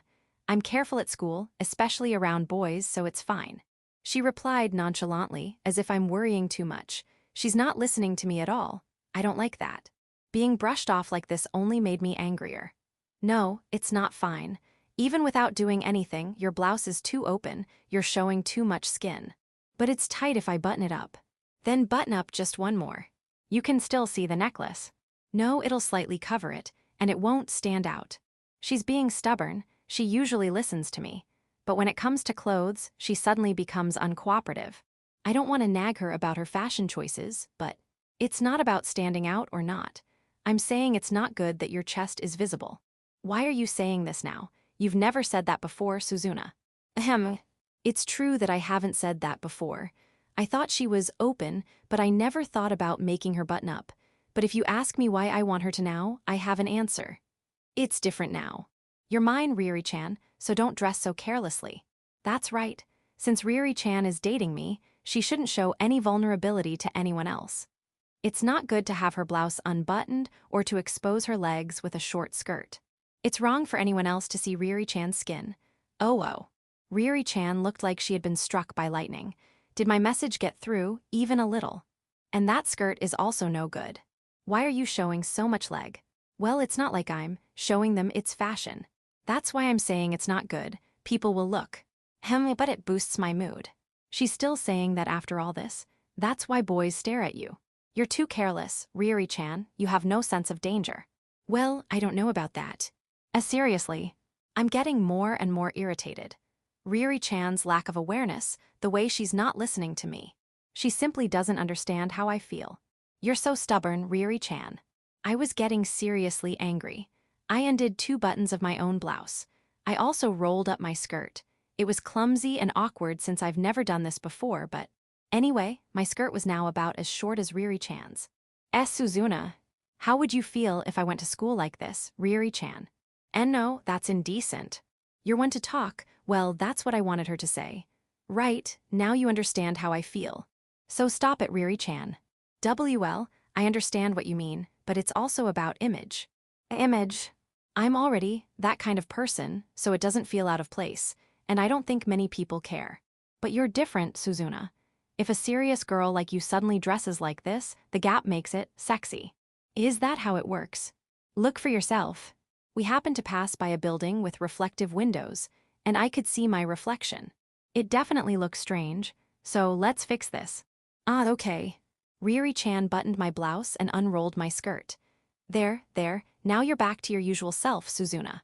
Riri-chan seemed more relieved than I was. So Riri-chan, will you dress normally? I'll think about it. That's what someone who's not going to do it would say. But I said what I wanted to say, so I feel a little better. But I'm happy that you were worried about me, Suzuna. Of course I was. You're beautiful and cute, Riri-chan, so be more aware of that. I don't know how to react to that. Riri-chan scratched her cheek, looking truly troubled. Her face also seemed slightly red. I'm starting to feel embarrassed, like I said too much. Suzuna, you can dress like that when we have a date at home. Why? Her laugh suddenly sounded suggestive. I won't. She really doesn't understand. Chapter 94, Secrets. Fufu. As we walked down the hallway after arriving at school, Riri-chan next to me was humming cheerfully. I was feeling down about the upcoming classes, so I wondered what she found so amusing. You seem to be in a good mood. Yeah, I am, thanks to this. Riri-chan touched the necklace at her neckline, showing it off. I'm happy that she likes it, but I just saw it, so is there a need to show it off again? Put it away. Cold. Don't emphasize your chest like that. Not this again. Riri-chan's expression turned sullen. It seems like even she doesn't like being told what to do with her appearance. It's not good to show it off like that. Hine-san, what is that? Speak of the devil. Kanyori Ryuka stood before us, her eyes narrowed. Kanyori, so early in the morning. I don't recall giving you any reason to make that face. More importantly, what is that ornament around your neck? Riri-chan instinctively twisted her body to hide her neckline. Too late, I think. It's nothing. Wearing metal accessories is prohibited at school. Kanyori-san approached Riri-chan with a stern expression and reached for her neck. Hey, don't touch me. Riri-chan brushed her hand away. I'm confiscating it, hand it over. Riri-chan continued to hide her neckline, covering it with her own hand. She wouldn't give in. Why should I give it to you? I'll hand it over to your homeroom teacher. Then I'll give it to them myself. You can leave. Do you think I'd believe that? Kanyori-san's gaze sharpened, and her argument was valid. I don't think Riri-chan has any room for rebuttal. Fine, I understand. I'll give it to you. Riri-chan let go of the hand she was using to cover her neck, and something shiny flew through the air. How dare you throw it? That's indecent. Kanyori-san hurriedly caught it. There was a clinking sound. There. I'm leaving now. Riri-chan brushed past Kanyori-san. W8 Riri-chan. Kanyori-san didn't stop her, so it must have been the necklace she threw. But honestly, I'm feeling conflicted. Honestly, that girl, when will she ever follow the rules? I bowed my head to Kanyori-san, who was clicking her tongue, and then I chased after Riri-chan. Section, Riri-chan. I caught up to Riri-chan, who was walking briskly. It's hard to keep up with her when she's serious about walking fast. Suzuna, she's not coming, is she? Riri-chan looked around nervously. She seems to be very wary of Kanyori-san. She's not. More importantly, what are we going to do about that? It's the worst that my present of all things was confiscated. It's fine. I'll get it back eventually. It's true that it won't be disposed of even if it's confiscated. She'll probably get it back eventually, but that's not the issue. But you didn't have to treat it like that, did you? She gave up too easily. She just threw it, and she's saying it's fine because she'll get it back. I thought she'd treasure it, so I'm shocked by how carelessly she treated it. I'm not saying she has to treat it like a family heirloom, but I don't want her to be so careless with it either. Well, it's mine after all. That ticked me off. It's true that it's hers since it was a present, but that's not what presents are about, is it? She can think that, but I don't want her to say it or act like it. My head started to boil. I see. I brushed past Riri-chan, annoyed. I don't want to think about this anymore, or I might say something I'll regret. I'll go back to my seat in the classroom and calm down. Suzuna, what's wrong all of a sudden? Riri-chan followed me. What is she thinking, following me like this? It's nothing. You're suddenly angry. Of course I am. Anyone would be. I just realized you're insensitive, Riri-chan, so I don't want to talk to you anymore. I was trying to keep quiet, but my mouth moved when Riri-chan asked. I blurted out my feelings. Why? That's what makes you insensitive. I thought you were more considerate. Wait a minute. She grabbed my hand from behind. Riri-chan is faster and stronger than me, so it's difficult for me to escape if she seriously chases after me. But that's not the issue here. Suzuna, are you even listening to me? What a ridiculous thing to say after I've already made my judgment after listening to her. I get it. You're the type of person who gives up on my presents, throws them away, and forgets about them, aren't you, Riri-chan? No, that's not what You were wearing it, saying, "This way, I feel like you're always watching over me, Suzuna," and the next moment, you just tossed it aside. I can't trust someone like that's words. You'll just throw me away too when it's convenient, won't you? Fine, then just leave me alone. I should just throw her away like the necklace. She thinks I'll come back eventually, right? I'll show her that it's not that simple. Seriously, you're so quick to jump to conclusions, Suzuna. She suddenly pulled my wrist and pressed my face against her chest. Hey, stop it. There, calm down, Suzuna. Don't treat me like a horse. You're like an animal when you're excited, Suzuna. What's that supposed to mean? I don't want to be treated like that by such an insensitive person. Look at this. She loosened her grip on my head, and my eyes fell on her neckline. My necklace was sparkling there. Huh. I've been hiding it this whole time. It's true that she was covering her neck and twisting her body so Kanyori-san wouldn't see it. Then, what did you give Kanyori-san? Something I had with me. I had it in my bag, just in case, and I threw it at her in the heat of the moment. What's that supposed to mean? So you gave Kanyori-san a different necklace? Yeah, that's why I wanted to leave quickly before she noticed. This kind of thing happens often, so I'm prepared. I didn't think she'd actually confiscate it, though. So she gave up on it easily, threw it, and didn't care because it was her own necklace. See, don't worry. I'll treasure the one you gave me, Suzuna. She patted my head. Don't treat me like a child. But you are one. You get angry easily and stop listening. She's grinning. She's definitely looking down on me. Just take it off or hide it. What if she confiscates it again? Ah, yeah, okay. Ryuri-chan reluctantly buttoned up one more button. You could still see it if you looked closely, but it wasn't obvious at first glance. Is this okay? Ah, yes. She was so against it earlier. It's strange that she's suddenly listening to me. Really. You get angry easily when it comes to me, Suzuna. But you're cute, so I'll forgive you. And she patted my head again. Stop treating me like a child. I brushed her hand away. That's what makes you a child. Well, I don't mind since it's a side of you only show me. It's annoying to be treated like a child, but I'll let it slide since my present made her cover up her exposed chest. Chapter 95, Past and Present Relationships. After school, the final exams are coming up soon. Shindo-kun spoke to me as I was getting ready to go home. That's true. Just when I thought the flurry of events from the sports festival to the cultural festival was over, now it's exam season. I wish this hectic schedule would stop. Are you studying? No, not at all. Me neither. Isn't that bad? You too. Casual, everyday conversation. Even so, I'm the only one Shindo-kun talks to among the heroines at school.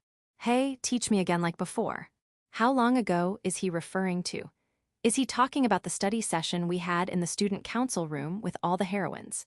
Or is he talking about older memories with Amatsuki Suzuna, his childhood friend? Either way, sorry, I think that will be difficult. Do you have something to do? I do.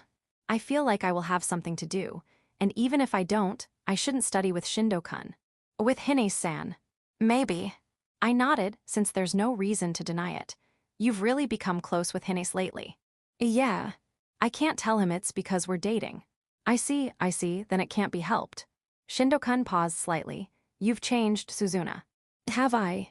From Shindo-kun's perspective, his childhood friend, whom he's known for so long, has become distant. So he's probably not happy about it.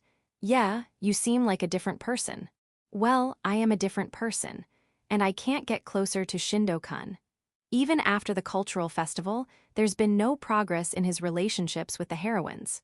At this rate, I might end up with the bad ending, the one where I get closer to him. Suzuna, let's go home. Ryuri-chan's voice called out to me. Ah, okay, I'm coming. During the cultural festival, which was supposed to be a branching point, I was only thinking about Ryuri-chan.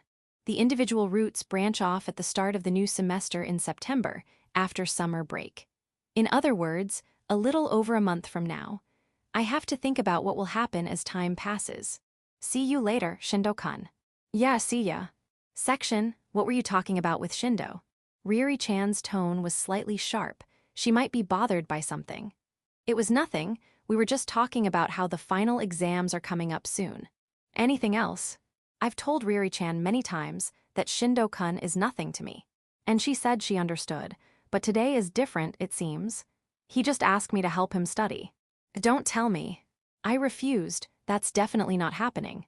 I'm talking about the ending in this world. I know it's not good for Ryuri-chan's sake and mine. Okay, if you say so. But Ryuri-chan's mood didn't improve. She remained sullen as we went outside. I don't want to go home in this awkward atmosphere. What's wrong, Ryuri-chan? You've been acting strange. I'm just not happy.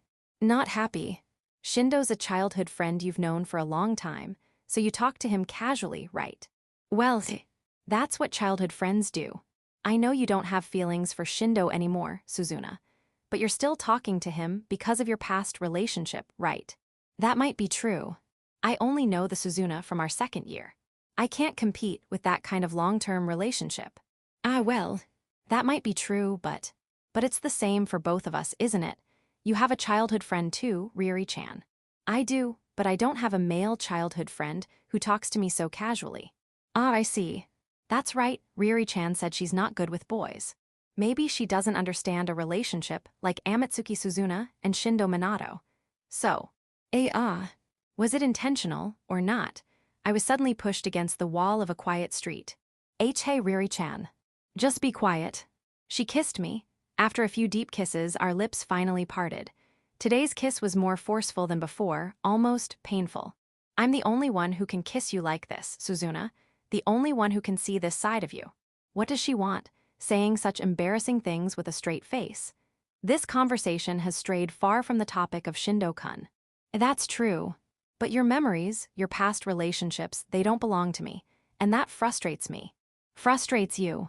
It frustrates me that your past doesn't belong to me. And that the relationship you had then is still continuing in a different form. I know, it's pointless to think about it. And I'm not saying it's your fault, Suzuna. But I can't help but think. Riri-chan looked away as she spoke. Why wasn't I your first love? So that's what it was. Riri-chan is my first love, but for Amatsuki Suzuna, it was Shindo Minato. That relationship always follows us, and that's what frustrates Riri-chan.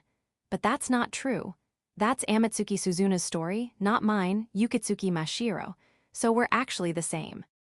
That's not true, Riri-chan. It's really not like that. It's okay, Suzuna. I know I'm being stupid. No, really, I never liked Shindo-kun from the begin. How do I explain this? How do I make her understand that it's Amatsuki Suzuna's story, not Yukitsuki Mashiro's?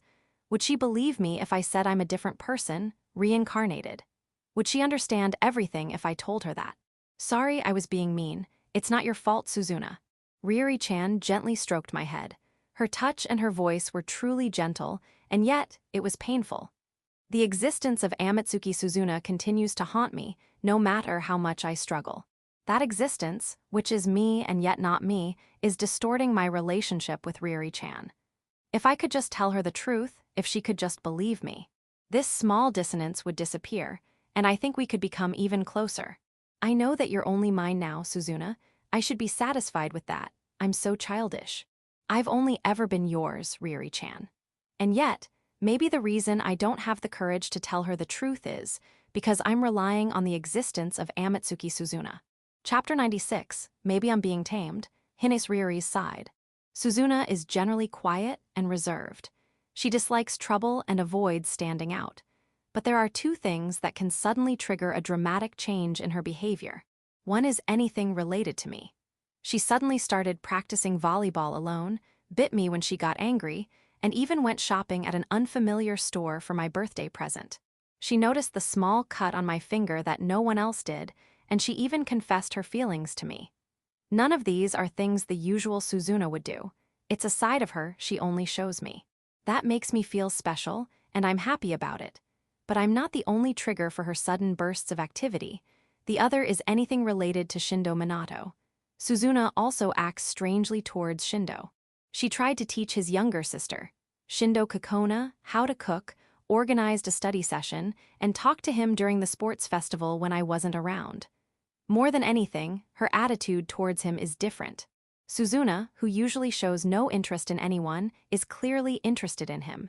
She told me it wasn't romantic love, but she hasn't revealed what it is. Suzuna is hiding something about Shindo, that much is clear. She just avoids the topic whenever I ask, refusing to answer directly. I didn't mind at first, but now that we're dating, I can't overlook these subtle changes. I can't stand the thought of her being interested in someone else besides me. I'm being childish, I know that, but I can't help it.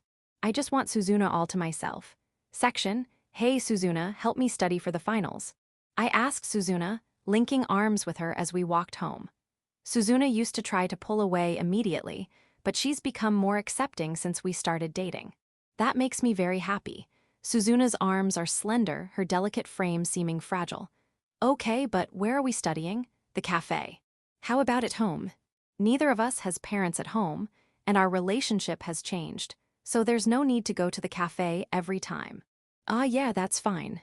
Suzuna looked away. She has a habit of averting her gaze when she's thinking about something. Suzuna, are you thinking of something strange? What do you mean, strange? Her tone suddenly became curt. Her tone usually changes when I hit a nerve. I know you well enough to tell, Suzuna. I teased her, deliberately being vague. You're annoying, Riri-chan. Should I do it again? I'm going home alone. Ah, just kidding.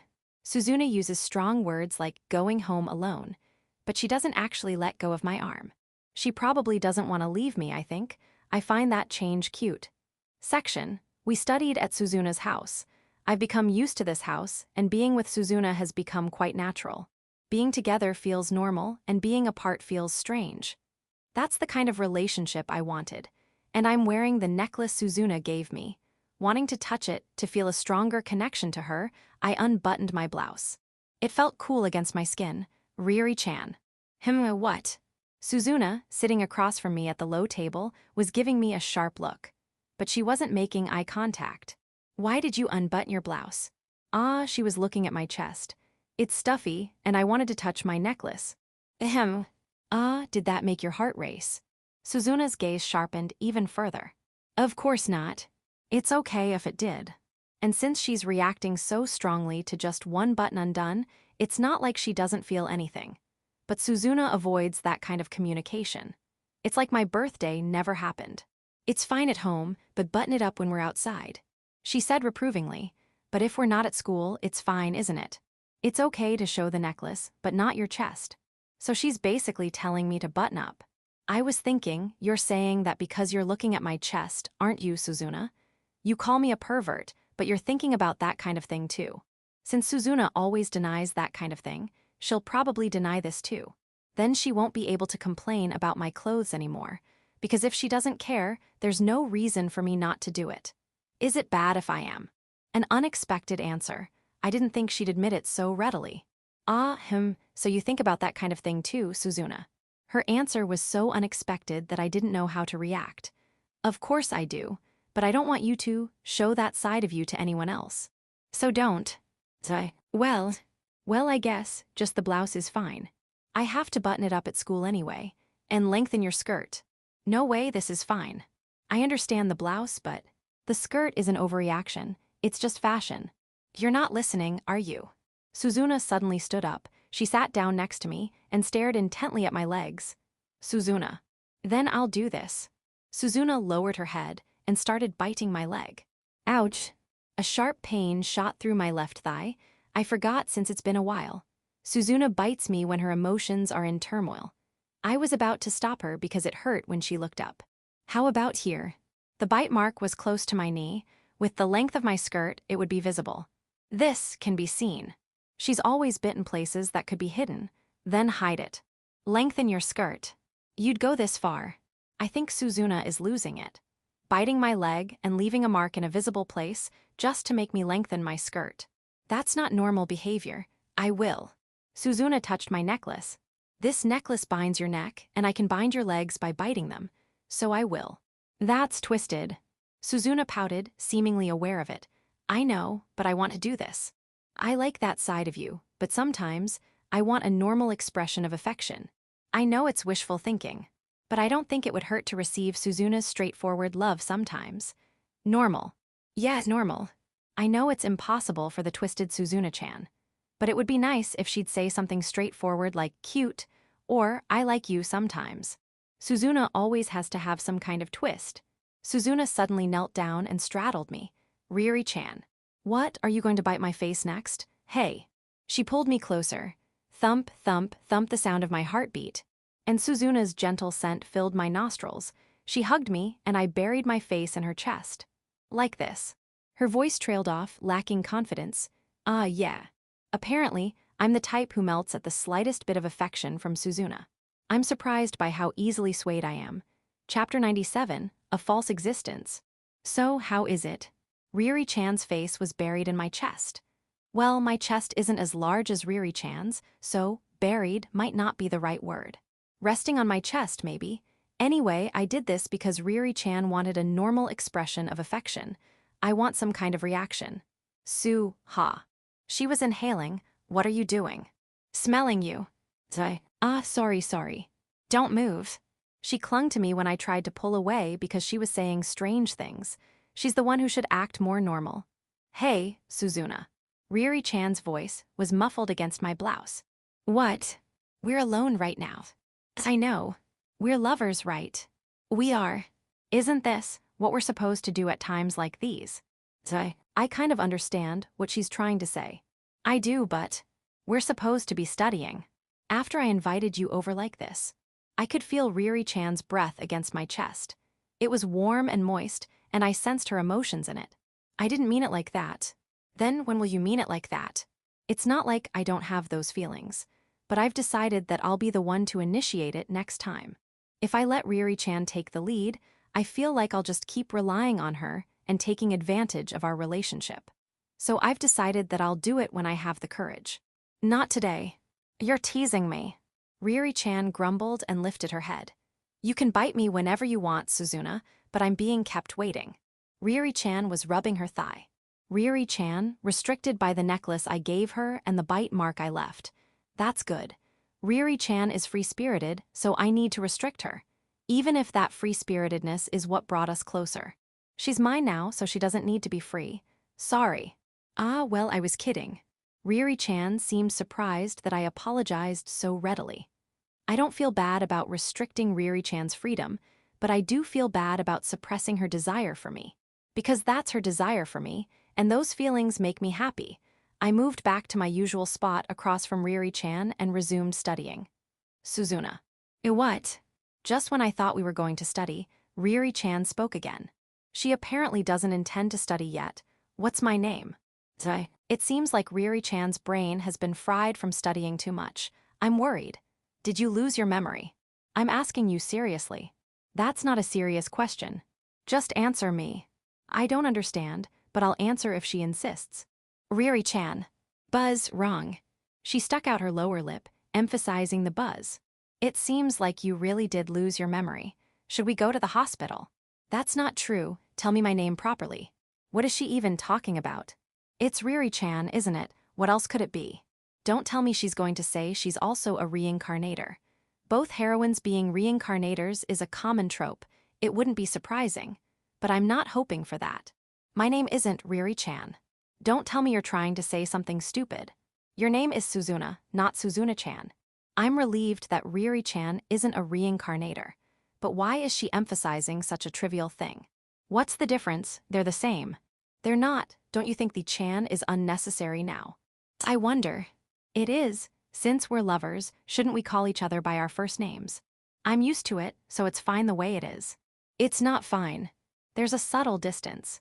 It's strange that I call you by your first name, but you don't do the same for me. Then call me Suzuna-chan. That would be equal, and there wouldn't be the dissonance she's talking about. No. You know that's not what I mean. I kind of understand, and I kind of don't. But I'm used to Riri-chan. It's fine the way it is. You'll get used to calling me by my first name too. Okay, I'll call you Riri-chan. It's one thing at the beginning, but we've reached a comfortable distance. I don't think there's a need to create awkwardness now. You're so mean, Suzuna. Riri-chan slumped onto the desk, throwing her arms out. I know you're shy, Suzuna. I'm not. But I want you to say it someday. Someday. I didn't make a promise, but I also didn't completely deny it. Maybe I'll call her by her first name someday, if I change my mind. So, you'll be with me during summer break, right? Riri-chan's face lit up. Her emotions are so easy to read, her expressions changing instantly. Aren't you the busy one, Riri-chan? I can't imagine Riri-chan's friends leaving her alone. Her schedule must be completely full. Don't worry, I'll cancel everything. Deja vu. I'm happy to spend time with her, but I don't think she needs to cancel everything. So we'll be together all of summer break. All of it, huh? I'm fine with that, but there's also the Shindo-kun situation. The individual routes will be determined after summer break, so I might need to check on his progress before then. Yeah, I think it'll be fine. You think? Riri-chan is fixated on that word. Something might come up. Well, that's true. She nodded, accepting that it couldn't be helped. I feel bad for giving such vague answers. Section. Time passed slowly as we both struggled to concentrate. I should probably go home soon. Ryuri-chan initiated the end of our study session, and I walked her to the entrance. It was completely dark outside, and the oppressive heat had subsided slightly. Ryuri-chan, your skirt. Her leg with the bite mark was still exposed. It's fine. Really? Are you going to wear it like that at school too? Yeah, if anyone asks, what happened to your leg? I'll say, Suzuna bit me. I didn't expect her to be so bold. I didn't anticipate that kind of development. Foo-foo, just kidding. I'm only showing it off because it's dark and no one can see. I'll hide it at school.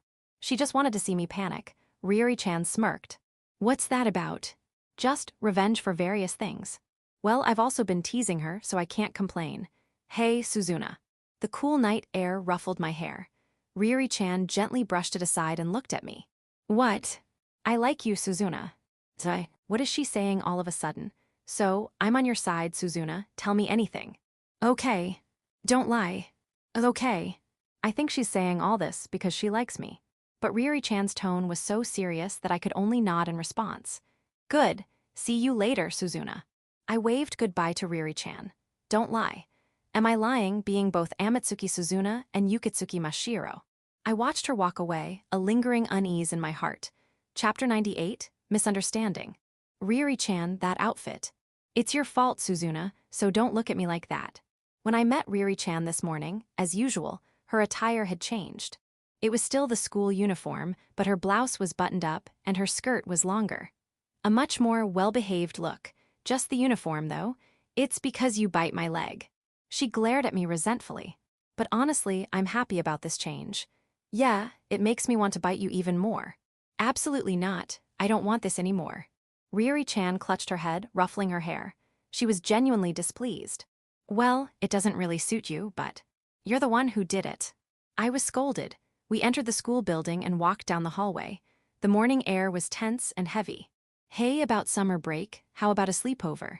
She's as cheerful as ever, completely unaffected by the atmosphere. A sleepover. Yeah, at my place, or yours, Suzuna. It's true that we both live alone, so there's no problem with having a sleepover. Or rather, even if our parents were around, it wouldn't be strange for two girls to sleep over. Okay, but what are we going to do? Anything. Anything. Isn't it fun just being together? Well, that might be true. We could also go to the beach, since it's summer.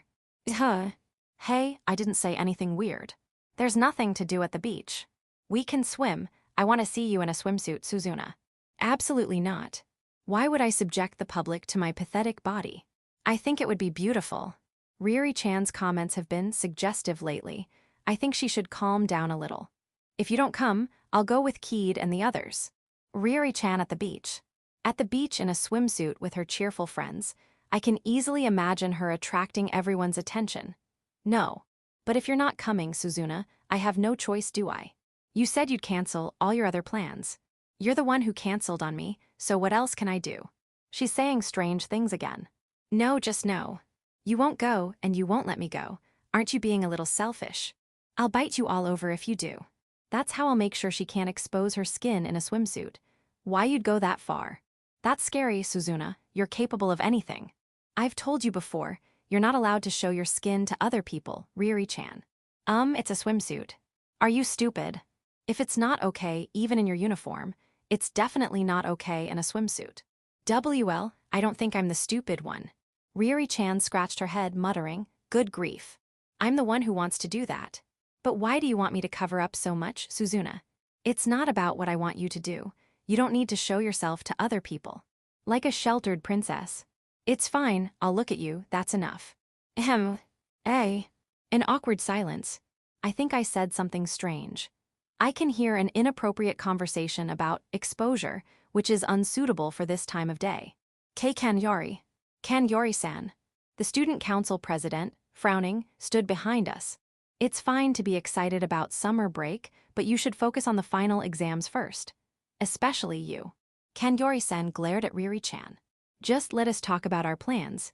That's how your personal life becomes frivolous, and you neglect your studies. What's so frivolous about my personal life? Just look at how disheveled your uniform is. Wait. Kanyori-san realized her own contradiction and trailed off. Indeed, there was nothing frivolous about her uniform. Hine-san, are you being punished by someone? Why would you think that just because I'm wearing my uniform properly? I don't understand how you could be so compliant after completely ignoring everything I said. That's harsh, Ryuri-chan. It's her fault. Ryuri-chan pointed at me. Ah, Amatsuki-san, what miracle did you use to fix Hine-san?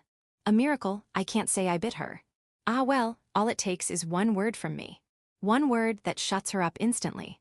Ryuri-chan's knowing gaze was cold. What words of wisdom did you utter? Please enlighten me.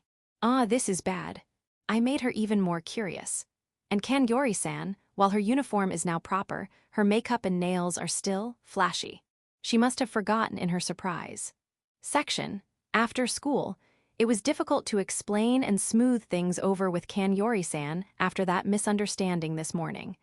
I didn't expect that exhaustion to last until now. I should be more careful with my words, being so bad with them. I packed my textbooks into my bag, wanting to go home quickly. Hey, Suzuna. A voice called out to me. It was Shindo-kun. What is it? I'm going home. Ah well, your birthday is during summer break, right? What are you doing this year? I was momentarily confused. Ah.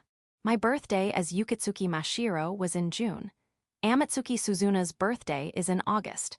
My memories are getting mixed up. Well, it's fine since I'm not planning on celebrating with Shindo-kun. This year What's the meaning of this?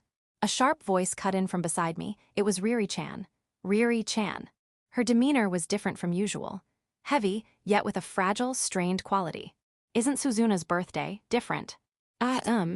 This is troublesome. It's true that Amatsuki Suzuna's birthday is in August. It's easy to find out. I can't lie about that. And I can't explain Yukitsuki Mashiro's birthday either. This is a complicated situation. Suzuna, did you lie to me? And the timing couldn't be worse. I'm betraying the promise we made last night. Chapter 99, Lies. Hines Ryuri sighed. Suzuna's birthday isn't right. It was a conversation I couldn't believe I was having. Well. Suzuna looked away. She has that habit when something hits a nerve, and she doesn't even deny it. Suzuna, did you lie to me?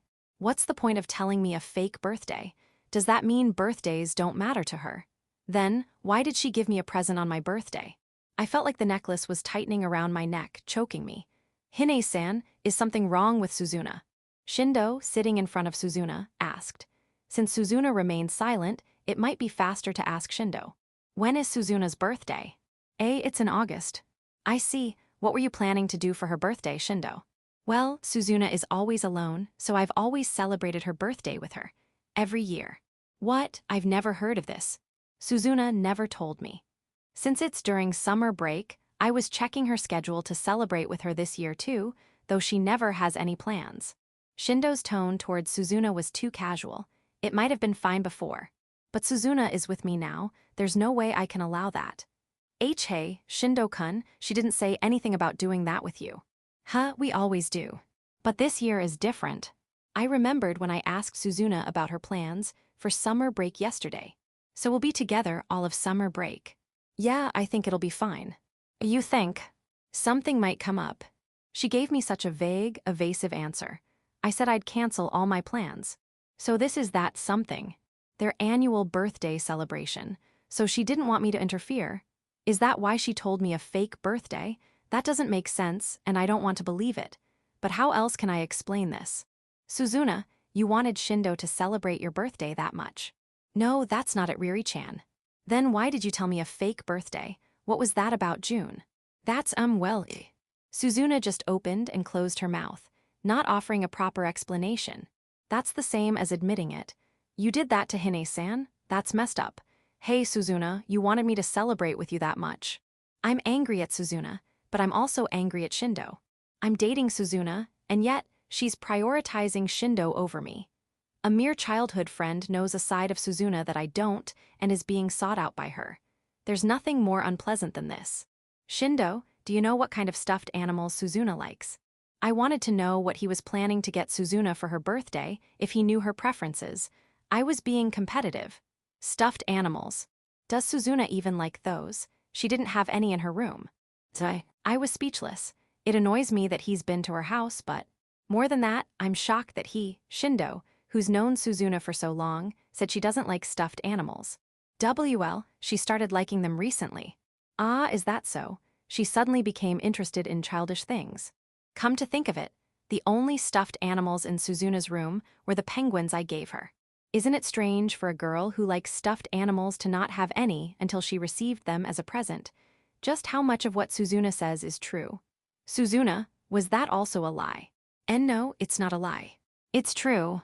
Then is Shindo lying? No, there's no reason for him to lie. And come to think of it, Suzuna has been acting strangely since we first met. Amatsuki-san, do you like sweets? I hate them. Suzuna liked sweets. It's after school, aren't you a little hungry? I'm not hungry. Ah, then you must be thirsty, right? We ran quite a bit, and you were out of breath, Amatsuki-san. I'm not thirsty. She lied so casually. Could it be that she's been lying all along? The stuffed animals were a lie. Her birthday was a lie. And her feelings for me are also a lie. I see, okay. This is bad. If I stay here, I'll do something I'll regret. I can't stay here. Riri-chan, wait. Suzuna, raising her voice unusually, grabbed my wrist, but I don't want to be touched by that hand right now. Let go. I shook off Suzuna's hand. Suzuna's sad voice, it made my chest ache. But this is my pain, there's no worse betrayal than this. I didn't look at Suzuna and ran out into the hallway. Section, Riri-chan.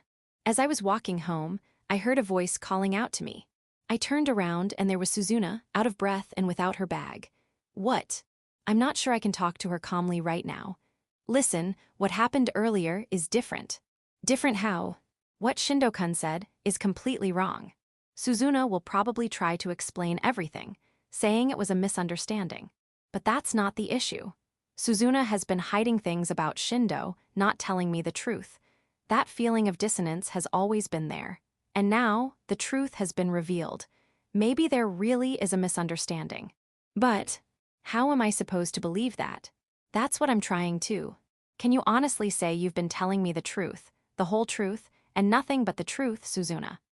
Suzuna immediately fell silent at those words. See, that's the answer. If what Shindo said was truly a misunderstanding, she wouldn't have fallen silent just from that one question. Even if everything else wasn't a lie, there's a real lie somewhere. That's why she's silent. I can tell just from looking at her.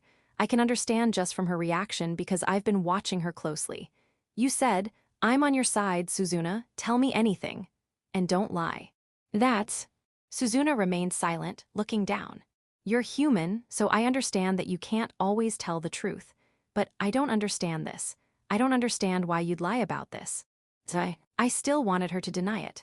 Even if it was a lie, I wanted her to deny everything. I wanted her to say there was a reason. But she's not doing that because she feels guilty, probably. I don't think I can be with you for a while, Suzuna. Okay. She gives up so easily.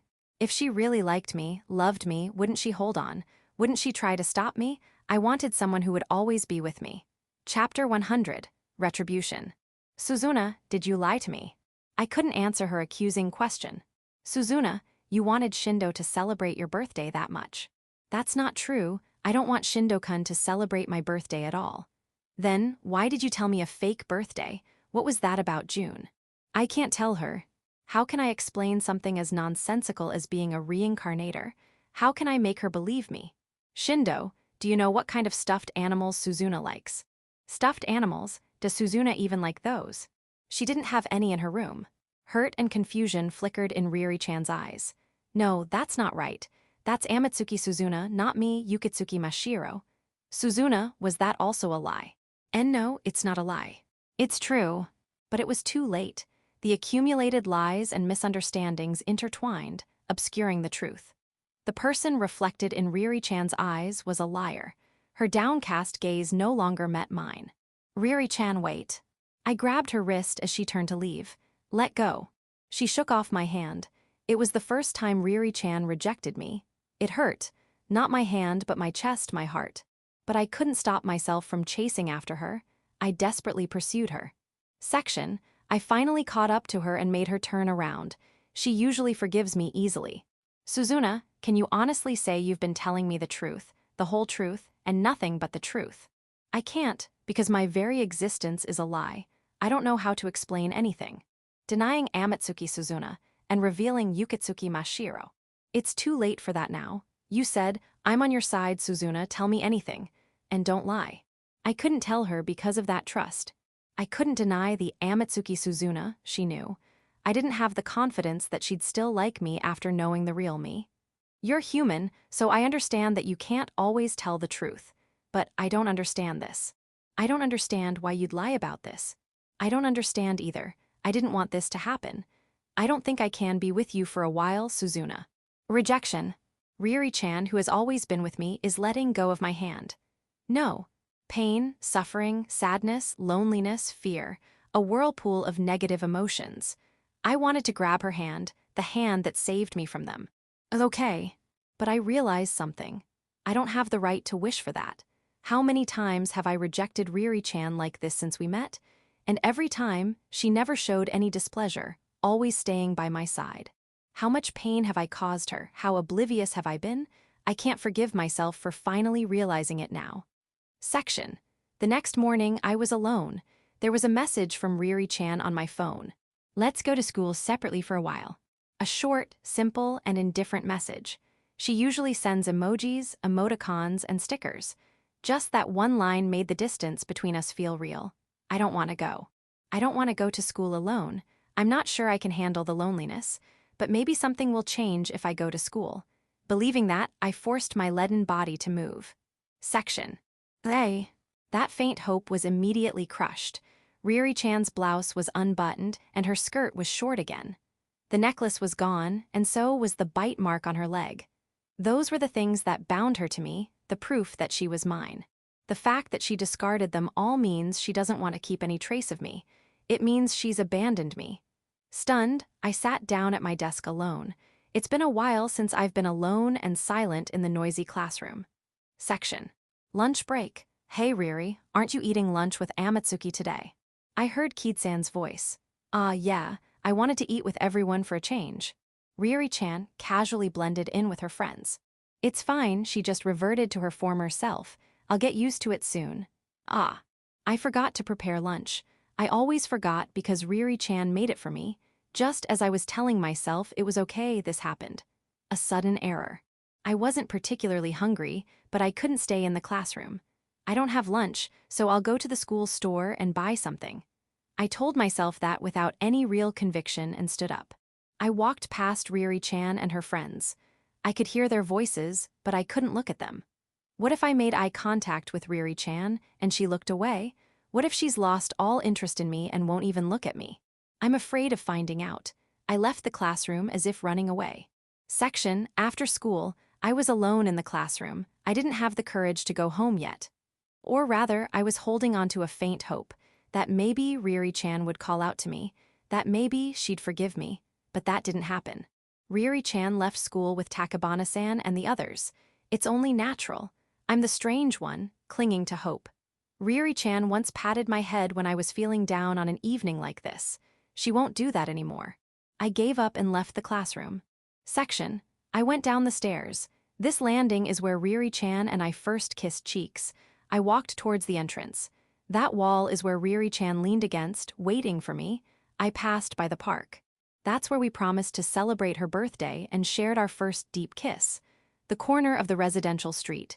That's where Ryuri-chan, jealous of my past, kissed me almost angrily. The downtown area. That's where Ryuri-chan. My vision blurred. No matter where I go, you're there. The dazzling setting sun and the blurring scenery overwhelmed me, and the world crumbled. Ryuri-chan isn't here. And yet, she's everywhere I look. Even when I try to push her out of my mind, the memories etched into my heart call out to her. If I keep indulging in these memories, I'll drown in them. Wiping away the tears, I ignored everything and went home. If I returned to a world consisting only of myself, I might be able to endure this. As if driven by instinct, I climbed the stairs and fled to my room. It's no use. The 2 pairs of penguin plushies were lying on the bed. The present Ryuri-chan gave me for my birthday, Yukitsuki Mashiro's birthday. Ryuri-chan's presence is everywhere. She won't let me erase her from my memory. I collapsed onto my knees and hugged the plushies. Something within me broke and tears streamed down my face. My chest ached and I couldn't stop sobbing. I was supposed to be fine alone. I wasn't supposed to want to be involved with anyone. Ryuri-chan isn't here. And the world has lost its color. I shouldn't have known. If it's this painful, this agonizing, this sad, this lonely, this terrifying, I should have stayed alone forever. Chapter 101, I hate you because I like you. Hines Riri sighed. Hey Riri, did you have a fight with Amatsuki? As we were walking home after school, Keed teased me as soon as we were alone. What are you talking about? You didn't talk to Amatsuki at all today. It's just a coincidence. And you're not wearing the necklace she gave you. You even buttoned up your blouse yesterday to wear it. Hey. I was stupid for bragging to Keed about it yesterday. Hey look, Suzuna gave this to me for my birthday. Isn't it amazing? Keed mimicked me in a cutesy voice, her hand next to her face. That wasn't her usual tone. What was that? Are you imitating me? Yeah, you from yesterday. Similar, right? The sudden shift back to her usual tone and demeanor was jarring. Not at all, I wasn't that giddy. You were even more love-struck than my imitation just now. What do you mean, love-struck? Like a pet happily receiving a treat. That's annoying. But was I really that giddy? Keed teases me sometimes, but she's not the type to exaggerate and make fun of me. I must have been acting that way. I just happened to forget the necklace. Happened to her. She can't deny it if I say that. This conversation is over. Then, why did you bring 2 bentos today? That's just out of habit. I spaced out and unconsciously made 2 bentos and packed them in my bag. Habits are scary. Well, even if you're not eating together, you could have given one to Amatsuki. Amatsuki left the classroom quickly during lunch break, didn't she? Did she go to the school store to buy something? I guess. I don't know what she was doing. She didn't come back to the classroom until class started. Well, if you know, you should give it to her. She was gone. You usually rush to her no matter where she is. Here. Keed kept cornering me, no matter how I answered. You knew she walked past, but you deliberately pretended not to notice. That's just your imagination, Keed. You're always staring at her, and you say that. Just how much does Keed observe me? That's scary. You're not walking to and from school together, you're not giving her your bento, you're not making eye contact, and you're not talking to her. What do you think that looks like objectively? I couldn't think of a response to that list. You had a fight, didn't you? It's Suzuna's fault. I gave up on trying to deceive Keed. Section, you're so childish. After I briefly explained what happened, Keed sighed, looking exasperated. Who are you calling childish? You Riri. Me. She just told you the wrong birthday. She doesn't understand. The unsentimental Keed doesn't understand how important that is. Doesn't that make you wonder? Why would she tell you the wrong birthday? Well, that's definitely strange, but did you ask her why? There's no way I'd understand even if I asked. If she's doing something that strange, there might be a deeper reason. You should try to understand. Shindo said he was going to celebrate her real birthday. Don't you think she gave me a fake date because she didn't want me to interfere? That's right. They have a strange, close relationship, so she probably thought I was in the way. Did Amatsuki say that? She didn't, but she wouldn't say that out loud. Riri. Keed put her arm around my shoulder. You're a bit heavy. No, you're the heavy one. What is she saying, leaning on me like that? That's not what I mean. Getting so worked up just because she lied to you, getting angry just because her childhood friend said he'd celebrate with her. Calm down. That's because you're not involved, Keed. With lies, isn't the reason behind them more important? Amatsuki might have had a reason for doing that. I think you should find out. And about Shindo, wasn't Amatsuki trying to refuse him? Anyone can say that. Keed shook her head. Seriously, I'm listening to your incredibly trivial lover's quarrel, and that's how you respond. A lover's quarrel. I haven't told anyone that I'm dating Suzuna. You're obviously in love with Amatsuki. Your love is too heavy. Ayahaha, you're being funny, Keed. You make her lunch, you get angry when she lies to you, you're jealous of her interactions with her ex, you're happy about her present, and you take it off when you're upset. You're clearly Amatsuki's girl, Riri. Suzuna is also a girl. Keed poked my chest. And this, you're not secretly showing it off without wearing it, hoping that Amatsuki will tell you to put it back on, are you? Hey, that's not. I know you have the necklace in your bag, ready to wear it any time. You looked in my bag.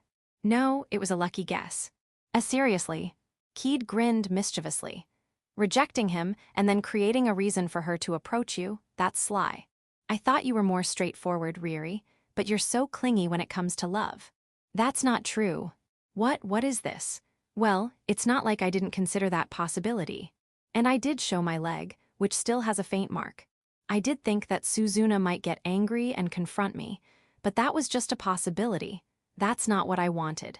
Getting this worked up about it is proof that you like her. Do you know how easily love and hate can be converted? Keed's interrogation showed no signs of stopping. Can't she just let it go? Just make up with her already. I'm not going to do that just because you told me to. It's affecting us too, you know. Why? You were always in a good mood when you were getting along with Amatsuki, but you've been so gloomy since your fight. Do you know that everyone was walking on eggshells around you today? I was acting normally. You were constantly fidgeting, barely responding to anyone, sighing all the time, and then you suddenly started pulling your hair out. It's a habit. A habit you have when you're in a bad mood. Shut up. Keed just kept laughing. Well, I find it amusing, so I don't really care. But you'll wear yourself out if you keep this up, Riri. Just a friendly advice. Okay, thank you. But I'm not going to forgive Suzuna until she apologizes. You're just putting on a brave face. You'll forgive her immediately if she apologizes, won't you? Amatsuki must have a hard time being the emotional support for such a troublesome person. I'm not troublesome. It's Suzuna's fault for not saying anything. Chapter 102, Looking Down. It had been a few days since I last spoke to Riri-chan. Final exams had begun. School life, proceeding monotonously with the tests, offered fewer opportunities to talk to people than usual. That made it a little easier to bear the loneliness of being alone. So even though I usually hate tests, I'm grateful for them now. Time passed, but the weight in my chest remained. I tried to exhale, hoping to lighten the burden, but nothing changed. Tomorrow is the last day of the final exams. The closing ceremony will soon follow, and then summer break. And I'll continue living my life without Riri-chan. I'll get used to it, surely. I spent each day believing that. Section. Lunch break arrived. I immediately left the classroom and headed for the school store. After buying a sandwich, I didn't return to the classroom but went up the stairs. Opening the door to the rooftop, a dazzlingly blue sky spread before me. The sunlight was strong, its heat scorching my skin. I wished there was at least a breeze. Oh, you're here again. Futaba Yu was on the rooftop. Hello. I gave a slight bow and sat down as far away from her as possible. There were no benches, so I sat directly on the floor. Since Riri-chan started ignoring me, I've been spending my lunch breaks here. I don't like it because I'll get sunburned, and it's hot, but there are people everywhere else, so this is the only place I can be alone. The only person eccentric enough to be on the rooftop at this time of year is the senpai heroine in front of me. Shouldn't you tell me by now? Futaba-senpai was leaning against the railing, holding a carton of juice in her right hand. Tell you what. I opened my sandwich. Why you've been coming here every day lately? I don't want to. Well, you refused to tell me the first time too, but if this continues, I'm going to get curious. When I came here the first time, she asked the same question, and I didn't answer. Futaba-senpai, seemingly understanding, kept quiet. Thanks to that, I was able to spend my lunch breaks here in peace, but today, she's pressing me for an answer. I took a bite of my sandwich. The bread was fluffy, and the egg filling was sweet. Do you like this place? I was trying to remain silent, but Futaba-senpai was being persistent. She must have been holding back for quite a while, considering she kept quiet for several days. I don't like school in general. I don't really want to talk to her either. But now that some time has passed, and my feelings for Riri-chan have calmed down, I have a little more room to talk. And it's tiring to keep ignoring someone who's talking to you, so I guess I have no choice but to answer. Same here. How are we the same? You're here because you want to be alone. It's not like Futaba Yu doesn't have any friends. She's just eccentric, preferring to be alone during lunch break. She's different from me, someone who can't fit in with a group. Oh, was I wrong? If anything, we're the opposite. I'm alone because I'm looking for a place where I can be alone without being bothered by other people's gazes. I'm here because I can be alone in peace. Ah, I see. She nodded, saying, I see, and then there was a short silence. But that's contradictory, isn't it? What is? Futaba-senpai was talkative today. Maybe I shouldn't have answered her. I should have just kept quiet. If you don't like being at school and you don't like being alone, then you should be with someone, right? She's saying such obvious things again. People like her can't understand how a lonely introvert feels. It wouldn't be a problem if I could do that. What about that girl, Hines Riri-chan? You were close, weren't you? She brought up the name I least wanted to hear right now. Are you not getting along with her? I don't want to talk about it. That's the same as saying yes. Futaba-senpai smiled. I'm not trying to entertain her. I see, so that's why you're uncomfortable being here. The dry sound of footsteps. I looked to the side, and Futaba-senpai was approaching. What is it? I looked up, but the sun was behind her, so I couldn't see her face clearly. Then how about I become your place? Excuse me. If you've lost your place with Hines-chan, I'll be your place. I don't understand what she means. If you don't like being in the classroom, you can come here every day. I'll keep you company. What about when it rains or snows? Then I'll come to your classroom, Suzuna-chan. You can come here too, of course. Would that fill this loneliness, even a little? The fact that you spent time with me here means you think there's a possibility of us being together, right? Honestly, I'm just here because there's nowhere else to go. But maybe I can see it that way. You're lonely, aren't you? If this were the past me, the me before I met Riri-chan, I would have been able to be alone in the classroom. It was normal, so it was fine, but Riri-chan changed that. Now that I know what it's like to be with someone, I can't bear to be alone anymore. When did I become so weak? Why are you doing this for me? The one thing I didn't understand was Futaba-senpai's motive. I told you when we first met, didn't I? Because you seem interesting. I see. But would I be able to relax if I did that? Would the weight in my chest disappear? Would this loneliness be filled? It's not easy, is it? Well, no, it's not. Tell me your answer tomorrow. That's rushing me. You can find the answer within yourself in a day. That's easy for her to say. I'm not the type of person who can understand myself that well. That's why I hurt Riri-chan with my ambiguous attitude. Then, I'll see you tomorrow. Futaba-senpai waved and left. I still don't know what to do. Chapter 103. The answer lies within. I couldn't concentrate on the afternoon test. Futaba-senpai's words, how about I become your place? Wouldn't leave my mind. I wasn't thinking about that at all, but her words made me waver. Maybe it's okay if I can escape this loneliness. That thought surfaced. But I also wondered if it was truly the right thing to do. I don't know how to reconcile these feelings since I've never experienced this before. All I know is that I'm confused. I hated myself for being so easily swayed, for my feelings for Riri-chan, which I thought were so resolute, being so fragile. The test ended without me finding an answer. Section, after school. I stayed until the very end, as usual, and then headed home. The school was very quiet without the after-school club activities. I walked alone down the silent hallway. Tomorrow is the last day of the final exams, followed immediately by the closing ceremony. Summer break will begin, and I won't see Riri-chan. I don't think I can spend those days alone. Then maybe. Oh, Amatsuki-san. A clear voice echoed through the hallway. I turned around, and there was Kanjori Rieka. You're leaving quite late for a test day. You too, Kanjori-san. I was waiting for someone, and Kanjori-san's expression hardened noticeably. I could sense her irritation. Waiting for someone. Hines Riri. I told her to come to the student council room after school, but she didn't show up. I see. The person I least want to talk about right now. The timing is terrible. I was so impressed that she finally corrected her uniform, but she's reverted back to her old ways. That's true. Thanks to your encouragement, Amatsuki-san, she finally started looking like a proper student. This is a betrayal, even to you. I can't believe it.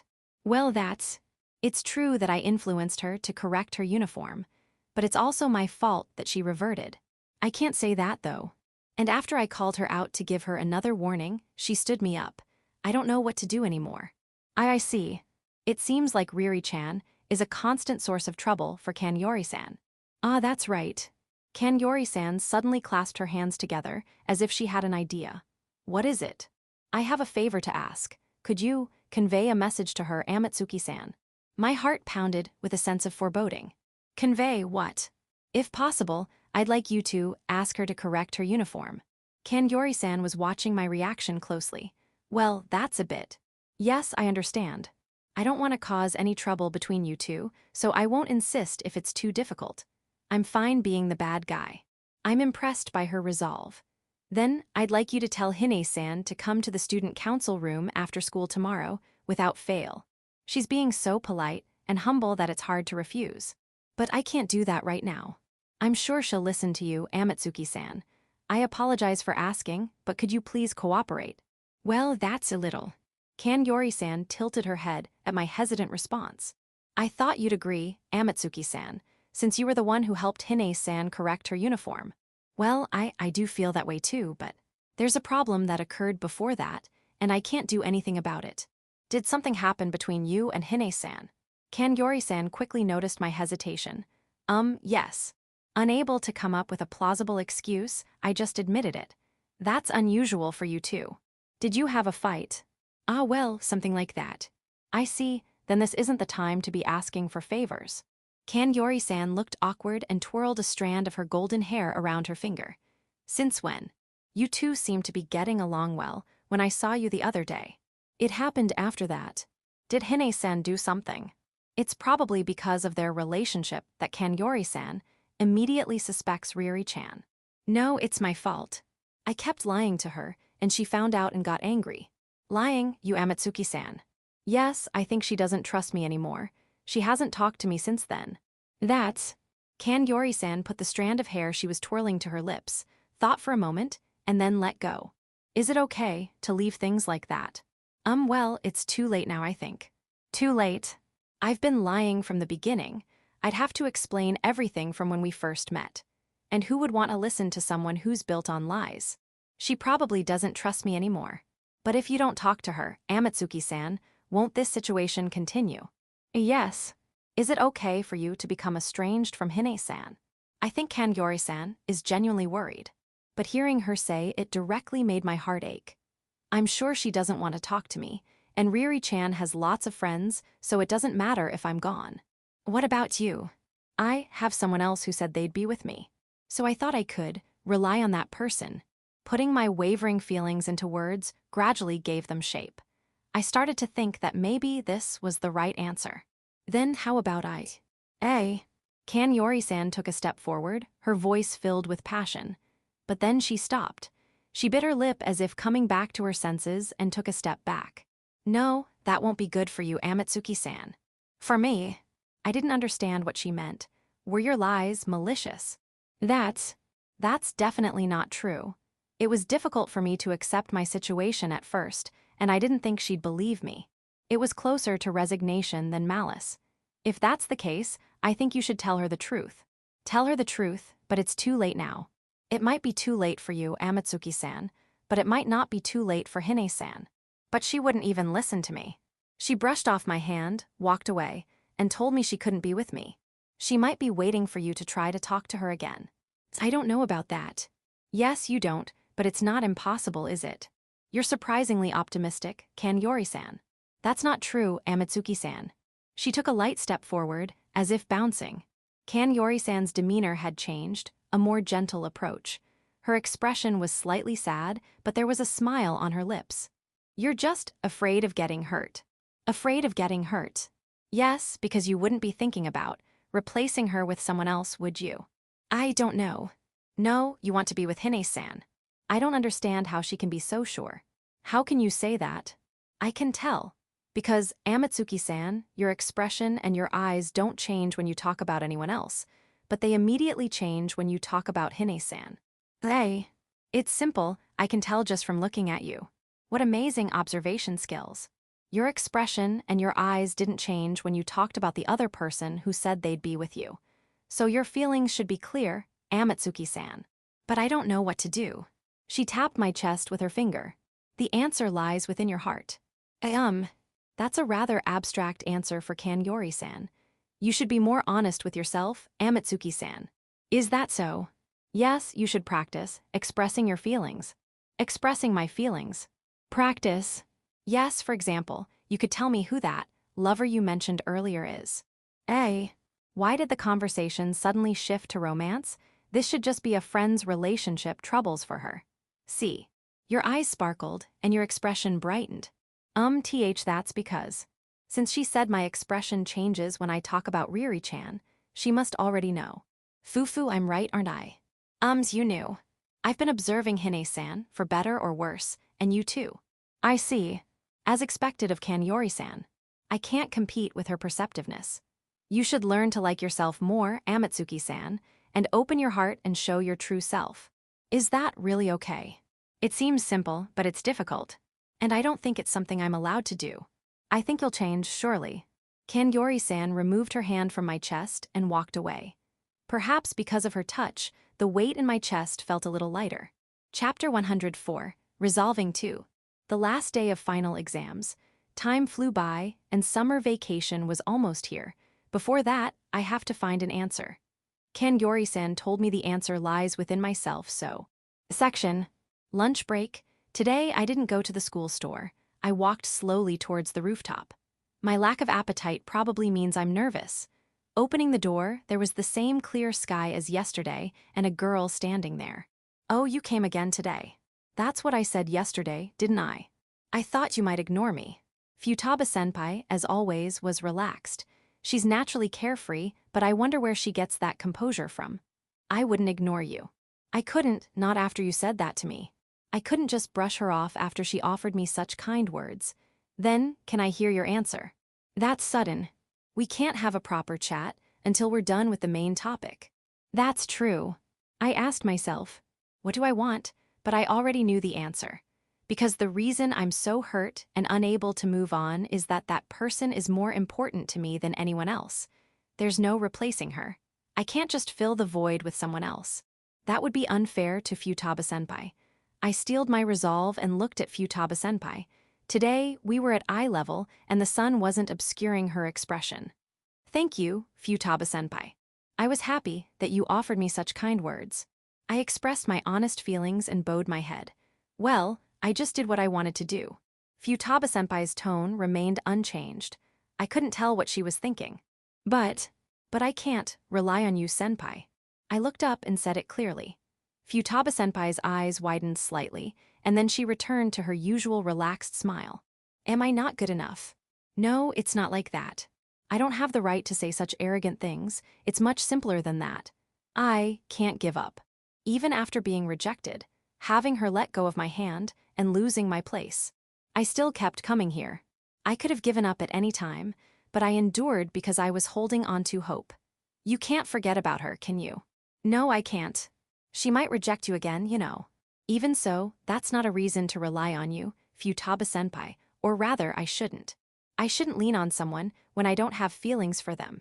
It might offer temporary comfort, but I think that kind of relationship would gradually become distorted.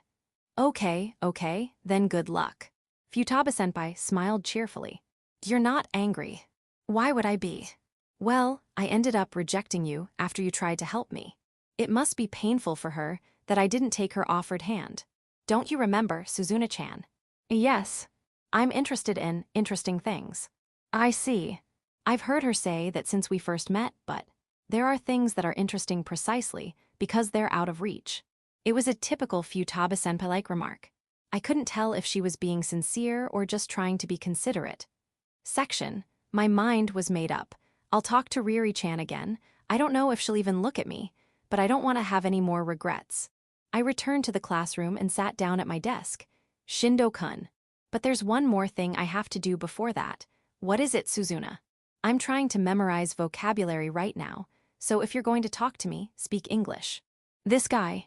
Neither of us is good at English. Do you have some time after school? Yeah, but what's wrong? I need to talk to you. Perhaps sensing my seriousness, he looked at me without his usual teasing tone. What's with the serious face? It's about the future. Okay. He seemed puzzled, but Shindo-kun nodded and looked back at his textbook. Thud. Something fell to the floor. I saw a designer wallet on the floor. I'm not fashionable enough to know the brand, but I can tell it's expensive. I picked it up. Sorry. I looked up and Takabana-san was looking at me. It seems to be hers. Here. Thanks. I handed it to her and she returned to her seat. Section. After school, Shindo-kun and I were the only ones left in the classroom. So, what is it, Suzuna? Making me stay until the very end after finally being freed from tests. I'm really sorry about that. Just tell me what you want. I've been avoiding confronting Shindo Minato, the protagonist. I've only tried to set him up with other heroines, avoiding direct conversation with him. But in the end, I, Amatsuki Suzuna, am the one who remained. That was my mistake, I think. About summer break, you don't have to celebrate my birthday with me. Ah, okay. Yeah, we're still childhood friends, but you don't have to do anything special. What's wrong? Do you want to be alone? Shindo-kun's expression was a mixture of surprise and concern. He's probably worried about me, but I shouldn't have ignored this. I have someone I like. Seriously. His voice rose in surprise. Yeah, so I want to be with that person, all the time if possible. You Suzuna have someone you like, hem. Shindo-kun's voice trailed off. I don't know how strong his feelings for Amatsuki Suzuna are right now. But surely, the feelings he's harbored since childhood aren't zero. After all, there's an Amatsuki Suzuna route as an ending option. So instead of pushing the responsibility onto someone else, I should have clearly severed my ties with him. That's the only way I, Yukitsuki Mashiro, can escape the entanglement with Shindo Minato and Amatsuki Suzuna. Otherwise, I shouldn't be facing Riri-chan. I see. You've really changed, haven't you? So that's what it was. Yeah, that's it. Shindo-kun nodded repeatedly, as if trying to convince himself. Okay, I understand. Really? What I'm saying is severing the ties between Shindo Minato and Amatsuki Suzuna. I didn't expect him to accept it so readily. We're childhood friends, stuck together. I can tell when you're serious, and I'm not insensitive enough to deny that. Shindo-kun held out his fist. He probably wants a fist bump. But that's not something you do with a girl. Thank you. Even so, I held out my fist, feeling embarrassed. To thank Shindo-kun for understanding. His fist, unexpectedly hard, bumped against mine. Good. Now all that's left is Riri-chan. Screech, eh. There was a noise from the door leading to the hallway. A flash of brown hair reflected in the window, then disappeared. But I instinctively knew. It's Riri-chan. It must be. She was there. Go, Suzuna. Shindo-kun, did you know who it was? It was just a glimpse of her hair. Not at all. Then why did you say that? Because it's usually you in these kinds of situations, isn't it? He's so careless and unreliable, and yet. My hesitation vanished. Thinking that this was the moment, I ran out into the hallway. Chapter 105. As time passes by, Hines Riri's side. Near the end of lunch break. Keed and I, fed up with the heat, decided to buy some juice from the vending machine on the first floor. I was holding an orange soda, and Keed had a sports drink. We were on our way back. You chose that on purpose. I didn't understand the point of buying a sports drink. It's not good for you. Keed criticized my carbonated drink. You're worried about that. You should be, at least a little. You're not going to stay young forever, and it's not good for your skin when you get older. It felt like she was different from me, already thinking about the distant future when we're still teenagers. Yeah, I'm only going to live for today. I know. Keed accepted it without any objection. That's not very interesting. Why do you understand me so well, Keed? If you were the type who thinks about tomorrow, you wouldn't be giving your crush the silent treatment for a week. I tried to be a little mean, but she completely turned it back on me. How long are you going to be stubborn? You should just talk to Amatsuki and clear up any misunderstandings. I'm telling you, I want Suzuna to be the one to talk to me. If she really cares about me, she'll definitely try to clear up the misunderstanding. Keed frowned at my reply. That's so tiring. Are you a clingy girlfriend? That's annoying. That's a harsh reaction after asking me. I didn't say that because I wanted to. And Suzuna might have tried to clear up the misunderstanding, but you're the one who rejected her. There's no way she'll approach you now. That's why I'm saying she should try harder. Think about Suzuna's personality. She's not exactly assertive. That's true, but I don't want her to talk about Suzuna's personality as if she understands her perfectly. You don't know anything about Suzuna's personality, Keed, so stop saying such irresponsible things. Possessiveness. You're ignoring her, but you don't want anyone else to touch her. Ouch, that hurts. Keed dramatically closed her eyes, as if I had said something incredibly painful. It's not very amusing since I can't deny any of it. It's fine. If she gives up that easily, then that's how much she cares about me. You're not being honest. You actually want her attention. Why do you understand me so well, Keed? Because there are so many things you do that make me think that way, Riri. Want to hear them? She's observing me that closely. I don't know if it's because Keed is perceptive or if I'm being too obvious, but No, I don't. Wise decision. Keed shook her head. Seriously, are you sure you can afford to be so nonchalant? What do you mean? Amatsuki is also a girl, you know. What if she wants someone to comfort her broken heart? Who? I don't know. But Amatsuki has become more polished lately, thanks to someone, so I think there are probably people interested in her. Keed is perceptive, noticing everything from the reactions of those around us to individual changes. If Keed says so, then it's highly likely. No, she wouldn't change her mind so quickly. I've seen a lot of friends lose someone they like because they were too hesitant. Keed's words made me feel uneasy. If you're getting this flustered just from what I said, you should make up with her quickly. It's fine, I'm waiting. Keed sighed deeply. Section, just as I thought. When I returned to the classroom, Keed muttered. Her gaze was fixed on Suzuna and Shindo at the back of the classroom, by the window. They're just talking. I tried to sound calm. What if they're making plans to meet up? No way, Suzuna said she's not interested in Shindo. She's just pretending. Keed didn't believe me at all. It's none of my business. I sat down at my desk, feeling like I was about to explode. Then I guess I'll eavesdrop. Hey. Keed approached Suzuna, pretending to be a passerby. I'm not worried about Suzuna and Shindo. I'm just focusing on Keed's strange behavior. Thud. Keed, passing by, dropped her wallet and Suzuna picked it up. What is she doing? Keed, after receiving her wallet, immediately returned to me. Riri, you might be too late. Section, so Riri, why aren't you going home? Well, I'm about to. Keed spoke to me as I remained in my seat after school. Only Suzuna, Shindo, a few classmates, Keed, and I were left in the classroom. You're worried about Shindo, aren't you? Not really. But I did hear something strange from Keed. Apparently, Suzuna cornered Shindo after school and said, Do you have some time after school? Looking directly at him, she said, I need to talk to you. And then, she said something suggestive. It's about the future. The other students have left. Those two won't talk if we stay here, so we have to leave. I didn't know that, but I was thinking of going home soon. Sure. We went out into the hallway. So you're going to eavesdrop? Keed said knowingly, I'm not. Just be honest. I am being honest. I led Keed towards the entrance. But I still felt uneasy. I stopped and Keed looked at me. What's wrong? Aren't we going home? I forgot something. That sounds like it'll take a while. I'm going home. Okay, see you later. I hope you find what you forgot. Keed waved and left. I know she's being considerate. I returned to the classroom. Section, I believe that Suzuna wouldn't change her mind so easily, but Keed's words made me worry. I eavesdropped on the conversation coming from the classroom. Sorry, I'll leave as soon as I confirm. So, I want to be with the person I like, all the time if possible. Hey, Suzuna's words made my breath catch in my throat. Amatsuki is also a girl, you know. What if she wants someone to comfort her broken heart? Keed's words from earlier replayed in my mind. Suzuna, is she interested in Shindo? I see, you've really changed, haven't you? So that's what it was. Yeah, that's it. Okay, I understand. They looked at each other as if they had reached an understanding. We're childhood friends, stuck together. I can tell when you're serious, and I'm not insensitive enough to deny that. And then, as if prompted, they reached for each other's hands. No, I can't let that happen. Thank you. Hearing Suzuna's happy voice, I couldn't take it anymore.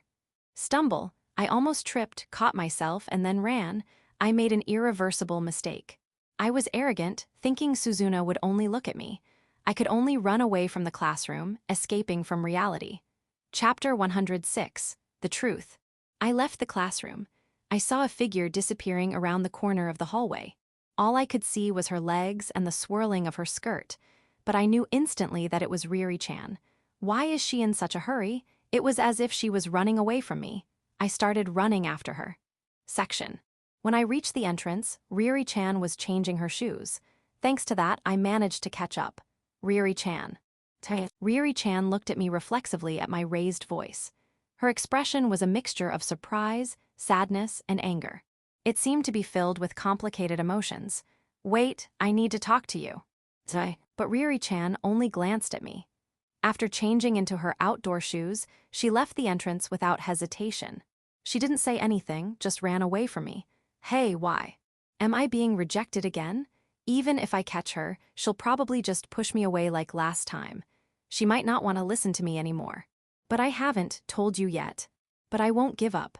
I'll tell her everything, and if it doesn't work out, then it can't be helped. I can't end this without trying.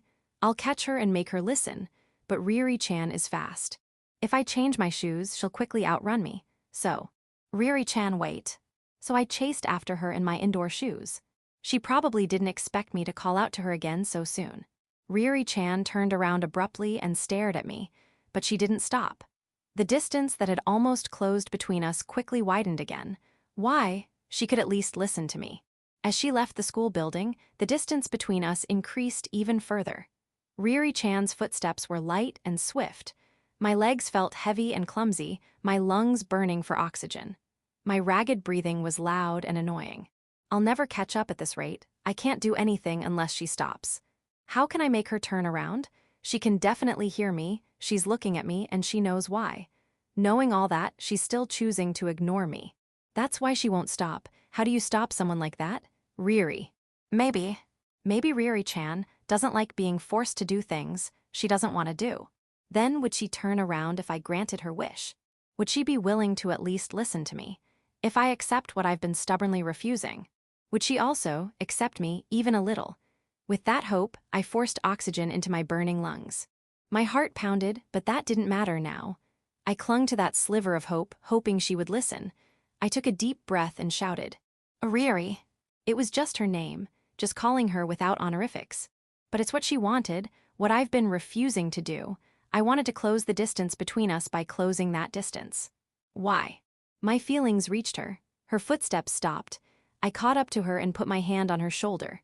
I was out of breath, my body exhausted, but I finally caught up. Why are you suddenly calling me by my name? That's because. I caught my breath. I straightened my bent knees and looked up. I met her gaze, her eyes filled with suspicion. I didn't call her by her name just to get her attention. It's not just that I didn't want to call her Riri.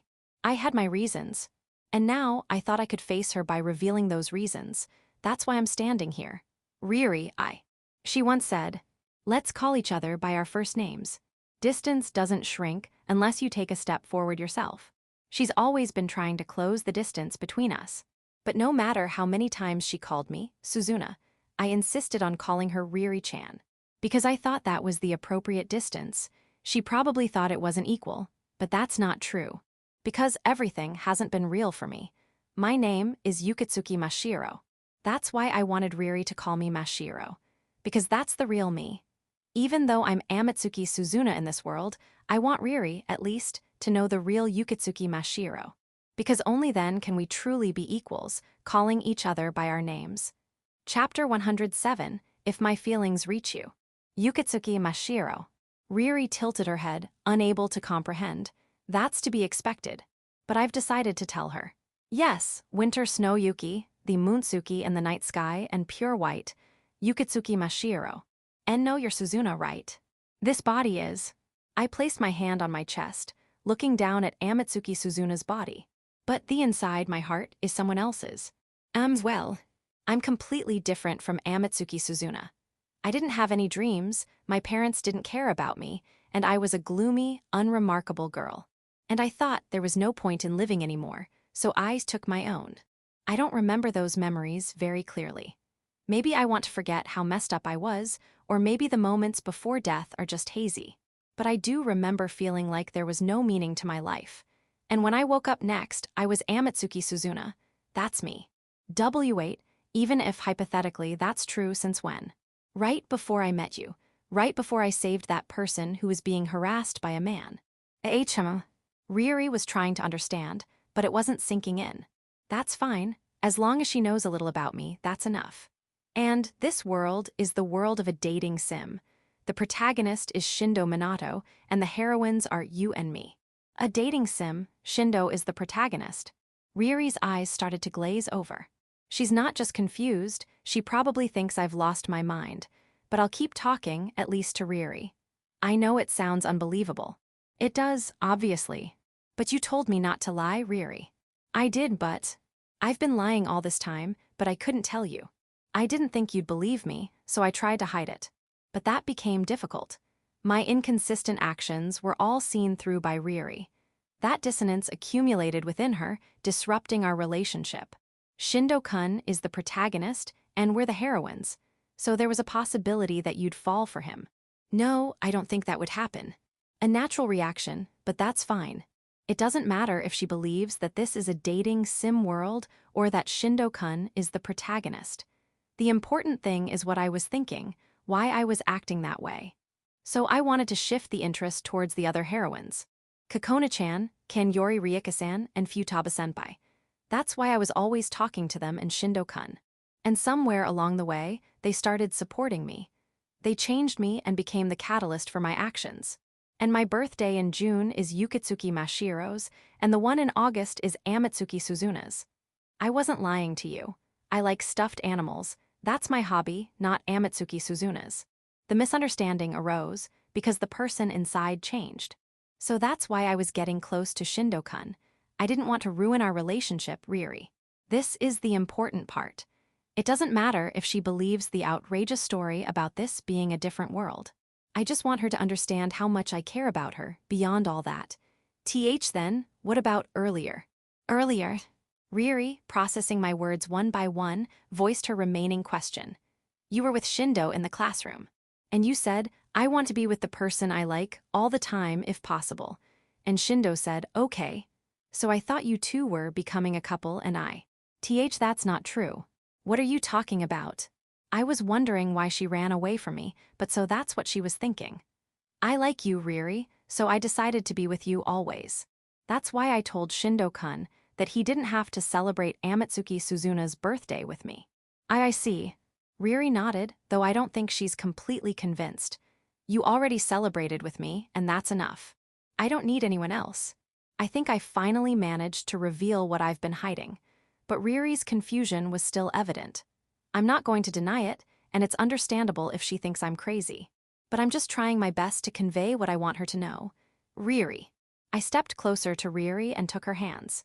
Even if she doesn't believe me, I want her to know that these feelings are real. So, my first love isn't Shindo-kun. That was Amatsuki Suzuna's love, not mine. So that means... Riri's wavering eyes reflected my image.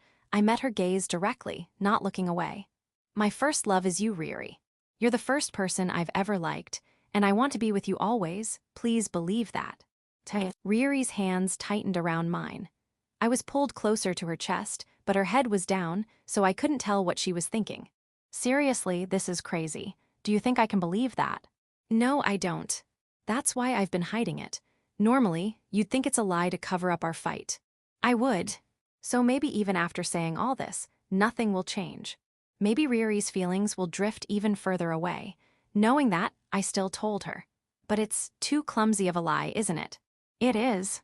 Maybe I should have told a more convincing lie, instead of the truth. Revealing the truth isn't always the right thing to do.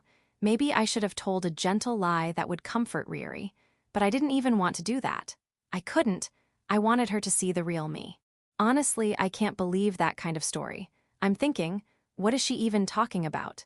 I know. That's normal. It would be natural for our relationship to end here. That's sad, but there's nothing I can do. But I wonder why. Riri. Riri's hands, clasped in mine, were trembling. Even though I can't believe it, even though I think it's strange, why am I so happy? Riri. If what you said is true, a part of me feels relieved. But more than that, Riri looked up, her eyes glistening with tears. You called me by my name for the first time, you said I'm your first love, you said you want to be with me always, that makes me so happy. A single tear rolled down Riri's cheek. I'm sorry, I couldn't tell you the truth until now. I'm the one who should apologize. I wouldn't even listen, I kept rejecting you. No, don't apologize. I'm the strange one. Maybe this is all just a convenient delusion for me, so she doesn't have to accept this fictional story. But these feelings are real, so please believe that. I took another step closer. A step that closed the distance between Riri and me to zero. I kissed her. Riri's tears, spilling from her eyes, traced a path down my cheek, our skin becoming wet together. When our lips parted, Riri's teary eyes gazed intently at me. Riri. Imashiro. And I kissed her again. Chapter 108, A Small Change. Today is the closing ceremony. In the past, I would have spent this time without any particular feelings. Or rather, if I were still Amatsuki Suzuna, separated from Riri, this would have been an agonizing time, even more painful than usual. But I can face it now because Mashira. At our usual meeting spot in the downtown area, Riri called my name. It feels strangely nostalgic, even though it was just a few days ago that we stopped walking to school together. The return to our daily routine, with one small change, made my heart race. It feels strange to be called that again. What does? My name, I haven't been called that in a while. Riri started calling me by my name. It's a borrowed name in this world, but she's the only one who calls me by my real name. It's embarrassing, but also joyful. Mashiro is your real name, right? Yes, if you believe me, Riri. Well, honestly, it still doesn't feel real, but Riri, smiling wryly, is an honest person. She probably still doesn't believe that this world is a dating sim. But I also know that you're not lying, Mashiro. It's a strange feeling. But she's at least trying to believe me, even a little, and that's enough. Whether this is a different world or not isn't that important to us. What matters more right now is, Riri, aren't you wearing the necklace? And your skirt is also back to normal. The buttons of her blouse were undone as usual, and her skirt was short. Riri let out a small groan at my words, but she quickly regained her composure. I thought about it, but I don't want the necklace you gave me to be confiscated at school. And buttoning up my blouse and lengthening my skirt isn't functional in this heat. I also don't want the necklace to be confiscated, so that's fine. But I want to say something about the blouse and skirt. Didn't you say you don't use the word functional for clothes? Those were her words when I talked about the functionality of my sweatsuit. I don't, but you did, Mashiro. I see, she thought I'd be convinced if she used my own words against me. But I'm also happy that she remembers such small details. I realize that this is how relationships deepen as time passes. Well, it's fine. Seriously. Riri's surprised voice. It's strange, but I feel like I'm more tolerant of Riri than I used to be. It's probably because I'm more confident in our relationship, knowing that she understands me and still wants to be with me. It's more you, after all. Right, I knew it. Our relationship, unchanged even after I revealed everything, is filling the loneliness within me. Let's go. I'm tired, but it'll be over soon, so I guess I'll endure it. A languid, hot summer. But I can face it with a smile as long as I'm with Riri. Section. The closing ceremony was a formal affair, time passing by without anything particularly noteworthy happening. I did listen to Kanyori Ryuka's speech on the stage, but the rest was a blur. It ended before I knew it, and the students started leaving the gymnasium. I followed the flow of the crowd. As I walked down the hallway, the summer sun suddenly shone through the windows. I squinted, and then someone tapped me on the shoulder. I turned around, and there were swaying twintles. Amatsuki Suzuna, I need to talk to you. Kokona-chan, what is it? It's too crowded here, so let's go somewhere else. I won't take up too much of your time. There's still some time before the teacher comes to the classroom. And we only have homeroom left. It shouldn't be a problem. I followed Kokona-chan and left the crowded hallway. Section.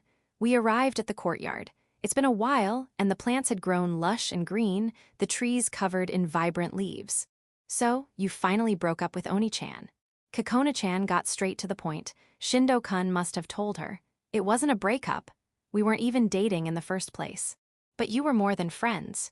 You've been taking care of Oni-chan all this time, since we were little. Well, that might be true, but I stopped that in the spring. It was an unexpected consequence that Kokona-chan's attitude towards Shindo-kun changed because of that. I know that, but you didn't tell him clearly, did you? That's true, I didn't. I realized that my half-hearted attitude was the cause of everything, so I clarified my stance. I couldn't face Riri otherwise. Oni-chan liked you, you know. He was treating you like more than a friend, less than a lover, because of your long-standing relationship, but he was a bit conflicted when he heard you had someone you liked. I see. I didn't sense that at all, but I guess those feelings were there somewhere. He didn't even realize it himself. He finally understood that having someone by his side isn't something to be taken for granted after you left. But that's the same for you, Kokona-chan, isn't it? Kokona-chan's character was always competing with Amatsuki Suzuna, diligently taking care of her brother. Since her attitude changed around spring, she must have felt a sense of loss then too. Well, that's true. But Kokona is his little sister, so our relationship will continue. For better or worse, that's what family is. I see, but I think it's a good thing in the end. I feel like it's finally a chance for Oni-chan, who always relies on others, to become more independent. I see, then maybe it's a good thing. There are people who will offer you a helping hand, but there will always be a time when you have to stand on your own 2 feet. Otherwise, the relationship will eventually become distorted. That's my experience. So, are things going well with Hine's Ryuri? How does she know that? I haven't told Shindo-kun. Can Yori-san and Futaba-senpai know, but they're not the type to gossip. Could it be that everyone at school already knows? I can tell just by looking at you. Kokona has also known you almost as long as Oni-chan. Ah, I see, that's true. Well, it's fine, isn't it? You, who have been clinging to Oni-chan since we were little, have finally found someone new. That's healthier. Well, yeah, thanks to her. I don't know what to say anymore. At first, I wondered why you were with such a gal, but seeing how much you've changed, maybe I was prejudiced. Have I really changed? You have, haven't you? I don't know if it's for better or worse, but there's a worse scenario. Well, you're not as gentle and agreeable as before. You've become more assertive. That's not a good change. I think there's a difference, because I'm not Amatsuki Suzuna. But even so, it's not a positive change. But those are trivial things, you don't have to worry about them. I wonder. That makes me even more worried. You're much happier now than before. Hey. It's embarrassing that it's so obvious. That's not true. Don't get so flustered, it's tiring to watch. I'm sorry. I wonder how many times Kokona-chan sighed while waiting for me to calm down. So it's fine. The important thing is whether you're happy or not. Kokona-chan stretched, raising both hands. As if to say she had said everything she wanted to say, she turned around and left the courtyard. Kokona also needs to learn a little from you. I wasn't sure what she meant by that, but we parted ways. The sun was scorching, so I returned to the classroom. Summer break was just around the corner. Chapter 109. Summer break plans. Summer break, the long-awaited holiday for all students. Every student looks forward to this extended break, no one dreads it. For me, it's usually just a nice break from the mental anguish of being alone at school. But this summer break is special for me because, hey Mashiro, this kind of summer break is unacceptable. Apparently, summer break isn't so special for the girl who made it special for me. That's disappointing. Hey, I'm talking to you, don't ignore me. Well, I don't really understand what you're saying. Ryuri says this summer break, which I find special, is unacceptable. I can't immediately understand such a contrasting viewpoint. You understand, don't you? Staying at home every single day is a bit much. It's only been a week.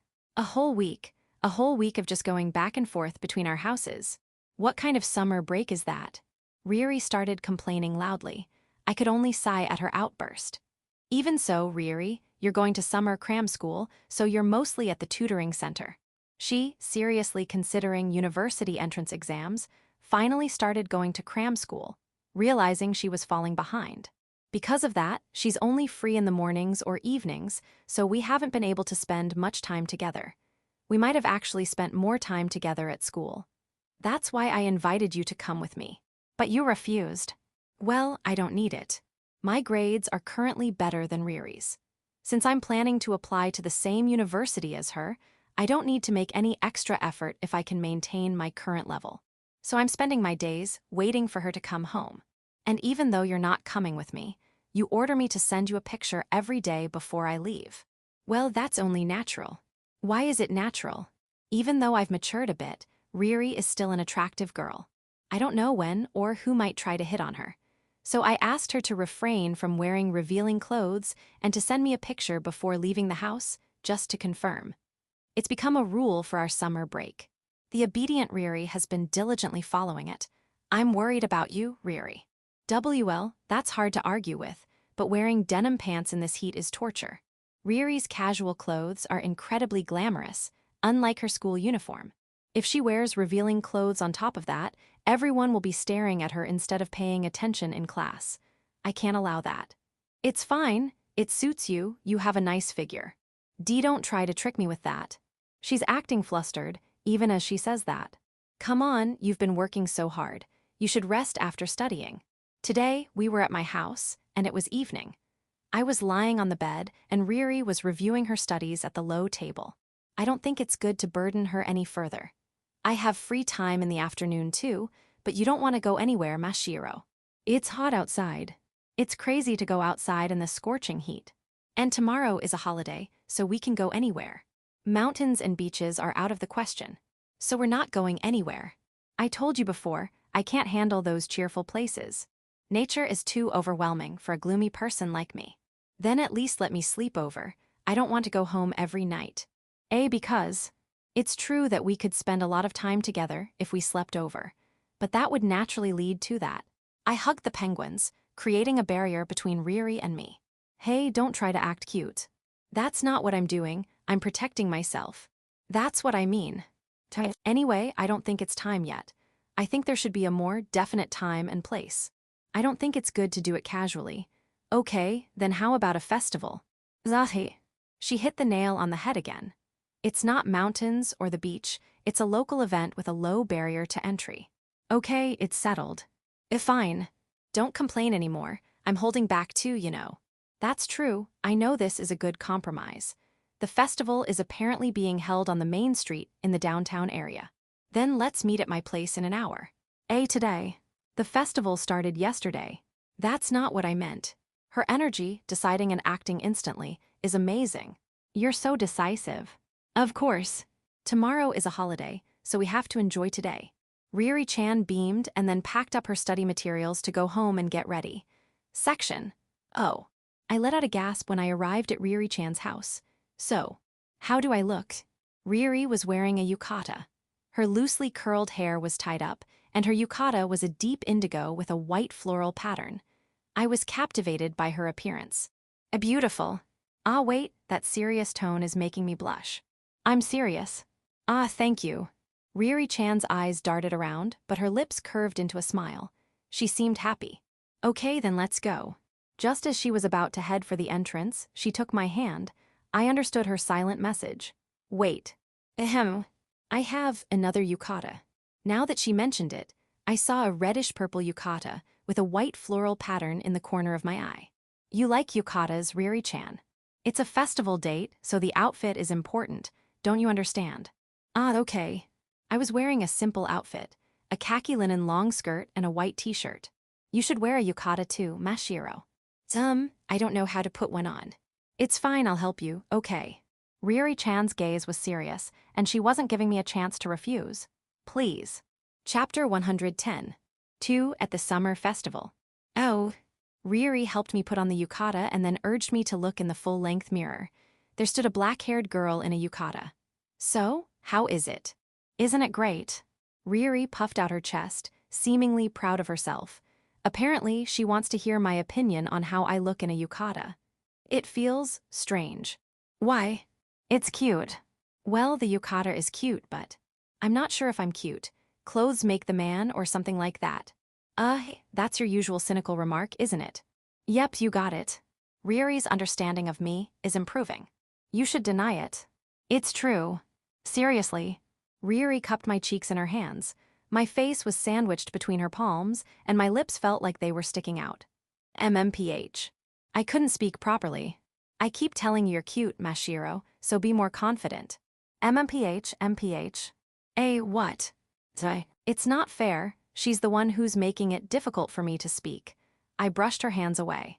You're talking about Amatsuki Suzuna. So it's not about me after all. Seriously, you don't understand, Mashiro. Understand what? Riri sighed like an old man. You were already Mashiro when we met, right? That's true, but then it doesn't matter. You've become cuter and cuter since we met. That means you are cute, Mashiro. I see. I was at a loss for words after her passionate speech. At least, if that's the truth for Riri, there's no need for me to deny it. No matter what other people think, if Riri thinks I'm cute, then maybe that's enough. Riri, you're overwhelmingly cuter. You've raised the bar for cute too high. So I told her my truth. I'm not confident in my own appearance, but I think the word cute applies to Riri. I can't use a word that suits her so well to describe myself. Don't suddenly compliment me. I wasn't complimenting you. I was just saying what I think. Seriously. Riri took my hand. Her hand was warmer than usual. Come on, let's go. It's a waste to wear a yukata inside. You're right. Section, the summer festival. The night was illuminated by the lights of the stalls and street lamps. Riri and I walked through the crowds. This is hard to walk in. I couldn't get used to the clatter of the geta. Is this your first time wearing geta? These traditional Japanese footwear, Riri, lent me seem to be difficult for me. It is. And I've never worn a yukata before either. Compared to my clumsy gait, Riri walked gracefully and smoothly ahead of me. I thought she looked beautiful, turning around against the backdrop of the brightly lit stalls. I'm taking all of Mashiro's firsts. Riri smiled happily, saying something trivial. You seem used to this, Riri. She can even dress someone in a yukata, so she must have been to festivals many times before. But this is also my first time. No way. That's a bit of a stretch. It's my first time at a festival with my girlfriend. That caught me off guard. I didn't expect her to say that. Hey, what do you want to do, Mashiro? Riri put her arm around me and looked at the stalls. She was smiling more than usual. I don't know what she finds so amusing. Anything is fine. Then how about target practice? Riri pointed at a nearby stall. There were prizes lined up on shelves and toy guns on the counter. Have you done this before? No. Then try it. Riri excitedly led me to the target practice stall. She didn't wait for my reply, just pulled me along. I reluctantly picked up a gun. The shelves were filled with various prizes, from game consoles and toys to snacks. There were prizes of all sizes, but I knew I wouldn't be able to knock down the big ones. I decided to aim for a small box of candy.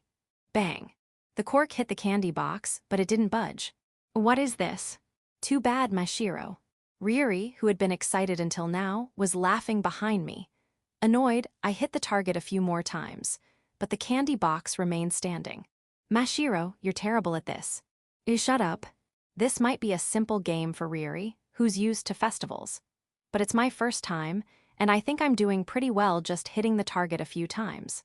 If you're that good, then you try, Riri. Really, can I? Saying that, Riri rolled up her sleeves and took aim. Bang. Oh dear. The cork missed all the targets and landed on the ground. Bang, bang, bang. Same thing. In the end, we both got nothing. I can't hit it. Riri laughed at her own failure, clutching her stomach. You were making fun of me just now. I was doing much better than her. I couldn't believe her attitude. I never said I was good at it. Even so, I was better than you. It's the same if we didn't knock anything down. That's not a fair conclusion. We're both bad at this, so we're a good match. Riri cheerfully took my hand and pulled me along.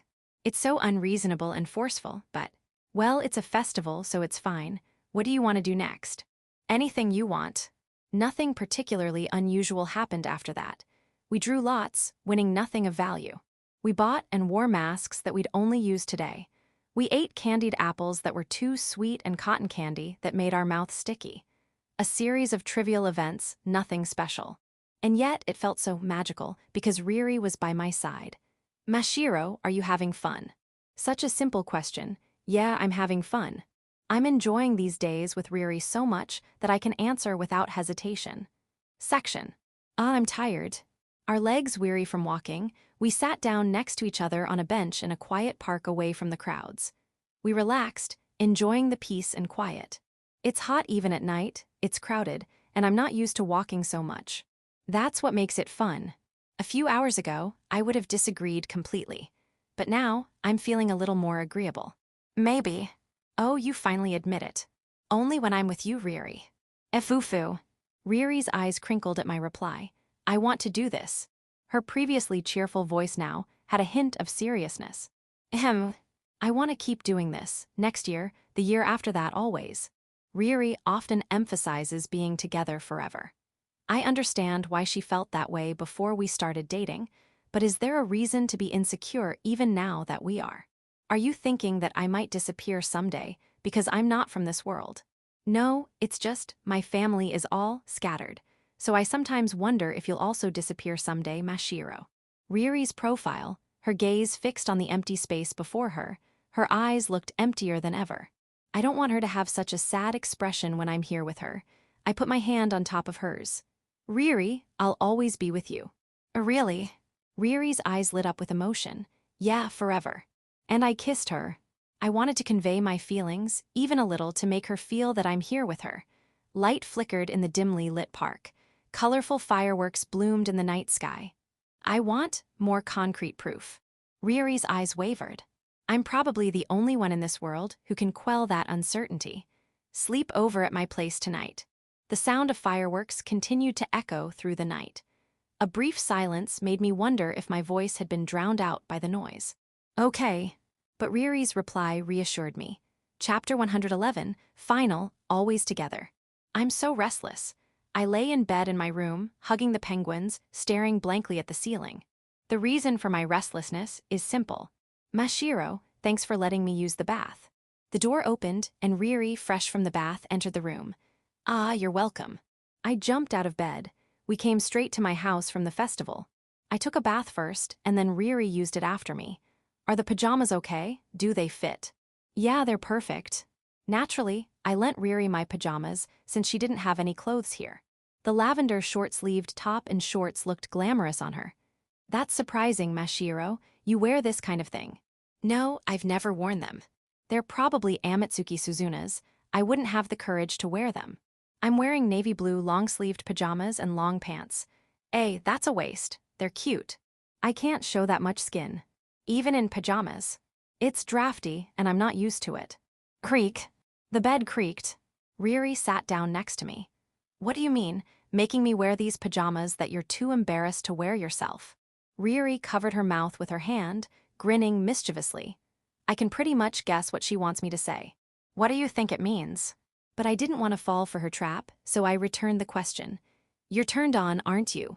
Ryuri said playfully, trying to keep it light. Her ability to handle any situation, keeping the conversation going, is typical of her excellent communication skills. But her words hit a nerve. Ryuri's flushed skin looked alluring, and that body was exposed in my space. Next to me on the bed, wearing my pajamas with an unguarded smile. It's impossible for me not to feel something. What if I said yes? Unlike Ryuri, I can't speak playfully. I'm an extreme person. I hate it if I hate it, and I like it if I like it, so I say what I think. My straightforward words made Ryuri's smile falter. Well, what do you mean, what if? That puts me in a difficult position. Even though I'm the only one here, Ryuri-chan scratched her cheek and looked away. What do you want me to do? Why you're making me say it? There's such a thing as reading the room, going with the flow. I'm not good at grasping vague things like the mood or the flow. I need more clarity. You want me to hold you, don't you? Ooh, why yeah. You're being very direct. Ryuri, you made me say it when it was my turn. Ah, that's true, but it's so embarrassing to be on the receiving end. She's the one who told me that I have to verbalize things. And now she's acting like I shouldn't. Reading the room is truly difficult. Do you not want me to? I won't if you don't. Of course I want you to. I put the penguins I was holding onto the floor. I don't need a barrier between us right now. I want them to look away for a bit. Really. Please. I gently touched Ryuri's shoulder. Her skin was warm, fresh from the bath, or maybe it wasn't just because of the bath. I kissed her a deep kiss. Our tongues intertwined as we sought each other, devouring each other's mouths. When our lips parted, Ryuri's eyes were moist and dreamy. Her expression was so alluring that I felt myself being consumed by her. I gently pushed her shoulders and laid her down on the bed. Her smooth hair spread across the bed, and a sweet fragrance wafted through the air. The feeling of dominance, looking down at Ryuri-chan silently, heightened my excitement. I'm going to undress you.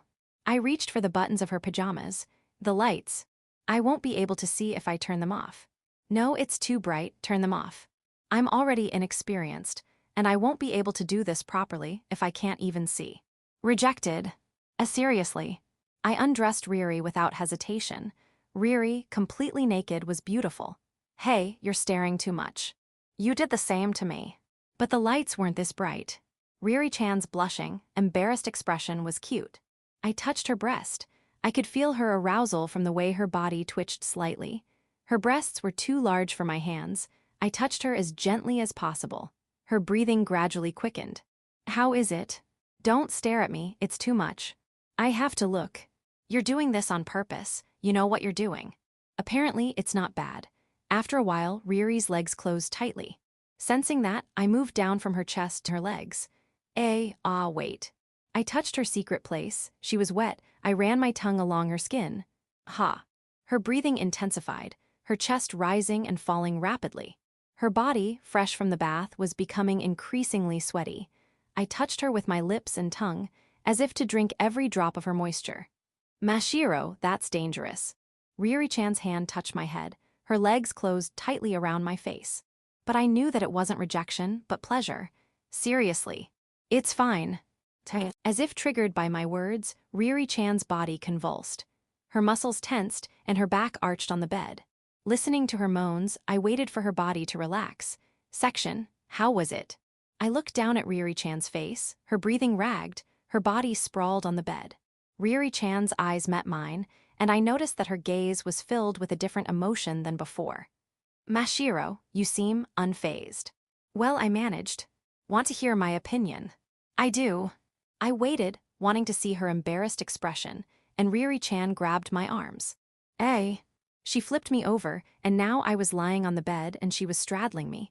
Okay, I'll tell you. I suddenly had a bad feeling, with my body. I wasn't thinking about that today. Ignoring my hesitation, Ryuri-chan's hand reached for the buttons of my pajamas. No questions asked. Now it was my turn to be undressed. Section, how long did it last? Before I knew it, we were holding each other. My body was exhausted, but my mind was still clear. I felt a blissful sense of happiness, our bodies warming each other. Hey, Mashiro. What is it, Ryuri? We gazed into each other's eyes and called each other's names. Mashiro, you were originally, from outside the game world, right? Ryuri suddenly brought up that topic. If you believe me, then yes. Whether I believe it or not is a different matter. But it still seems to be an ambiguous boundary for her. Anyway, the protagonist is Shindo, right? Yes, and we're the heroines. And you were trying to prevent Shindo and us, the heroines, from falling for each other, right? Well, roughly speaking, yes. I was thinking, isn't that strange? What is? Shindo is the protagonist, but he didn't end up with anyone. And we, the heroines, are dating each other. Isn't that weird? That's true, but I thought it was a bug caused by my irregular existence, Yukitsuki Mashiro. So you're saying you want to deny that this is a dating sim world? I can't argue with that. No, that's not what I mean. I think the premise is wrong. Wrong? Yeah, in games, not just the characters, but the players are also the protagonists, aren't they? Ryuri looked directly at me. So you, Mashiro, are the protagonist who is playing the game. It's only natural that I fell for you. I see. That might be a valid interpretation, a hypothesis. So Mashiro, you chose me the heroine of your own free will. That's true. We embraced, our foreheads touching gently. The distance between us was close to 0. Then love me until the very end. My protagonist. The answer to that question is obvious. I will, my heroine. It's a ridiculous story, whether it's true or not. But no matter what our relationship is, I think we would have ended up together in the end. I feel that strongly, our happiness intertwined. Side story. Hey Mashiro, don't you ever change your loungewear? Hey. Ryuri suddenly asked that, and I was taken aback. Since we started dating, we've been spending a lot of time at each other's houses. We see each other almost every day, so it's tiring to always go out, and we naturally settled into this routine. Today, we were at my place.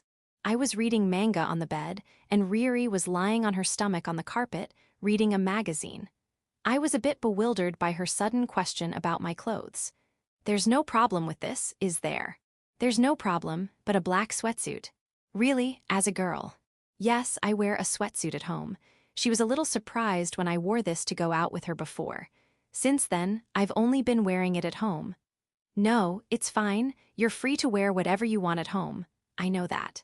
But Mashiro, even though this is your room, I'm also here, right? Do you understand what that means? I have a guest. You have your girlfriend over. She corrected me emphatically. Well, I know that, but there are some words that are embarrassing to say out loud. In other words, it's a date. This is a date. A home date is still a proper date. She repeated the word date in that short sentence. I don't want her to say that. It makes me self-conscious. That's my point.